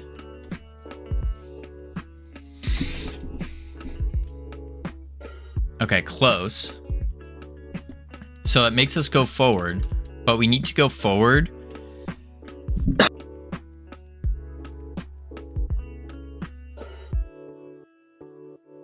We need to go forward in the direction we're looking.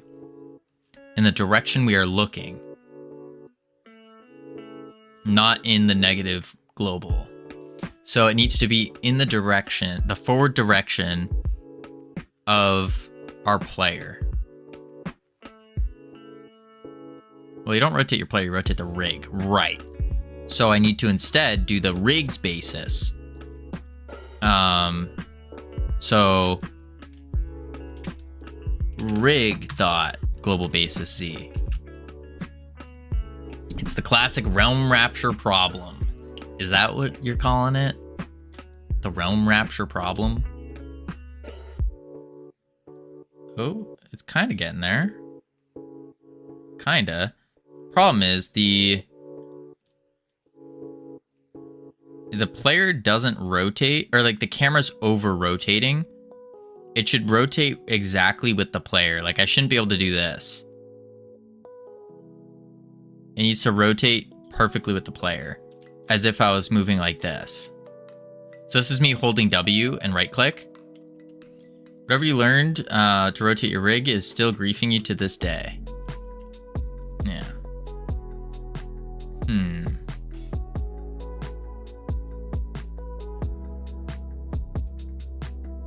Let's see. How do you properly handle a character with multiple abilities? I would just make a state for each ability. Ooh, no. It depends what the abilities are. Like, what we're doing right now is we just have input, and then we're just checking what's pressed, what button's pressed. When you want to copy the character to rotate with the camera, just copy the camera rotation directly. No need to also rotate the player independently.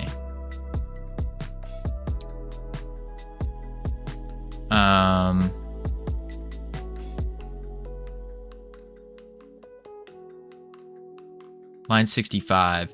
So here I could just shove another if in here and then be like, if not mouse buttons movement. Like that. And then here, I leave it. No. Here, you always rotate in your direction. I don't know if no, that's not right. If not mouse buttons movement, rotating the player based on the direction. This is righter than it was a second ago. So that means I need to do it here as well, but I need to, instead of rotating the direction, I rotate the camera's direction, or wherever the camera's thing is.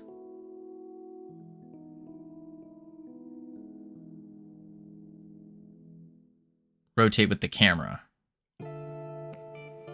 Rig.globalRotation.y equals camera pivot global rotation Y. Yeah. All right. Rig.globalRotation.y equals camera pivot.rotation.y, but global, not local. That before you set direction.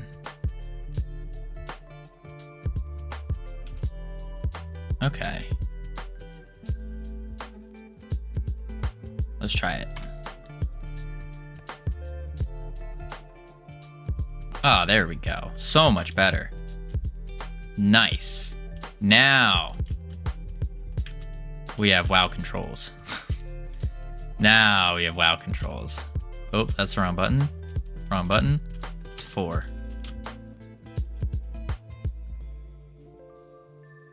Yup. Yeah. Now we're cool. Now we are cool. Oh, interesting. Okay.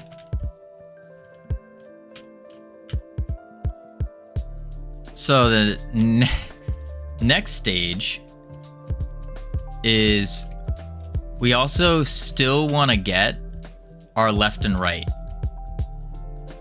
We still want to be able to strafe left and right while we're holding the mouse buttons. That's also another key feature. And the reason we want to do this is going to sound dumb, but the reason we want this is because by doing this, you can then round corners faster by about 0.25, 0.1 seconds faster. But I think it's 2.5. And so we want to be able to strafe while holding the mouse. Sounds wild, but this is where my knowledge, my actual gaming knowledge comes into play here. And And you can kind of start to see why I'm leaning more towards WoW movement, is because that's what I know best out of any other movement in games. And I know what feels good with it. For those who like WoW movement, that is. Okay, so if the mouse button movement, any demos yet? No, not at all. We're still working on a prototype right now. Do WoW characters ever turn to input direction on line 67? On the rig rotation, do they ever turn? Rig rotation. Oh, no, the character model itself, no, they don't. They just strafe. So they strafe sideways, right and left. The rig itself doesn't actually rotate. And I think we made this happen. It always looks with the camera unless you're doing the camera rotating. Yes. Yes. So the rig itself, we don't want to rotate. Zach from League. It kind of looks like that. I do understand. But no, it's not. It kind of looks like Vector Man as well. Okay, so let's go player. If we turn off this, then what happens here? Yeah, that's more like what we want. But we still can't strafe while moving. Here we can, but if I hold the mouse button down, we can't. So we need to enable that. Player.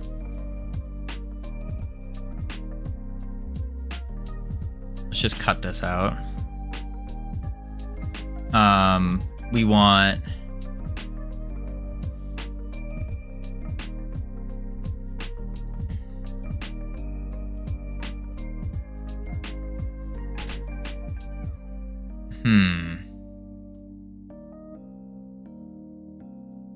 You just have to think about the order of this now.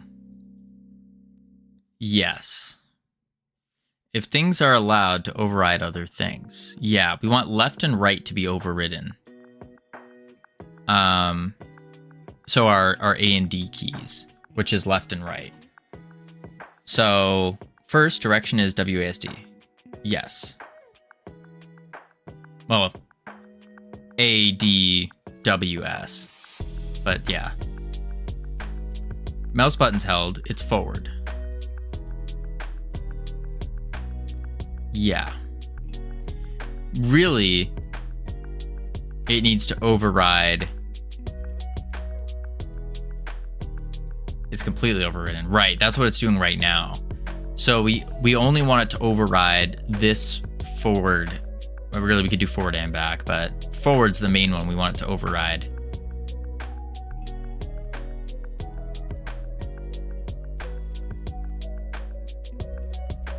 So we could just say, can only left and back override mouse movement? Only left and back override mouse movement? No, we only want left and right. So strafing left and right to move while we're holding the mouse. So while mouse button's movement, left and right should be able to still happen. And that's all we need. Forward and back shouldn't do anything.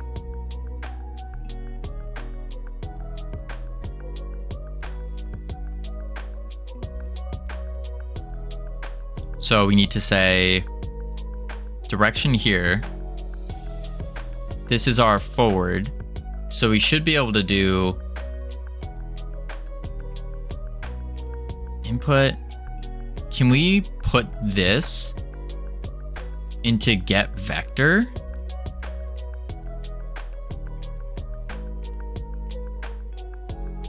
I don't think so.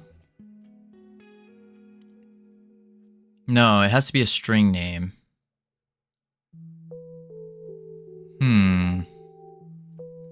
You should still walk forward when you're strafing? Yes. But like a strafe walk, basically.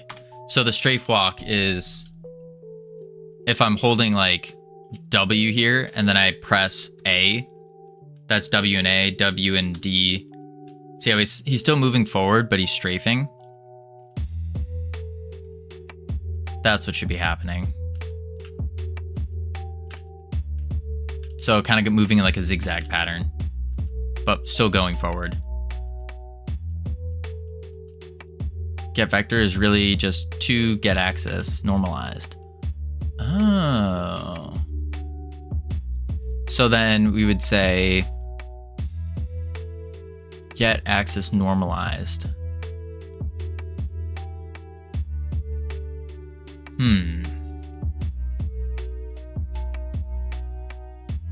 Is this normalized?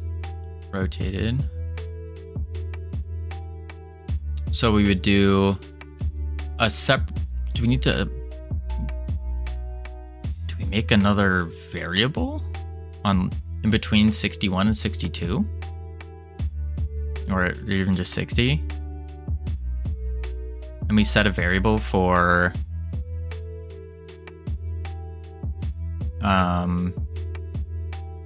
get vector is really just two get axes. Normalized. So we could say var mouster input, I don't know, get axis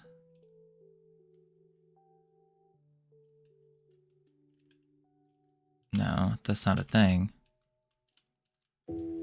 It would be, it's not input get axis. Oh, it is input get axis. No, but if we do that, then we need to have a string.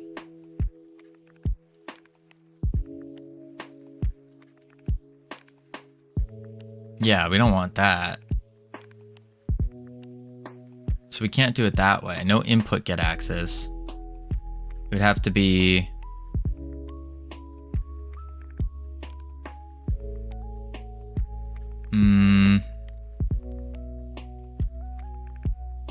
and you can't do self get axis. Selecting two actions, one negative, one positive. Okay.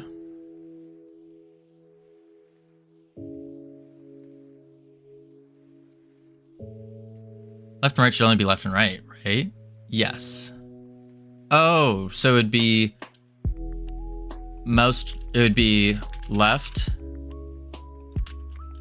right, like this. This would be keyboard direction, I guess we call it. And then direction. Oh wait, we need a dot normalized. Oh. I guess not.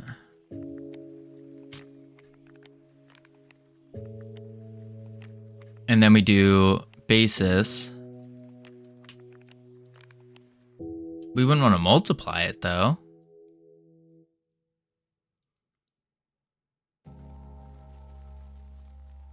No, we would.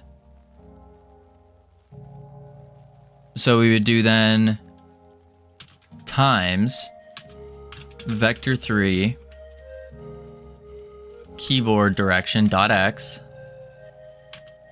0 keyboard direction dot y base float.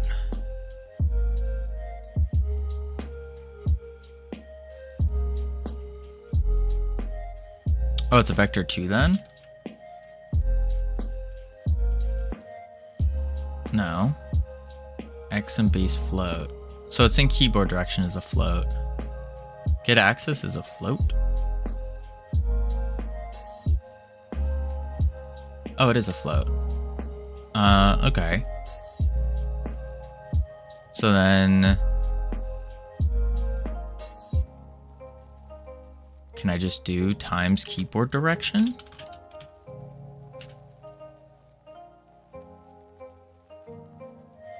Would that work? I'm here to find the fun. Did you find it yet? Not quite. Oh, that doesn't work. Oh, if I press left and right, then it moves, but it's moving up and down because it's not getting the forward anymore. Interesting. Okay, so it's not times. Basis Z plus vector 3 and float.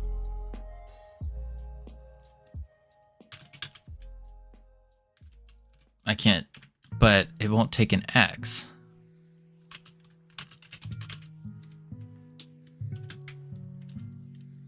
Because this won't, it's a base float.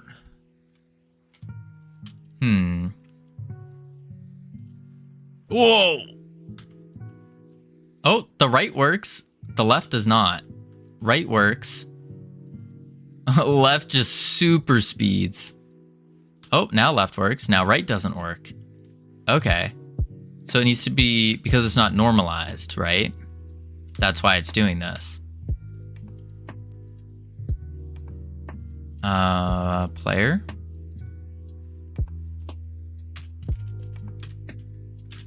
Dot normalized. Play it. Oh, nope. Still not. What is this? X equals... Okay, let me zoom out. X equals get axis, left, right. Y equals get axis, forward, back. If mouse walk, Y equals -1. Oh, because it's the basis. -1, 1. Input direction, XY normalized. Okay. I think I see. So it'd be... Let's do player. And then we do zoop. And that would do...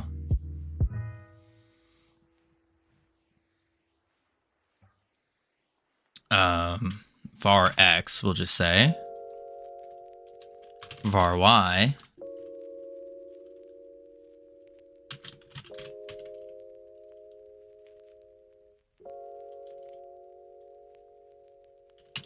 Input get axis. Do this outside the mouse button movement. Okay. Oh, because I'm breaking up the input direction into the two.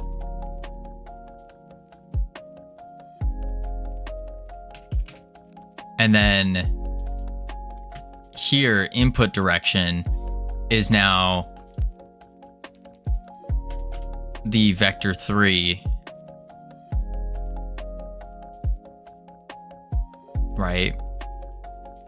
Input direction equals XY normalized. Vector 2? It's a vector you combine from X and Y. Will it auto do this? XY? I don't think so. Dot normalized. But it needs to be a vector 2, wouldn't it?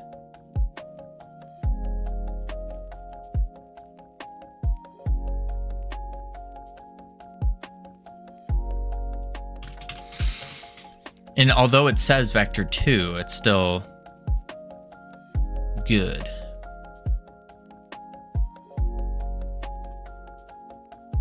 Let me pop this. No, it's a vector 2. Okay. We normalized it. If mouse walk, Y equals -1. And then if mouse button movement, instead of changing direction, we just make Y -1 before input direction. Oh. If mouse movement y equals -1.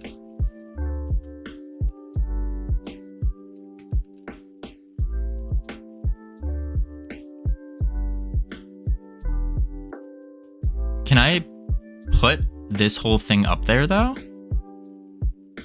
I don't think so, because I didn't state direction yet.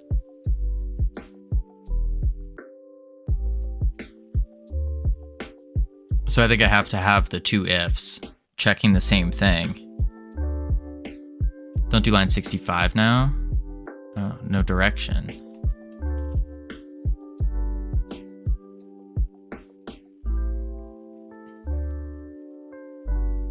Because we don't need it. Because it's already checking input direction. Okay. Play. There we go. Now that feels good.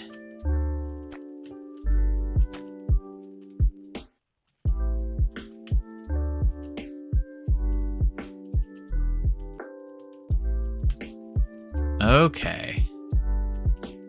I see. Now I wonder if... Is there a way where we don't need two if statements of the same thing? Or is it better to just leave them in there? Rig is doing the rig.global rotation. So I should be fine just to move this into line 60. Because it's not taking anything crazy. You can just rotate the rig on the if on... Yeah. Okay. Let's cut that. Delete that.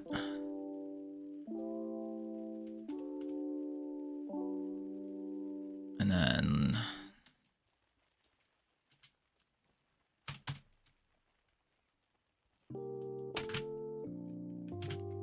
There we go.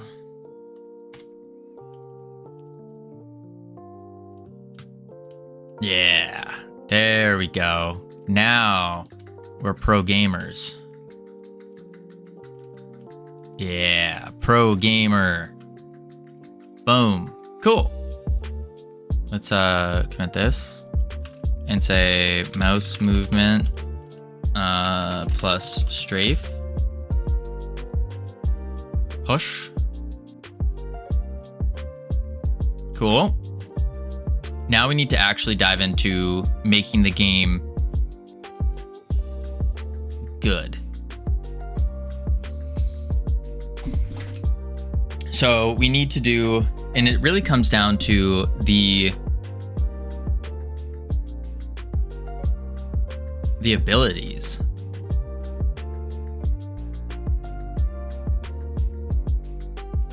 Or is it the tower? Well, tower placement, that's part of the mouse stuff. That's why we're doing these controls.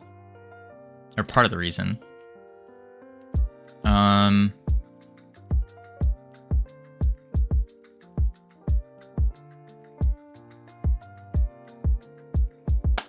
Loot drop, waves of enemies, boss fight after X rounds, currency gain system.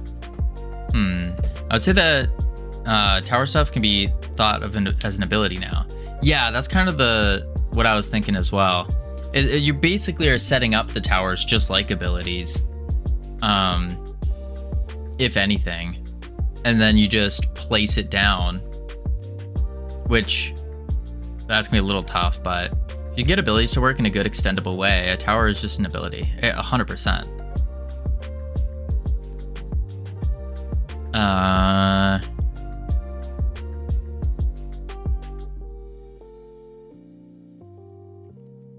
But before we get to towers, I think we need to keep iterating on the base stuff. Where if you just stand still, you can just win, which is not ideal.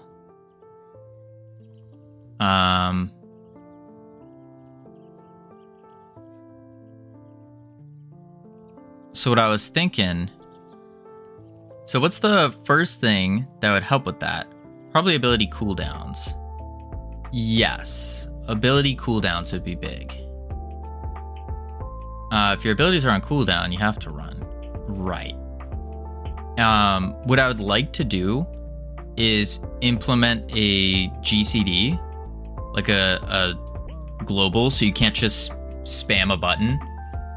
Implement a global for everything, basically. And another benefit to the globals is if we add multiplayer, this just is a little bit more helpful for lag compensation. It's like 1 second, right? 0.5 or 0.25. Very, very small. But yeah, we can do like 1 second to start. But yeah, it's like it's dependent. And then also you can, at least in WoW, you can speed up your globals by increasing your haste by a very small thing. It's adjustable. It's just a float. Right. Right.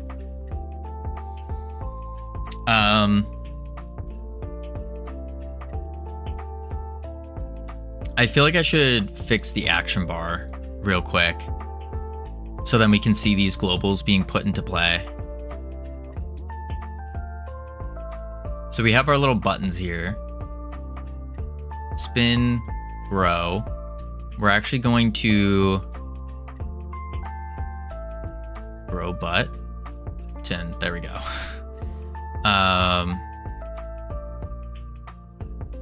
Take the action bar. We're going to make it bigger. Layout, we'll do 300. And then we can do from here, we will do probably an H box within the margin. H box going like that. Extendo. And then slap the V box inside the H box. There we go. We can fix this guy up. So we would do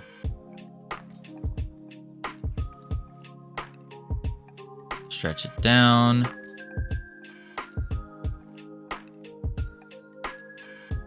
These would literally just be labels that are grayed out when they're not usable.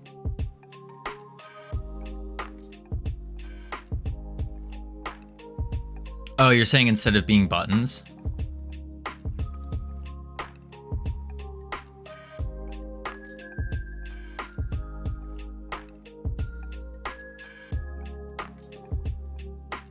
I was thinking of, I mean, for now, yeah. Yeah, I think that makes sense.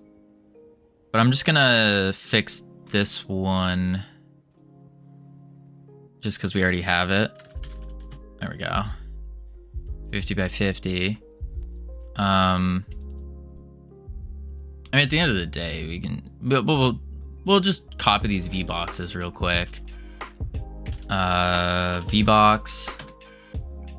We need cast V box.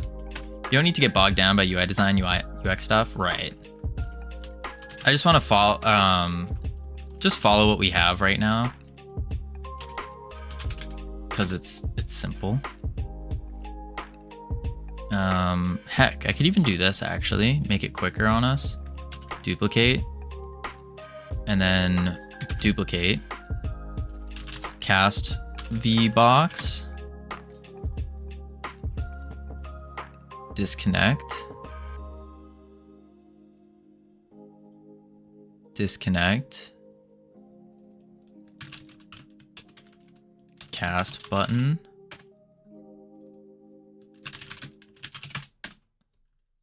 Give them the right names. Oh yeah, that's a good idea. Ability 1.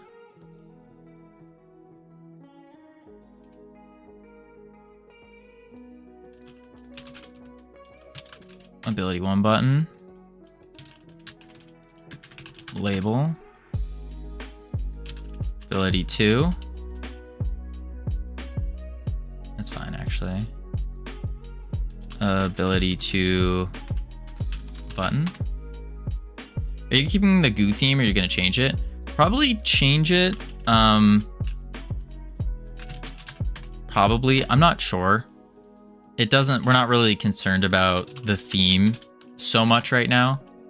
Because the theme is something that you can quickly change that. That's really dependent on your models.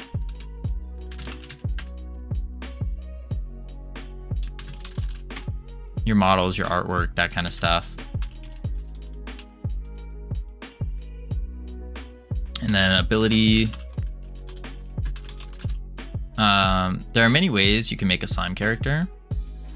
True. And that's if we're continuing down the route of slimes. Your imagination is the limit. Exactly. Okay. Let's change these labels to let's just say 4. 3. Oop. 2. And 1. Why is this one wonky? If you really want slimes and goo, just make some slime enemies. Gamers like those. Easy to model and animate for you too. Yeah, that's true. That is true. I don't know if I necessarily want that, but we'll see as we progress. Because I can also make that little goo character, make him into like a ghost, and he looks pretty cool as a ghost. Why is this one 75 by 100? 50. Huh. There we go. H box. Center. Center. And then we can hit it with a constant. Sounds like you love slimes. I don't. No. Hello, I saw you and just clicked. Ask a couple of questions if you're available to answer. I have almost zero knowledge and I want to be a DevOps engineer. Without going to university, is it possible for nearly 4 years of work by myself? I just learned Linux commands for DevOps. Continuing to learn, sometimes some voice coming in my brain that maybe you should change your plan. For example, be backend or full stack instead of DevOps. So Wander Grump, I don't know anything really about DevOps. I'm just all game dev, but I will tell you, you don't need university to learn. Because I started game development a year ago with zero program experience, zero game dev knowledge, and we're doing pretty good. I mean, we're doing pretty good. We've learned a lot, come a long way. It depends on a person-to-person basis what is better for you in terms of learning. Are you more successful when you are self-taught, or are you more successful when you can follow a plan that like a university would lay out? It all depends on you. And really, at the end of the day, you're the only one who has the answer to that. No one else. And no matter who you ask, how much experience they have, it really doesn't matter, because it comes down to you and what is good for you. And only you have the answer to that, no one else.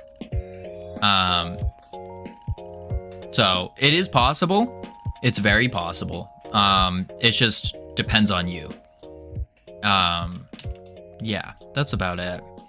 And then in terms of changing the plan and stuff, you're gonna always have doubts no matter what plan you choose, but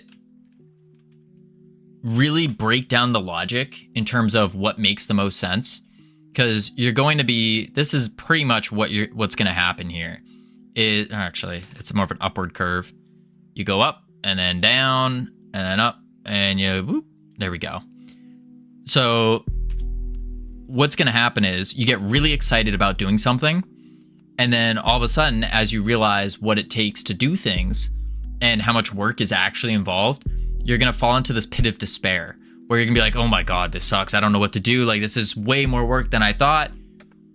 And most people at this point, what they will do is they will move on and try something new or do something new, because they get really excited about a new thing.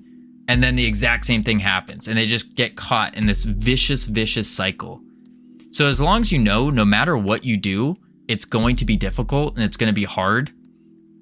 once you pass this little bump of like despair and realizing like you don't know anything, then all of a sudden you're going to start to come out of it, and you're going to get to this point here, this curve, where you're going to accept and be like, oh, wait a sec, I don't know what I'm doing, but I know if I keep learning, I will. And then slowly you're going to start picking things up and getting better. But this cycle, I can't remember what the name of this graph is. I always forget. It's a very common graph, but yeah, planning, plan, then plan some more. I wouldn't plan too much though. I wouldn't plan too much. I'm already at that bump.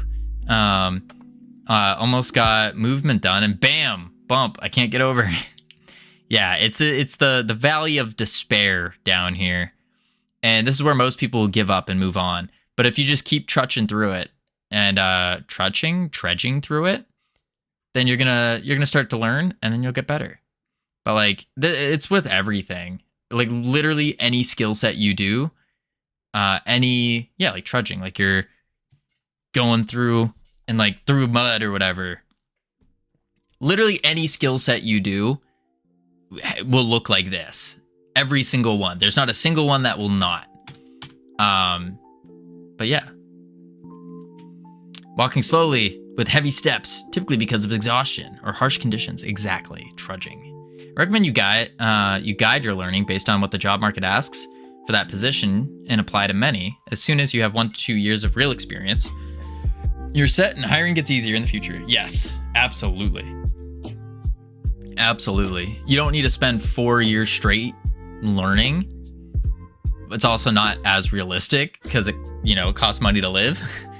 But yeah, you could probably spend 3 months just straight learning, like diving into it, learning 12 hours a day, every single day.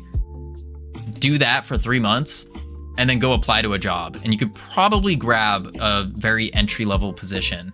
And then from there, you just keep getting more experience and you keep learning on top of it, and you're getting paid to learn, and boom. So that'd probably be the best play, I would think. All right, let's connect this button. Pressed. UI, I think. Wait. Where does this go? Go. Spin it deck. Oh, okay. If you can create an idea of the whole game loop, it will avoid the trough. Well, yeah, that's true, Das Razor, for game dev. No, I can. I'm just 18. I have a chance to stay home and just work. There you go. There you go, Wandercrow. Then I don't see what's to lose. Spend 3 months. Like, it's going to be tough. Don't get me wrong. But at the end of the day, you're going to achieve what you want to achieve. So spend 3 months, dive deep into DevOps, specifically the skill sets that are required for the job that you're looking for the position you're looking for. Dive deep into that. And then after 3 months, start applying. And as you're applying, you're still learning every day. I would say, depending on how used to work you are, I would say start off spending 8 hours a day. Maybe depending where you are with how long you can work for. Maybe start at 6 hours a day, 3 hours, 4 hours a day, something like that, of just straight learning. I wouldn't go less than 4 though, of straight learning. Work your way up over the course of 2 weeks to a month, and then start working 12 hours a day minimum. 12 hours a day. And you keep doing that for 3 months straight, and you'll grab a job like with relative ease. Because most people, I would say, don't really work 12 hours a day. And so that's just going to give you a little bit of a head start as well, which is quite nice. But it's tough. It's rough doing that. Let's see. Ability 1. Okay, I want to change this. Yeah, I want to change this. Disconnect. Pressed. Yeah, ability 1. This is in the user interface. Huh, okay. I guess I'm connecting it to the user interface. And then player.current.spin attack. Boom. Now we want ability 2. Disconnect. Rest. User interface. I've been in the trough. I found my issue was creating too many ideas that lead to massive spaghetti code, which led to procrastinating, followed by failing as I lost interest. I could see that. I mean, I feel like I've gone through that as well. Player.current.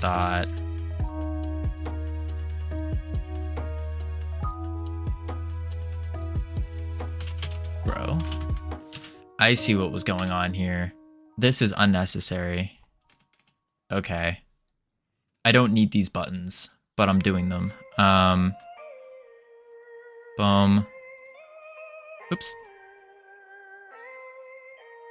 Pressed. User interface. Boom. Boom. Oop. Boom. Grab these. Chuck them in our region. Beautiful. Okay. And then I want to go into player here. Yep. Change size. Size, spin, wave, projectile. Change size. Change size. Change size. Spin attack. Player.current.cast. Maybe these buttons should just emit signals. Yes. Yes, they should. Because then you can rebind buttons later on.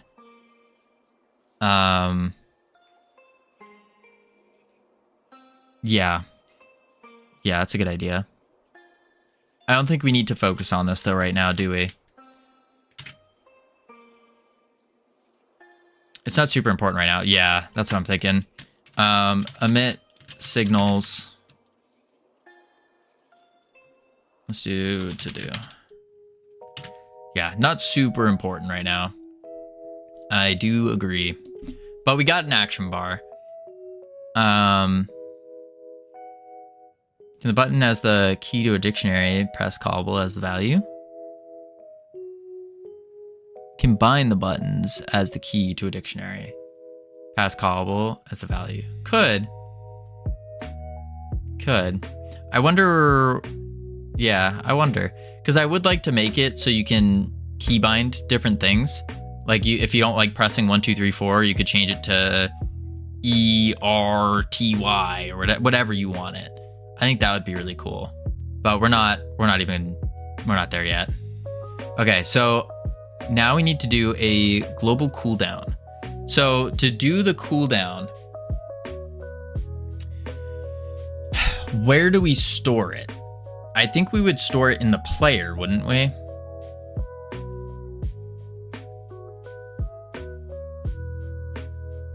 I feel like we would store it in the player. Yes. Sweet. So let's do an export for it. Export var GCD. Let's actually call it something. Global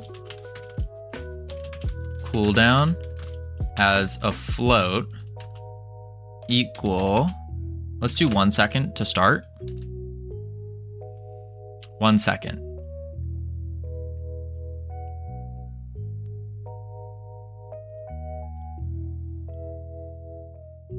Or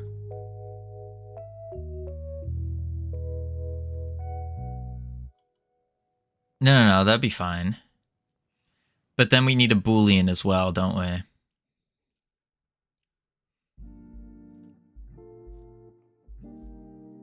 Well, it'd just be a function. After every button's pressed. No, we don't need the bool. It would just be a function. And we run the function after every ability, right? But the idea with the bool was to make it so if on cooldown, return.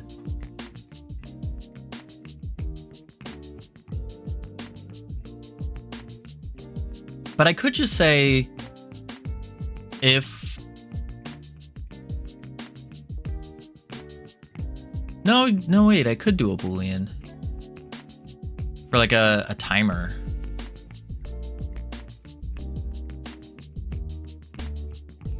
I think. Either way, we're gonna probably want a function. I would think. Function. Do you want to do a timer? Or do you want to do a variable minus equals delta from? What's the difference? Timers are probably better, right? I would think a timer would be better.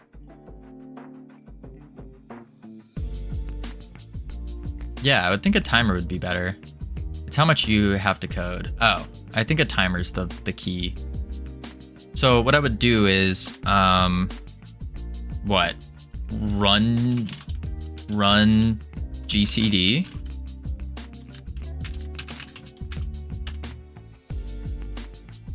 And this would be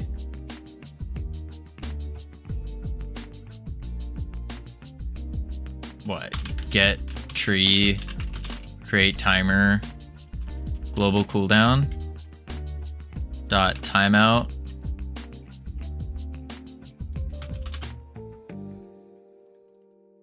Wait, wouldn't I just put this line? Is this just gonna be global cooldown timer start? You can probably just call that in place. Use the node, okay. Let's go boom, boom, timer, call it a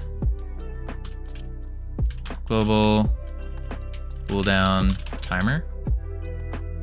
Then we'll do 1 second, ignore timescale, one shot. Don't do a scene tree timer. Oh, okay.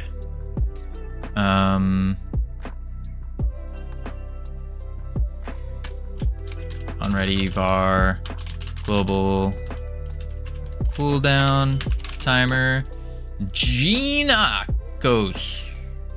I don't know if I said that right. Thank you for the follow. Welcome to the team. You now have access to the beautiful, the immaculate team emotes you can use to welcome people to the team. Oh my gosh. Get global cooldown timer. There we go. What's wrong with the scene tree timers? Nothing. It's just better. I think the node timers are better for visuals as well, just to see what's going on. Okay, global cooldown timer. And then all we do in the function is we say global cooldown timer dot start global cooldown.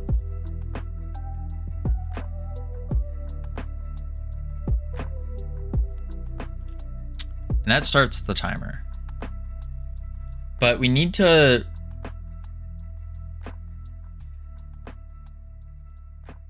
like I said, if this is the only line in this function, probably doesn't need to be a function. Right.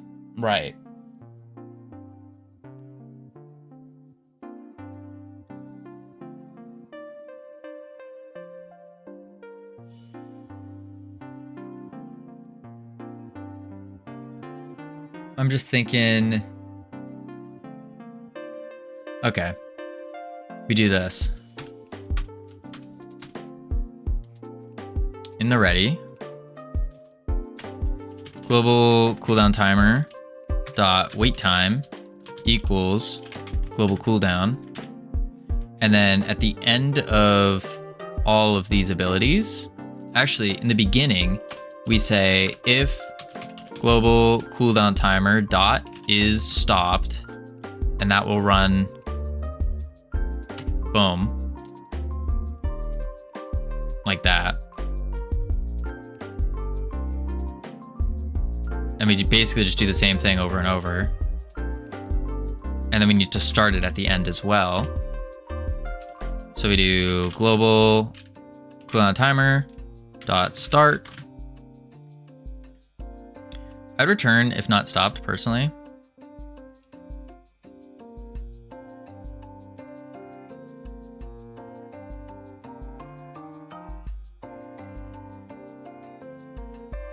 Okay.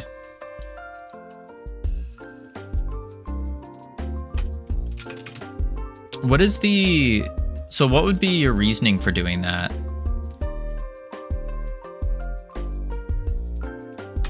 Let's do always better to put the simpler condition first. Absolutely. This makes it easier to copy it then. Shrink, change size. This is going to be changed later. It's just a different style. Gotcha.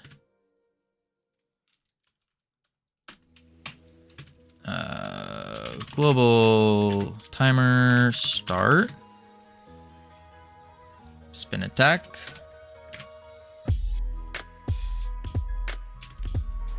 And then focus on work. You're right. You're right. And then global timer start.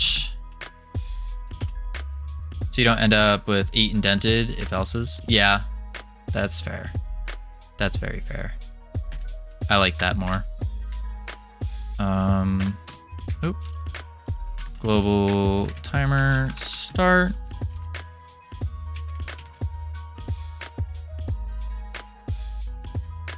And then boom.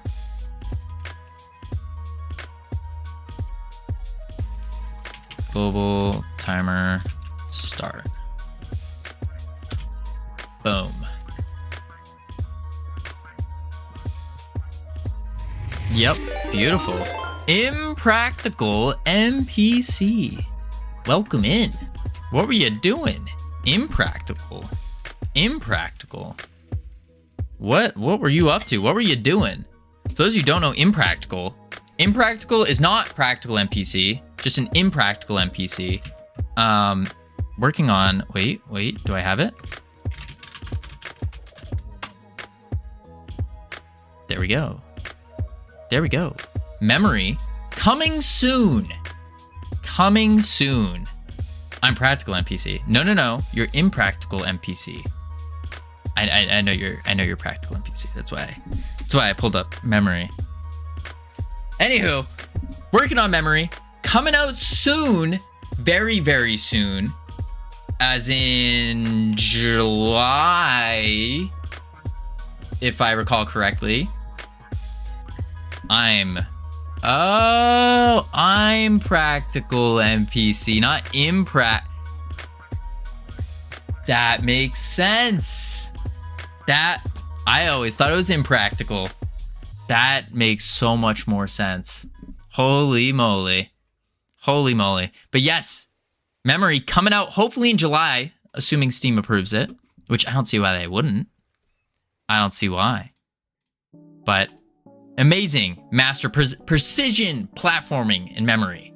Navigate challenging puzzles, discover hidden mechanics, and perfect your runs in a world designed for speedrunners and skilled players. All of those are not me. But we're excited. We're excited.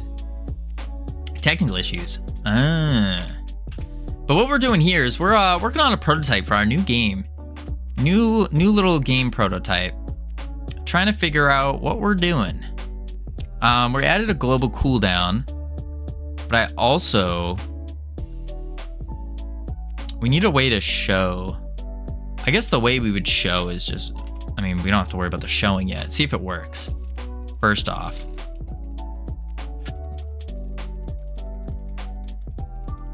Oh, interesting. So I could actually spam out 2 right now. because the timer doesn't start. Huh. I wonder. Wait a sec. 4? Oh, no, I can't. Okay, it does. So we're adding a global timer here, or a global cooldown timer. Basically, we're 100% using WoW controls right now. World of Warcraft, for those who don't know. And we added a global cooldown, so then you can't spam out abilities. Except for the spin, it looks like. It looks like the spin runs twice. No, never mind. Never mind.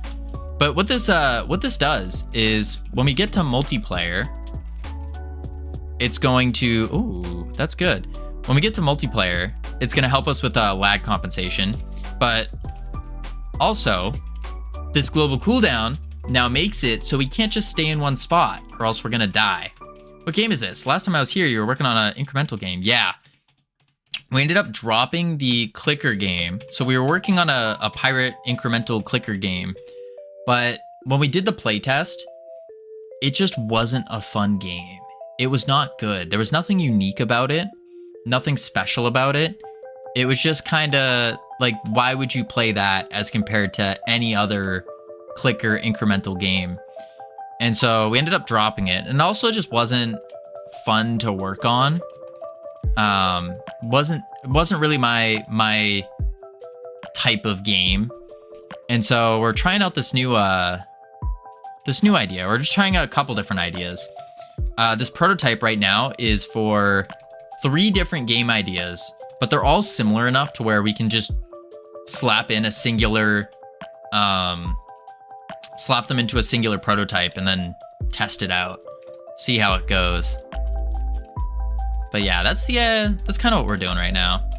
The 3 ideas that we're bouncing off of are these 3 main. So kind of like a Call of Duty Zombies, Halo Firefight, Risk of Rain type deal, where you fight the waves of enemies, maybe a boss fight every X waves, collect buy gear, abilities through the play, kind of progressing to the highest wave or the highest round without dying. Second idea is like a gladiator coliseum fight. So you're in it's basically the same thing, but you're in just a enclosed space, and your whole goal is just to break out of this gladiator coliseum. So you're just constantly going against different levels. You beat the level, you can go back, buy some gear, go to the next one, that kind of idea. And then the third idea is like a third-person tower defense. So this would be inspired by something like Dungeon Defenders, where you are running around as your player and you can place down towers and help defeat the waves and stuff like that. So that's kind of what we're playtesting, to see if these 3 ideas, if one of them is good. Because they all have the same base mechanics of abilities, attacking, like fighting, obtaining gear, drops, that kind of stuff. So we're gonna test it, see if it's good, and then we'll throw in a couple towers or something. But it's really, the difference between those 3 is really just how the enemies come at us.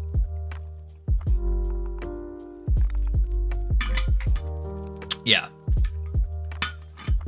All right. So now that we got a global cooldown, we now can no longer just stay still, which is cool. We need an objective. We need stuff. We need, wait, abilities, prototype, loot drop, enemies. Yeah, so we need probably loot drop, or a currency system would probably be good. We have some basic abilities. I would like to do a change on at least one. But yeah. Yeah, we also need something that you can collect.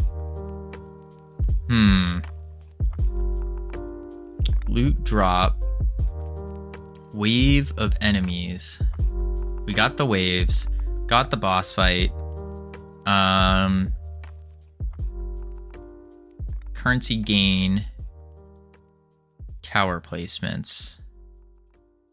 The real reason you would do the currency game is to get, or currency gain, is to get other equipment and stuff.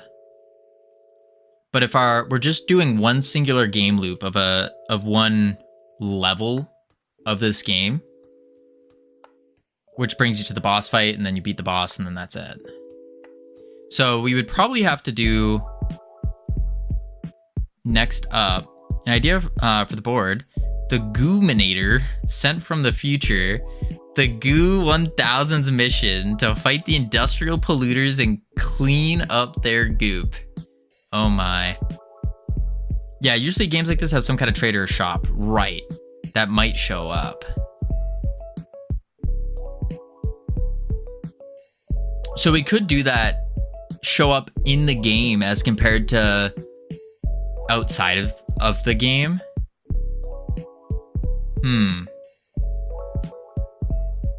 Yeah, we gotta try that out. Yeah, yes, don't think about it. About the meta stuff like hats. Right. Of course not.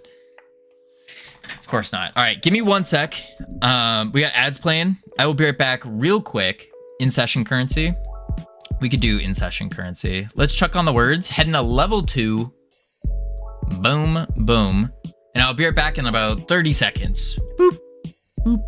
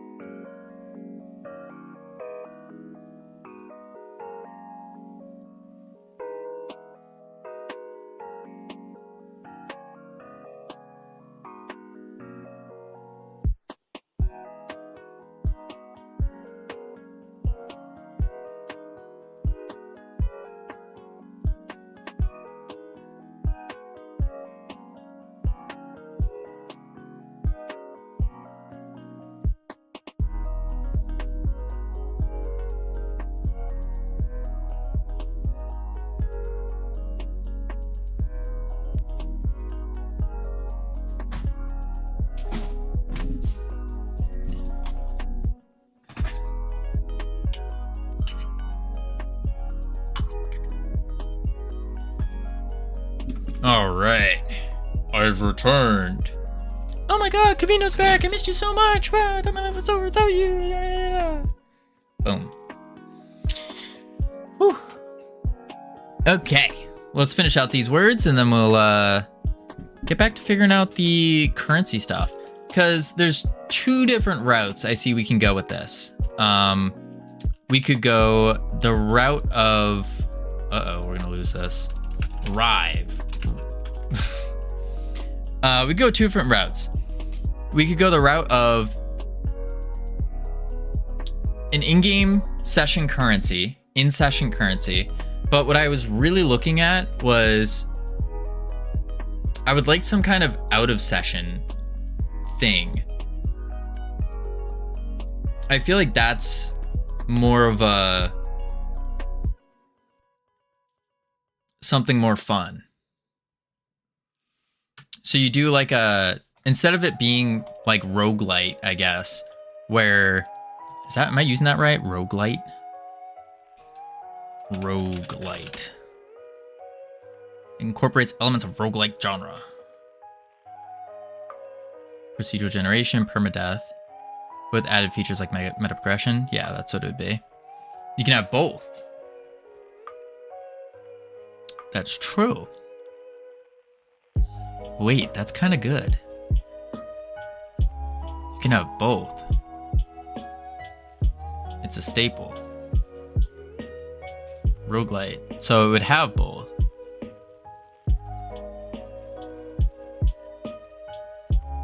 That would make sense. So where it starts to branch off is so runs get easier. You have ways to upgrade yourself permanently, so you can go further. Right. Yeah, that would make sense. Because this has permanently upgrade your stuff. This is permanently upgrade your stuff. This one is not.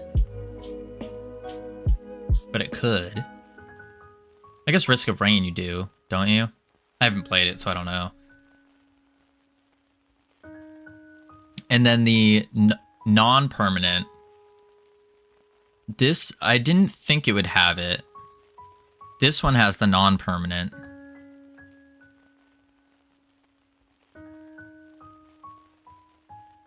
So I guess...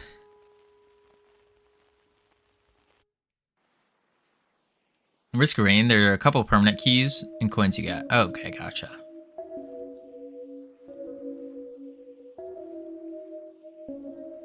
You use to unlock alternate path, chests, and runs. Oh. I feel like I should play Risk of Rain at some point. It seems like a really good game. But, I don't know. Might not be worth it playing it. Not sure. So... Okay. We can make a... I think it was until it got sold to Epic. Did they add microtransactions? So during your round, you could spend $5 to get a micro buff that lasts for the rest of the run and then goes away.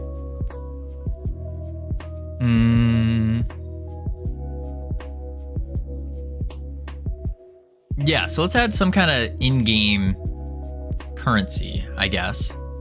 Let's go into the player. And we're just going to do a quick little close the action bar. Scoreboard, that's for the enemy's good. We don't really need that though. We'll add a what are we adding? We're adding a margin. No, we can add a pan. Well, we just add a label. What am I thinking? Keep it simple. Add a label. We'll just shove it on the right side. And this will be currency. Yeah. Like that. And then it will just go up. Although that's going to be really annoying. Run over to a healer between rounds to heal. I think an obvious one here is just gold. Yeah, I think so too. We'll call it gold. Gold.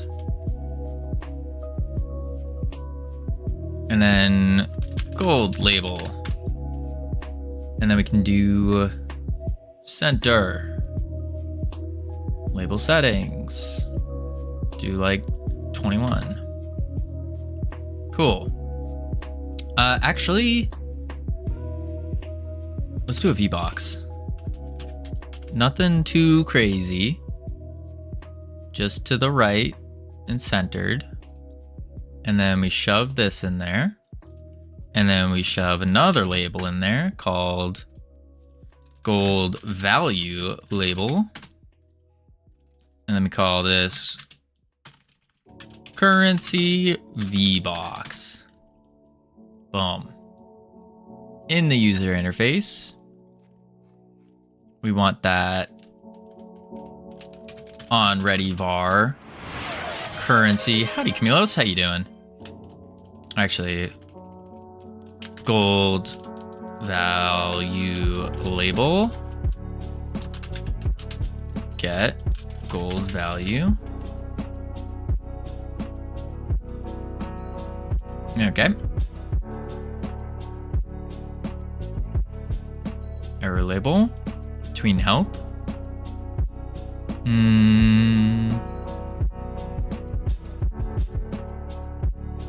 I don't want to store this in the UI.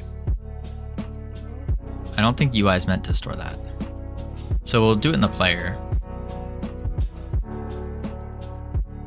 Doing good. I've been partying too much this weekend. Too much partying, Camilos. My, oh my.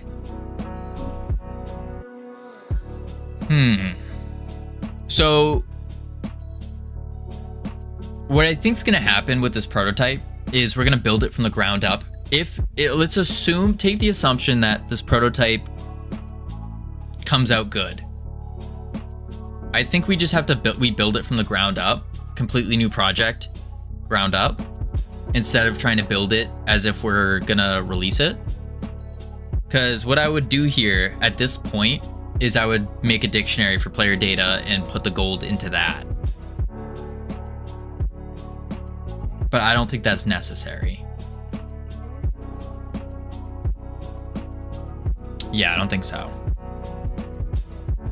So we'll do a var gold as an int 0.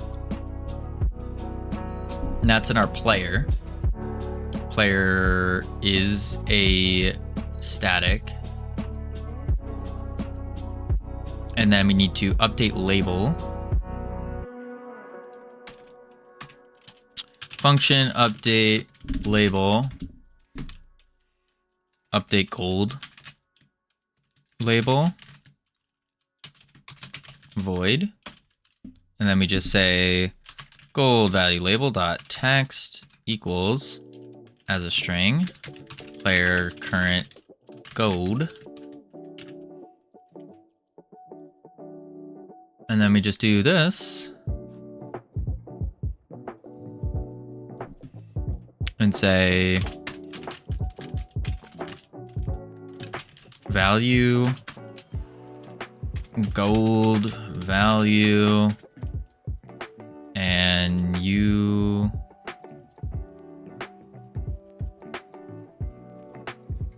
UI current. Why did I do a static there? That's so weird. UI current dot update gold. Update gold label. There we go. Now on our enemies, when they die, we can do, you called it update gold label, not update. Oh, did I say upgrade? There's no way I said upgrade. Oh my gosh, I did. Update T. There we go. Update gold label. Yeah, update. I don't know why I said upgrade. Okay, and then in the enemy, I might throw this into a. Yeah, it's fine. Player dot current dot gold plus equals what's up people? Gonna raid because I'm gonna lurk because I'm working on game jam game. Nice Mr. Gene, that's awesome. +1 just for now. So now our gold should increase. Play. All right, let's kill something. 1, 2. I missed.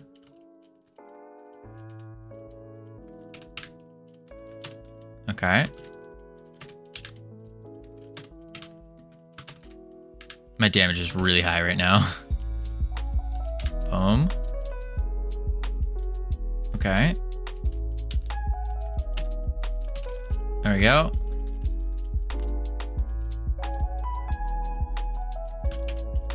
There we go. 12, 13. Okay, cool. Let's add a shop in. So we could do like a box. Like over on the corner. Call it a shop. We'll do a new scene for it.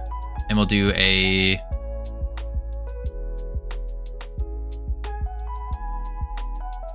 maybe I would just do a node. In-game shop. There we go. And now we make it look pretty. with a little mesh instance. And we go a beautiful box, but it's beautiful, so we need to make it this.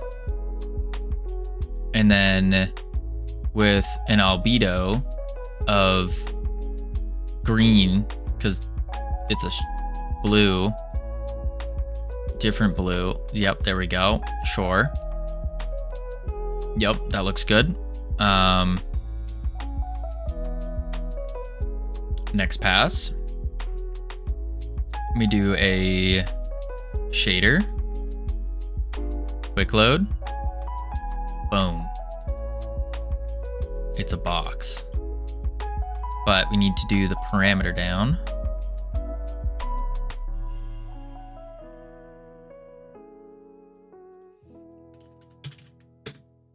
Hmm.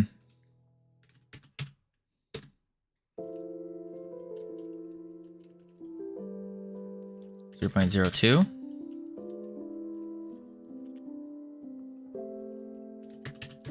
All right, that's good enough. In-game shop, put it in the game. There we go. Cool. And then we can do probably do an area. So then you can click on it. Call it the click area with a collision. We'll just do a cylinder that we can zoom out a bit. Doesn't have to be anything crazy.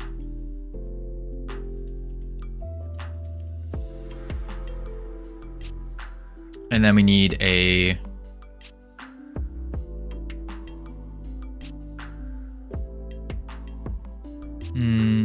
please, please, please make the shape of the click area the same shape as the thing.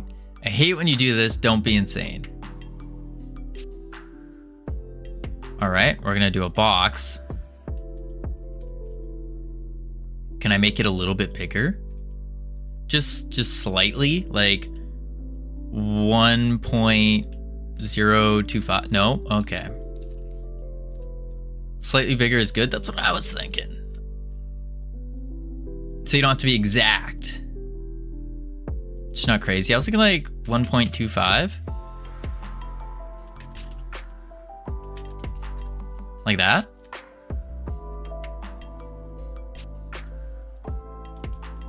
I think that's pretty normal. Okay.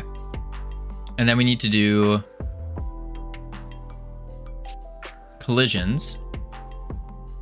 We don't have these labels. Enemies, player. Oh, it's layer. What the heck is the player on?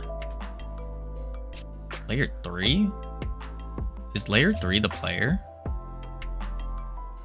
Why is layer 3? What is layer 3? It is. We're also masking an enemy. Oh, so they don't. Okay, I see. Rename player. Rename player. There we go. And player is... No, wait, yeah, player's on layer 2. Okay. What the heck is... Oh, okay. In-game shop. Masking 3.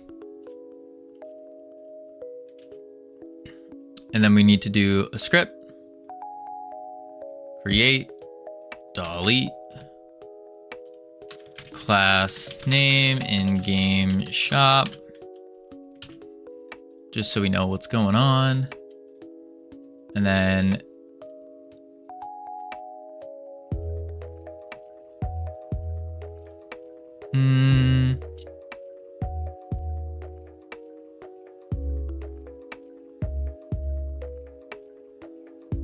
I think I can just do an unhandled input event instead of an input event. And then we say if event is mouse or input event mouse button.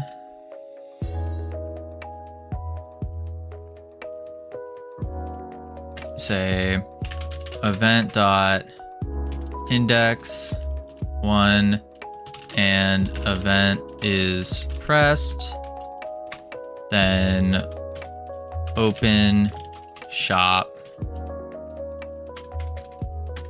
func open shop, and then we say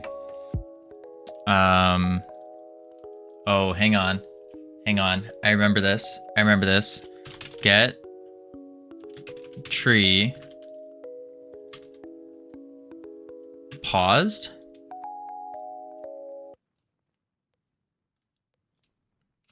dot, is it paused? Change. Do you really want it to pause the game?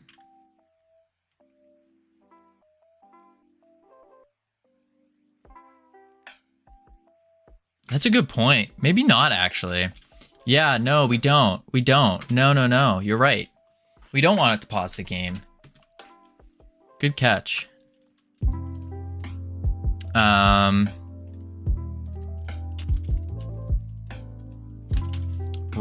Right. Okay, so open shop. I think what we do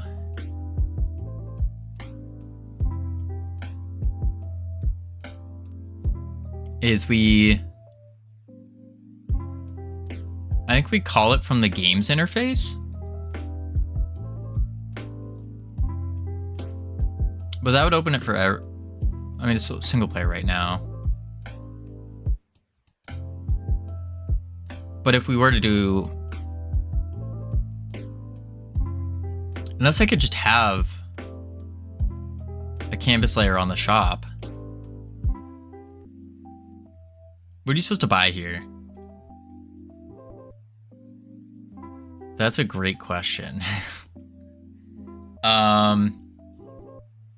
What are you supposed to buy here? I think you would buy upgrades to your abilities.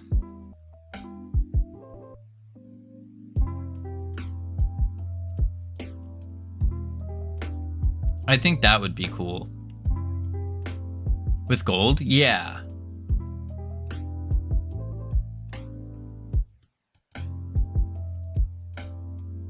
Or some kind of... Yeah, it's more of an experience thing. Just theorizing? No, that's good.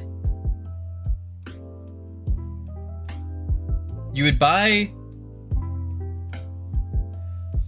I guess you could buy like a health potion. That would be useful. And wow, you buy from trainers, right? Not anymore, but yeah, you used to.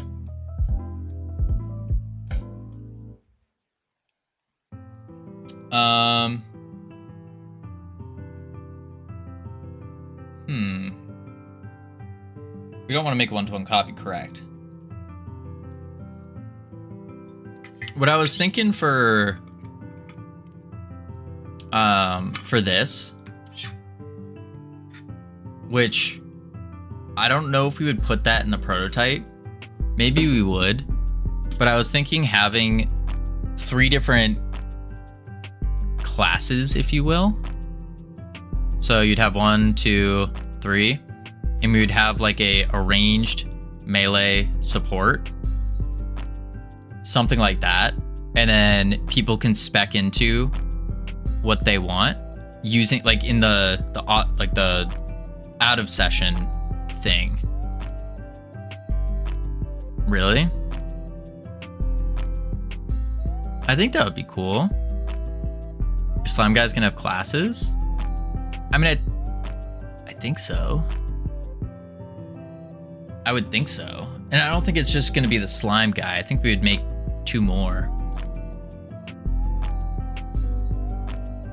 Maybe. I'm just thinking doing... So they're all going to have classes. Yeah. Instead of the characters functioning as a class archetype. Well, We could make the characters function as a class archetype. The reason why I'm thinking the characters are acting more as like a base, if you will, for like for example, the slime guy is all about using goo to attack. So shoots goo missiles, slaps you with goo, heals you with goo, that kind of thing. And so it kind of adds into like a fantasy of like, oh, I really want to be a slime character. Or if we had like well, I can't think of another one right now. A ghost character, it would be all like spectral type visuals. Because multiple characters with multiple classes starts to sound right. No, I think it does sound like scope creep. But if you go for stuff that can change their builds a little, I understand that. That's kind of what the idea is. Like they functionally would do the same. It would just be like a different like visual fantasy that you're diving into with it. That's kind of where my brain's going with it. But the main like architecture, if you will, I'm thinking is ranged melee support. And this is what you can choose to like spec yourself into. Like maybe I can focus my slime character into one of his abilities, for example. Yeah, so like you could take your slime character and make him full melee or something. And make him so he does that spin attack, but it doesn't just spin, it does a big AoE or whatever. You could take your spectral ghost guy and he will summon another version of himself that will help pocket heal or whatever. If you go all the way down. Do you just like see-through characters? No. It's just all I could think of off the top of my head. Because you look our little slime guy. If you change the shader on him, he turns into a ghost, and it looks kind of cool. But we're just starting with a single character. Start with a single ability, and you can upgrade, buy new abilities from the shop. That's another idea that crossed my mind. Is you start with one thing, and then you can unlock more abilities as you go.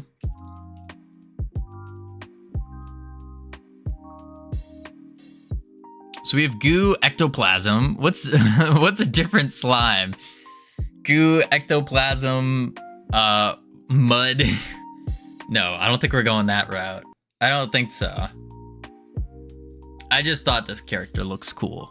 Like I could see people wanting like a real life version of this. Godot's line edit is way too bare bones and sucks. True. Maybe a candle wax guy. I don't think we're going down this route of gooey people. We could go down the route of gooey things. Would be interesting. It's not a bad idea. Like, genuinely not a bad idea.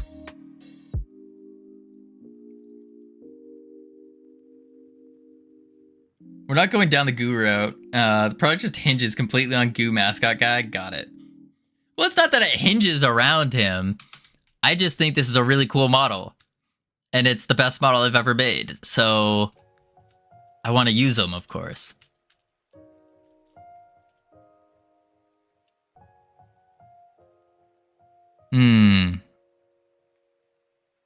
Gooey is the key to all of this.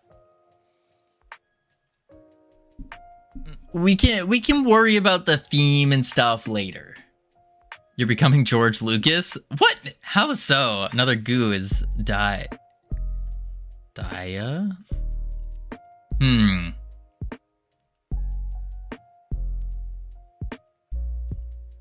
We don't need to listen. If push comes to shove, we can delete this character and never use him ever again. It would be a shame, And it would heartbreak a lot of people. Cause look at this. Look how cool he is. We could get rid of it. This character is like cheese. Good. Ha ha. But yeah, we could go a completely different route. Change it up. We could do a little kangaroo guy if we wanted to. But I don't know. I think I could see this guy being like a Stretch Armstrong toy. Maybe a wizard could summon these goo golems. Oh. That's not a bad idea. That's not a bad idea at all. I need to write this down. Random ideas. Wizard could summon goo golems. That throw down AoE pools. Yeah. Yeah. That's not a bad idea at all. Throw down slow puddles of goo. That's not a bad idea at all. I like that. We could go the full fantasy route. We have a wizard that can summon golems and stuff like that. We could have a pirate. We have a little pirate. Here's the wizard. Wizards have beards sometimes, usually. We could do a pirate.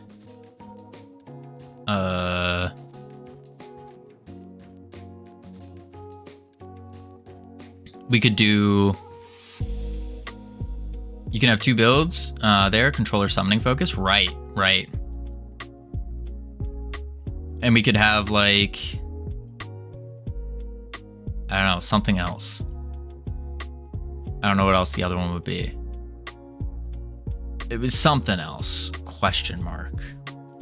And the cool thing is, all three of these would be able to fit into those categories of ranged melee support. Like you could have a melee wizard if you really wanted to. And maybe the melee is doing his goo golem that he summons could help you attack or something for a set period of time. Could have a support one where he summons a goo that taunts or a goo that heals. Same thing with pirates. Pirates can be melee with a sword, ranged with a gun. Are you gonna have a basic attack? I think we should. But also we don't. Do you really need a basic attack though?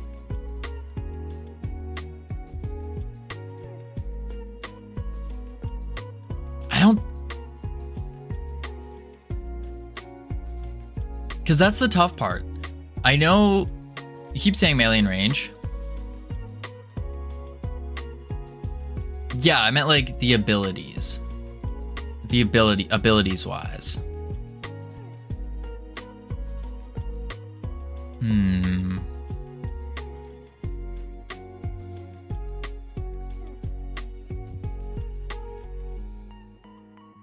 Like, I don't think...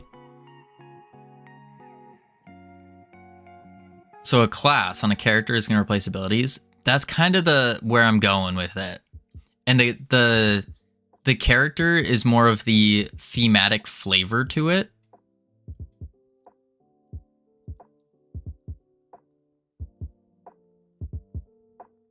Yeah, thematic flavor makes that's the word I'm looking for. Or words. Because we're only dealing with... It's losing me now? What part's losing you? So you have... Okay, the base idea is you have, we'll say 3 characters. Let's do 3 characters. And then you also have, or 3 characters, thematic Flavor. So a character is going to have classes. Classes are going to have builds. Yes. So 3 characters for thematic flavor, 3 classes for the mechanics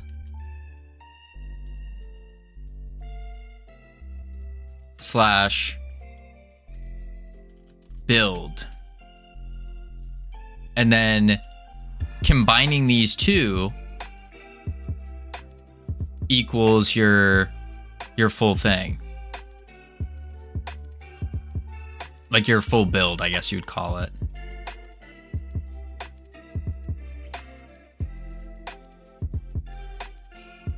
So bouncing off of 4 abilities per class, yes. Yeah, 4 abilities per class. 4 abilities per class. But these 4 abilities, they don't have to all be unique. They can just tie right in to the character's thematic flavor. So like you said with the wizard that summons a golem. The golem could be dependent on the class. So if you build a melee type, the golem might help you with melee. You build it for support class, then the golem are... So a pirate's going to summon a golem? No. The golem is a thematic flavor thing. So only the wizard can summon golems. Figure out if the game is fun before spending time on this. If it isn't fun, with maybe 2 sets of abilities, no amount of builds as class characters complexity will save it. Right. That's true. That's very true. But we still have to get the base idea down for like what we're planning on doing so we can make one of these characters. Because we need to make one of these characters for a prototype to see if it's fun. And then the feedback we'd be looking for is if someone who doesn't know about this goes, oh, this would be really cool if there were more classes or more characters that I could do. So breaking this down once more, we do the wizard. And the wizard's base abilities would be the golem would be a, I don't know, just some kind of wizard shot. Bolt would be a drop AoE, something like that. There's a lot of theory crafting scope creep having League of Legends employees imagining here, I think. Are you calling us League of Legends employees? But I'm thinking something like this, where, and then maybe a,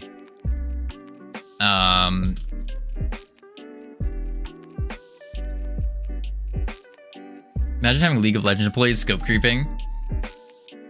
I mean, I don't think, it depends on what you call scope creep, I guess.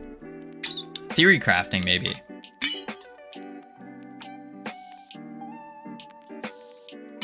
But it can't be scope creep if there is no scope. Yep. And then we say some other kind of fist enhance or whatever. And so the wizard has these 4 abilities: golem, bolt, a drop AoE, and then a fist enhance.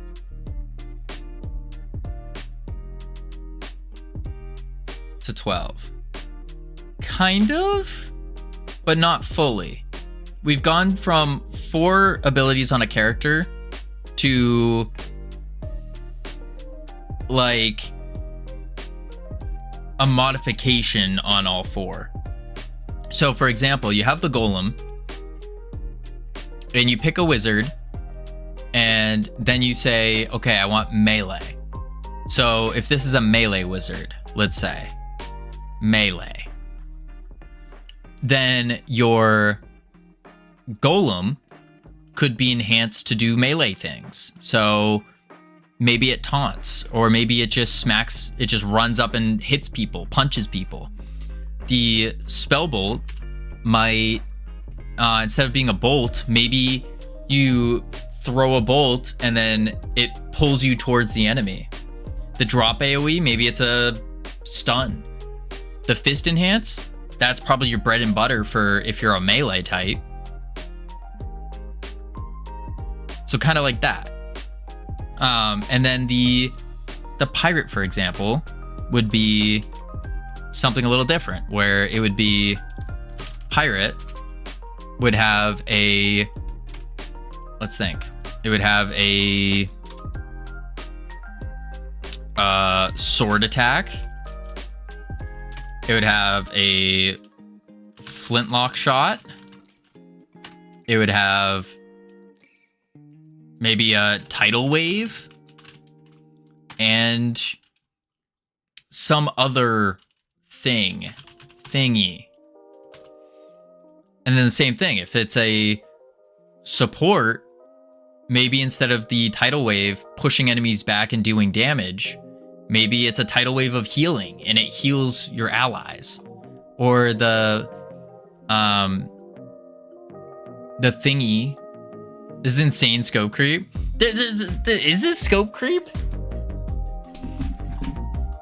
Is it? Like, this seems relatively simple. You're just modifying the base abilities. What if abilities do completely different things? Okay. Maybe see if you can make one of these fun before planning any further. Yeah, I do agree with that. I do agree with that. Here's what I imagine.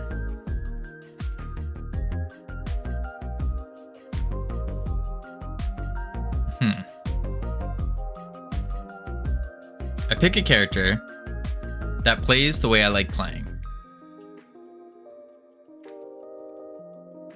I pick the melee guy, or the wizard guy, or the ranged guy. And what I mean is one ability, not one build. Right. One character, not one character. So if you make one ability fun to use. Right. No, I know what you meant there. Focus on one ability.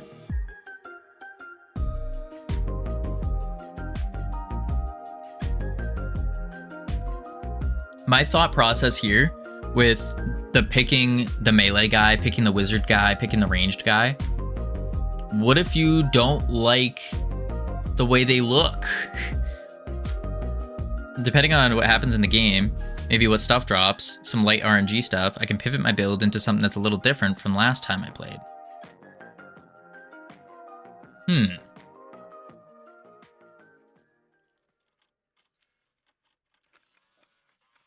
So it's still incorporating some light roguelike stuff. With that, maybe at level 5 and 10,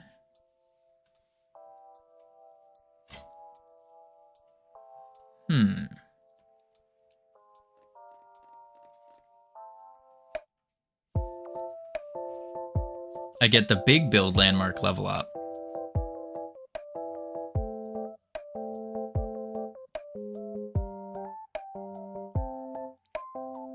Where it has a significant change on my ultimate ability or whatever, or something.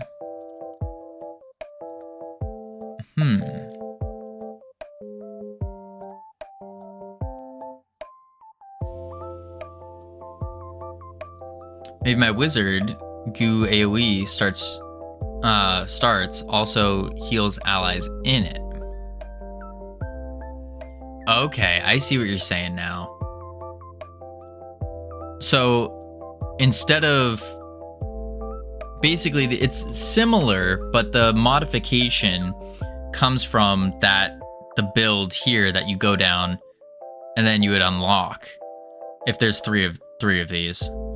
One for melee, one for ranged, one for...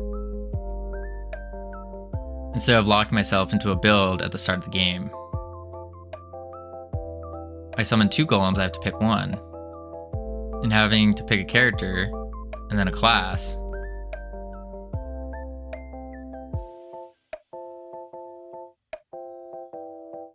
I think I see where you're going with it. Okay.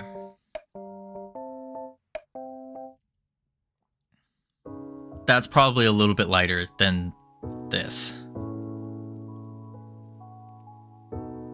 Really, have you ever played a hero shooter or something where you wanted to play a character with a different character skin? I haven't. That's a good point. And also, if that's ever an actual problem, there's these cool things called customizations sold for 10 V-Bucks each. But if that's actually a thing, then you can always just add in other skins, right? They're not like, I want to play as a heavy, but I don't like how he looks, so I'm not going to play TF2. Yeah, that's a good point. That's a good point. Okay. But it's pretty...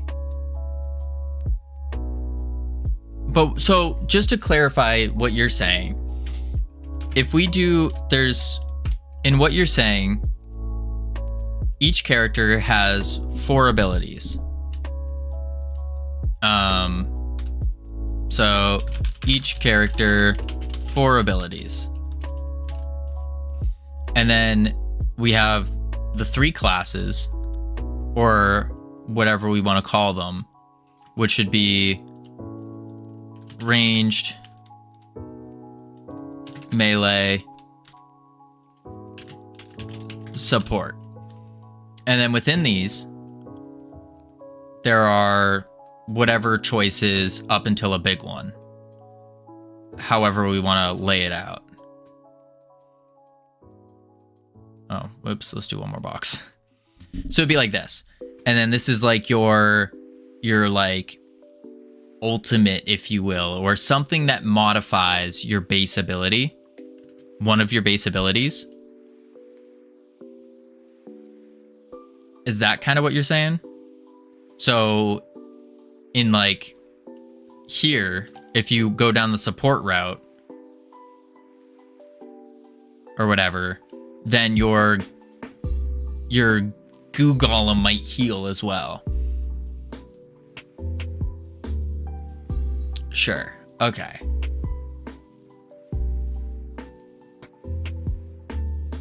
It's looking better now. That makes more sense. And then these little ones here, this would be like increase the damage of your melee attack or whatever. My level 1 wizard and another guy's level 1 wizard is the same. Right. But your level 5 wizard and someone else's level 5 wizard might be different. It's our choice in the game, how the game goes, that changes our wizards. Right. Okay. But you're saying this is... So then what would be the permanent modification if this was only the in-game modifications?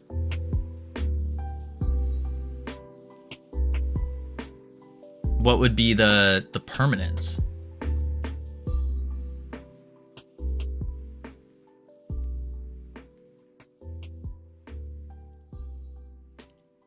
Do you want to have permanent upgrades? I think so. I think that's kind of what makes it more fun, where you're not just spamming it out. You're like it also adds that aspect of I'm grinding to get something. Like I'm doing this so I can get something permanent after the fact. This is why I want to beat this level.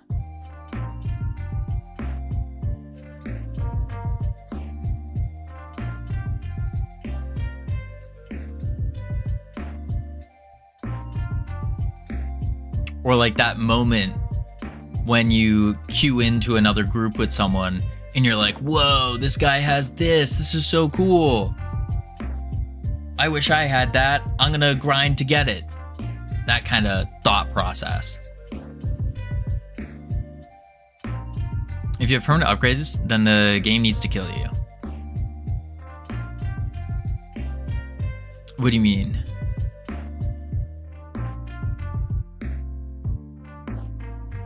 How roguelites work.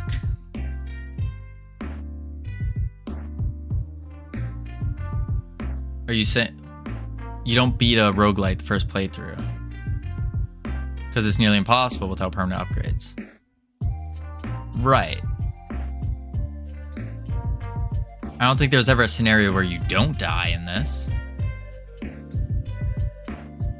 Like, you do need to lose, for sure. Whether it's the tower defense version or the waves version. That remains to be seen. Well, yeah, because we haven't dove deep into the difference of enemies and like the enemy stats, making the enemy stronger as the waves progress and all that. Can you make a game that is challenging enough to kill you unless you play perfectly? That's tough, but still fun. Where you have to play it perfectly.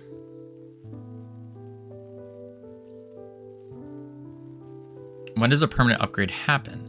I was thinking a permanent upgrade would happen like after you fill up an XP bar or something from doing the levels. So the levels are the rounds.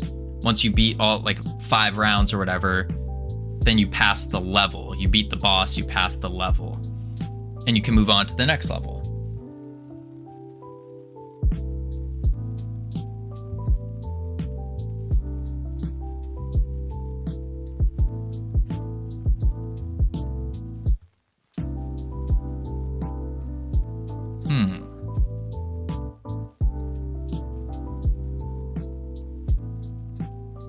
So your character level resets between runs?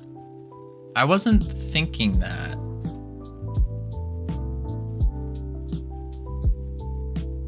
That could be a play though. Have the characters. So I start new runs at my permanent character level. That's what I was thinking. So, or join people's games at max level. I mean, you could, yeah. But then we could implement a nerf.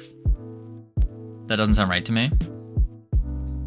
Like, we could implement a nerf where if you are past a certain level threshold, you get all your stats decreased by 25%. 9 Parchment does it that way, because why not? Not the nerf. Oh. Like, we absolutely need some kind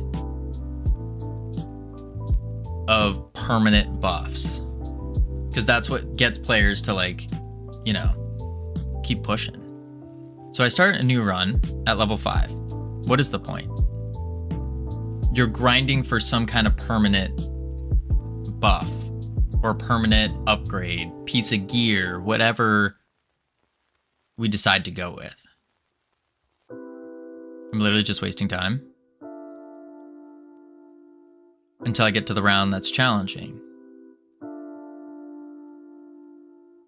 Did roguelike aspect of the spells equipment. Interesting. To get to the round that's challenging where I died. No. You go back to. Okay, wait. I think there's a misunderstanding about the levels. So you have a level, and let's say it's level 5. And level 5 might have 3 rounds. And let's say you died at, let's use yellow. Oh, whatever. You died at round 2 or whatever. So then you just replay level 5. And then once you beat level 5, you can then go to level 6. And level 6 might have 4 rounds instead of 3. And the enemies are progressively more difficult. Is my character level tied to this? No, absolutely not. This is the level in terms of the PvE, we'll call it. The game itself. Character level, I don't know if we're going with like a character level per se, but we're going with some kind of permanent buff that you can get for your character to show progression. A character, there's a permanent talent tree or something, or just to showcase how long you've played.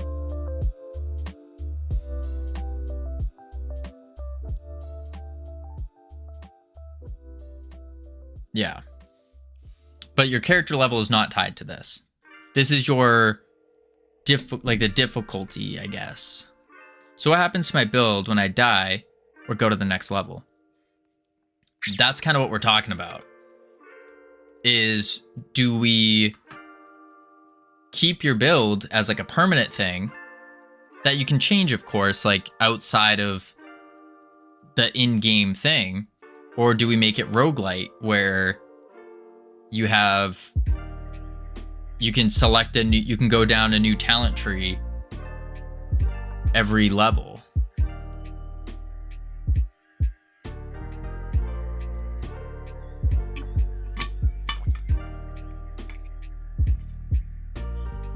That's kind of the question.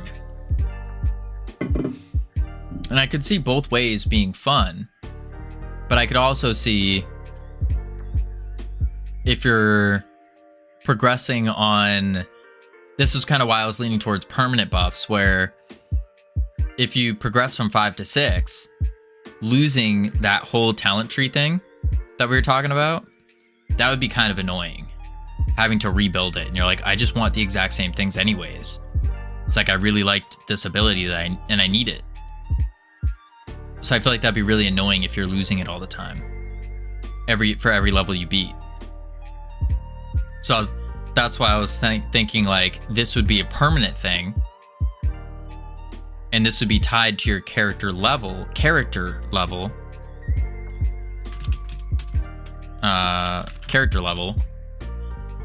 and then at character level 5, you get +1 talent point or whatever, and you can start making your permanent build.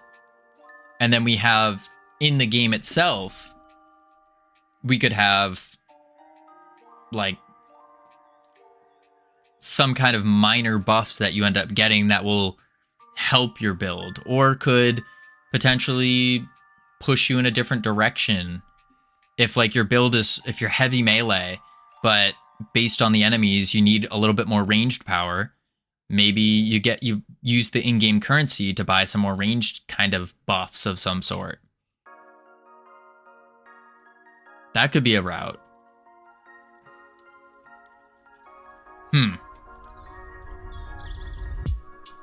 That could definitely be a route.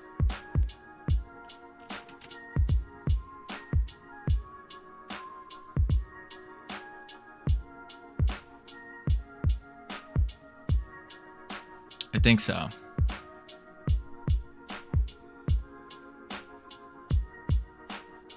From round to round, you lost. Wait, if you start from the round you lost at, then this isn't a roguelite. Like, I mean, I'm not trying to.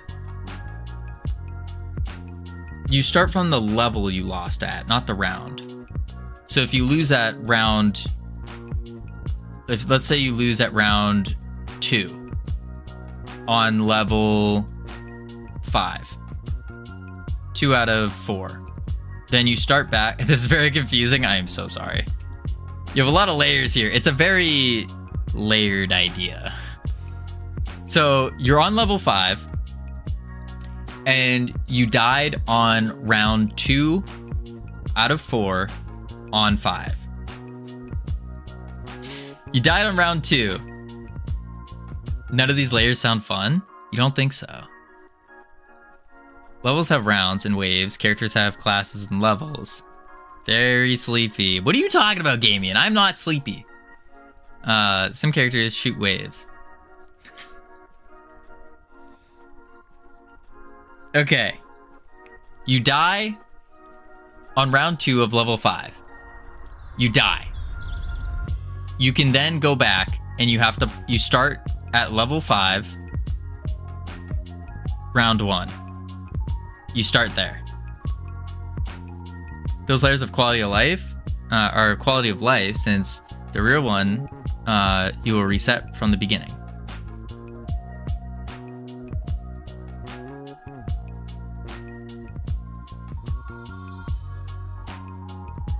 Does this make sense?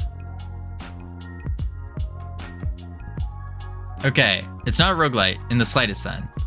It's just a regular game with levels. Yeah. I would think so.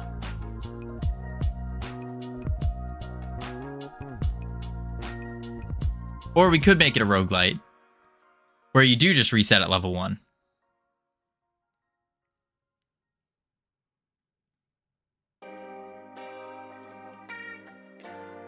So many ideas. Oh my god. Easy mode, reset round. Normal mode, reset level. Hardcore died. Rogue Vino. Rogue. This is complex. So, like, for example, in the tower defense way, if you lost, it's good to figure out before you've made it and found out you've made the wrong game. I agree. I agree. That's why we're spending so much time talking about this, because I think it's really important. For the tower defense part, we have you lose level 1. You lose at level 1, round 3. Then it's normal progression in terms of you go back to level 1, round 0. Or what did I say? The first level? You're at level 5 of the tower defense game. Round 2, you lose, and then you go back to level 5, rounds 1. Normal progression. Tower defense.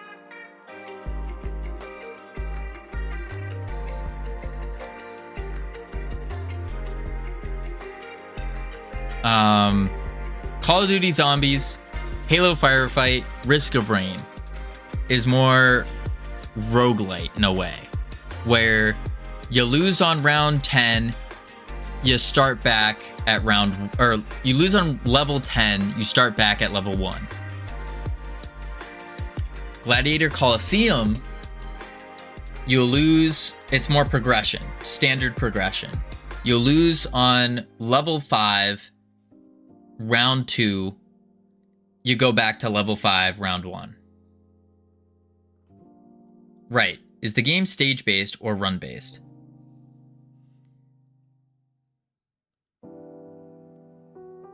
I think run-based. Well, wait. Stage-based would be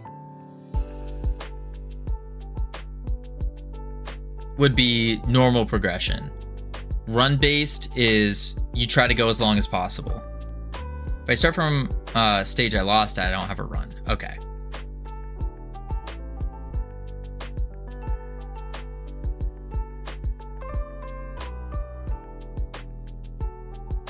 I'm gonna say probably stage-based is probably more fun. Because restarting every time kind of blows. So stage-based, we could have roguelite-like elements to the stage. You say that, but roguelites are insanely popular. True. That's true. What are some of the maybe I best roguelites? Maybe I just have a unfound distaste for roguelites. Maybe. And it could be because I haven't played any. What games are roguelites? Or played enough, I should say. My game, but mine suck. Pierre, your game was good though. I liked that. Triple digits of roguelites. Balatro and Hades. I haven't played either of those. Why would you have a distaste for a genre you've never played? Well, that's the thing. I don't know if I've never played it. I'm sure I've played some at some point.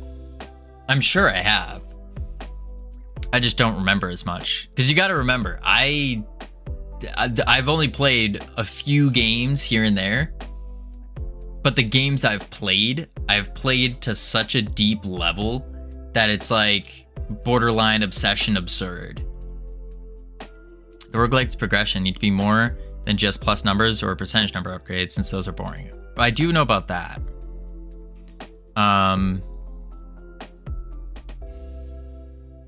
Slay the Spire.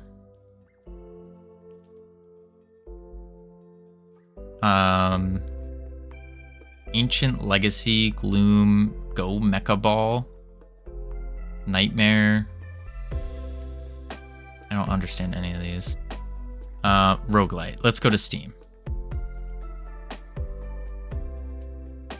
Roguelite. There we go. Wordatro. It's like Balatro, but with words. Vampire Survivors. Rotato. Balatro. Hades.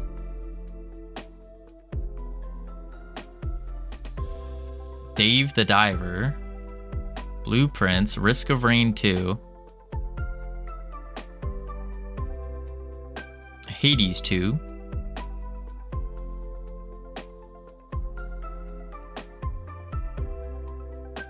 Real talk, do you guys think I would get any benefit to playing one of these games right now? Like, should I just bite the cost and get one of them and try it? Would that be helpful in my journey here? Because I think I'm missing a fundamental understanding of these games and what makes them good. Yes, your fundle is mental. Are there any top free ones? Where's free? I'd recommend getting Balatro since it helped me understand what makes roguelites stick. Tick. Go play Ascend to Zero demo. It's free, 12 hours long. It'll give you a decent view into the genre. Ascend. For the genre, like roguelite genre, it'd be some kind of combat. Some kind of combat is needed. I know not a Balatro game. Is this the game?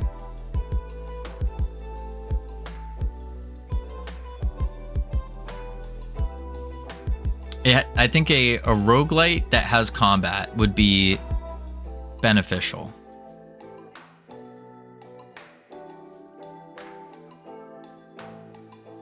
This looks like a puzzle game. Yeah, it's a puzzle adventure. Is the name of the game 3 words? No? Then it isn't the same game. Oh, Ascend to Zero. Sorry about that. Ascend to Zero. This one. You ever wondered what it feels like to stop time? Ascend to Zero is a time-controlled roguelite where you use your unique ability to freeze time and fight your way to the top. I do like the sounds of that.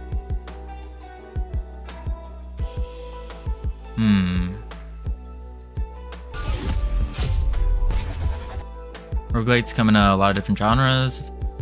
Rogue has combat. If it's just for research, you get a lot. You get a lot from top free games in the genre. Most of these games have demos. Soulstone Survivors has a demo. Okay, let's add this one to library. Let's add Soulstone Survivors. Add to library. What up? Welcome in, Fiera. Okay. I have the idea now. Okay.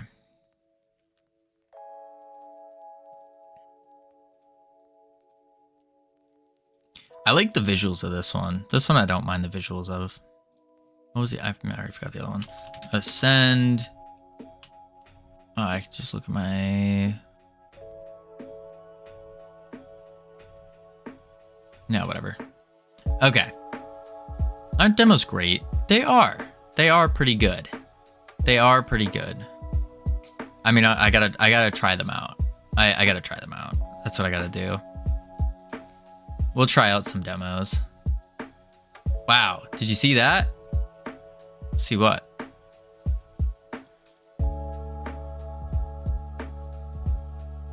What did I see?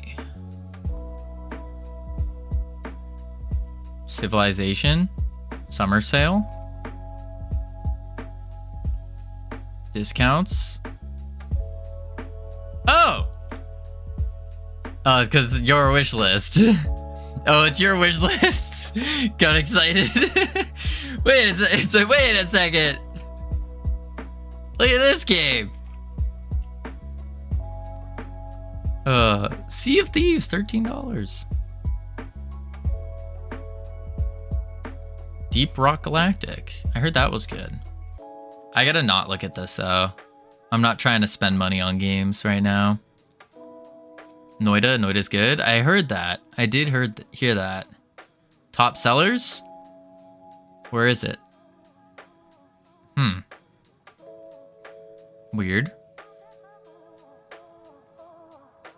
Soulstone Survivors. That's the one we just got the demo for. Oh, it's a classic. You might not be ready for it. I don't think I am. I've seen a little bit of it. I don't think I'm ready for it. Ready to go down the Noita coding rabbit hole. The more games you make, the more you start finding a roguelite creeping its way into your projects. That's true. I've heard this before. I'll have to play a couple, try them out. And yeah, I'll have to try them out to see really what makes them tick. What makes them good. What feels good. If I buy Noita, would you play it? I'd probably try it, yeah. On stream, I would have to be, maybe if I did like an extended stream, maybe. Right now? No, right now I need to get ready for dinner. I'm starving. Probably just have an aversion to them because paying a subscription to keep your progress is so ingrained in you. It's not, you're not wrong. Smite 2 is free. You're not wrong. I mean, it is ingrained in me pretty deeply. I just haven't played many other games. Food stream. I'm not going to do a food stream. That would be terrible. Okay. I got a lot of research to do. I got to make some dinner though. So, alrighty folks, we are calling it here today. Thank you all for being here. Thank you for your help. I'm going to do some research. I'm going to make dinner first. And then I'll spend like an hour or so jumping between the two demos we just got. Check it out. See how it is. I will miss you all, especially you, Pogorli. I will catch you all tomorrow. Be sure to spam the emotes if you got them. We're heading over to Hypnotic. Hit him with the yeehaw. Just a little yeehaw. Little standard yeehaw. All right, catch y'all tomorrow. Adios. Boop. Oh, I missed Gamian's message. Awkward. Someone's message. Do this. Do that. Do this. I didn't open up his stream though. That would have been smart, wouldn't it? I think so. Special events. Wait, why is he in special events? Oh, that's why.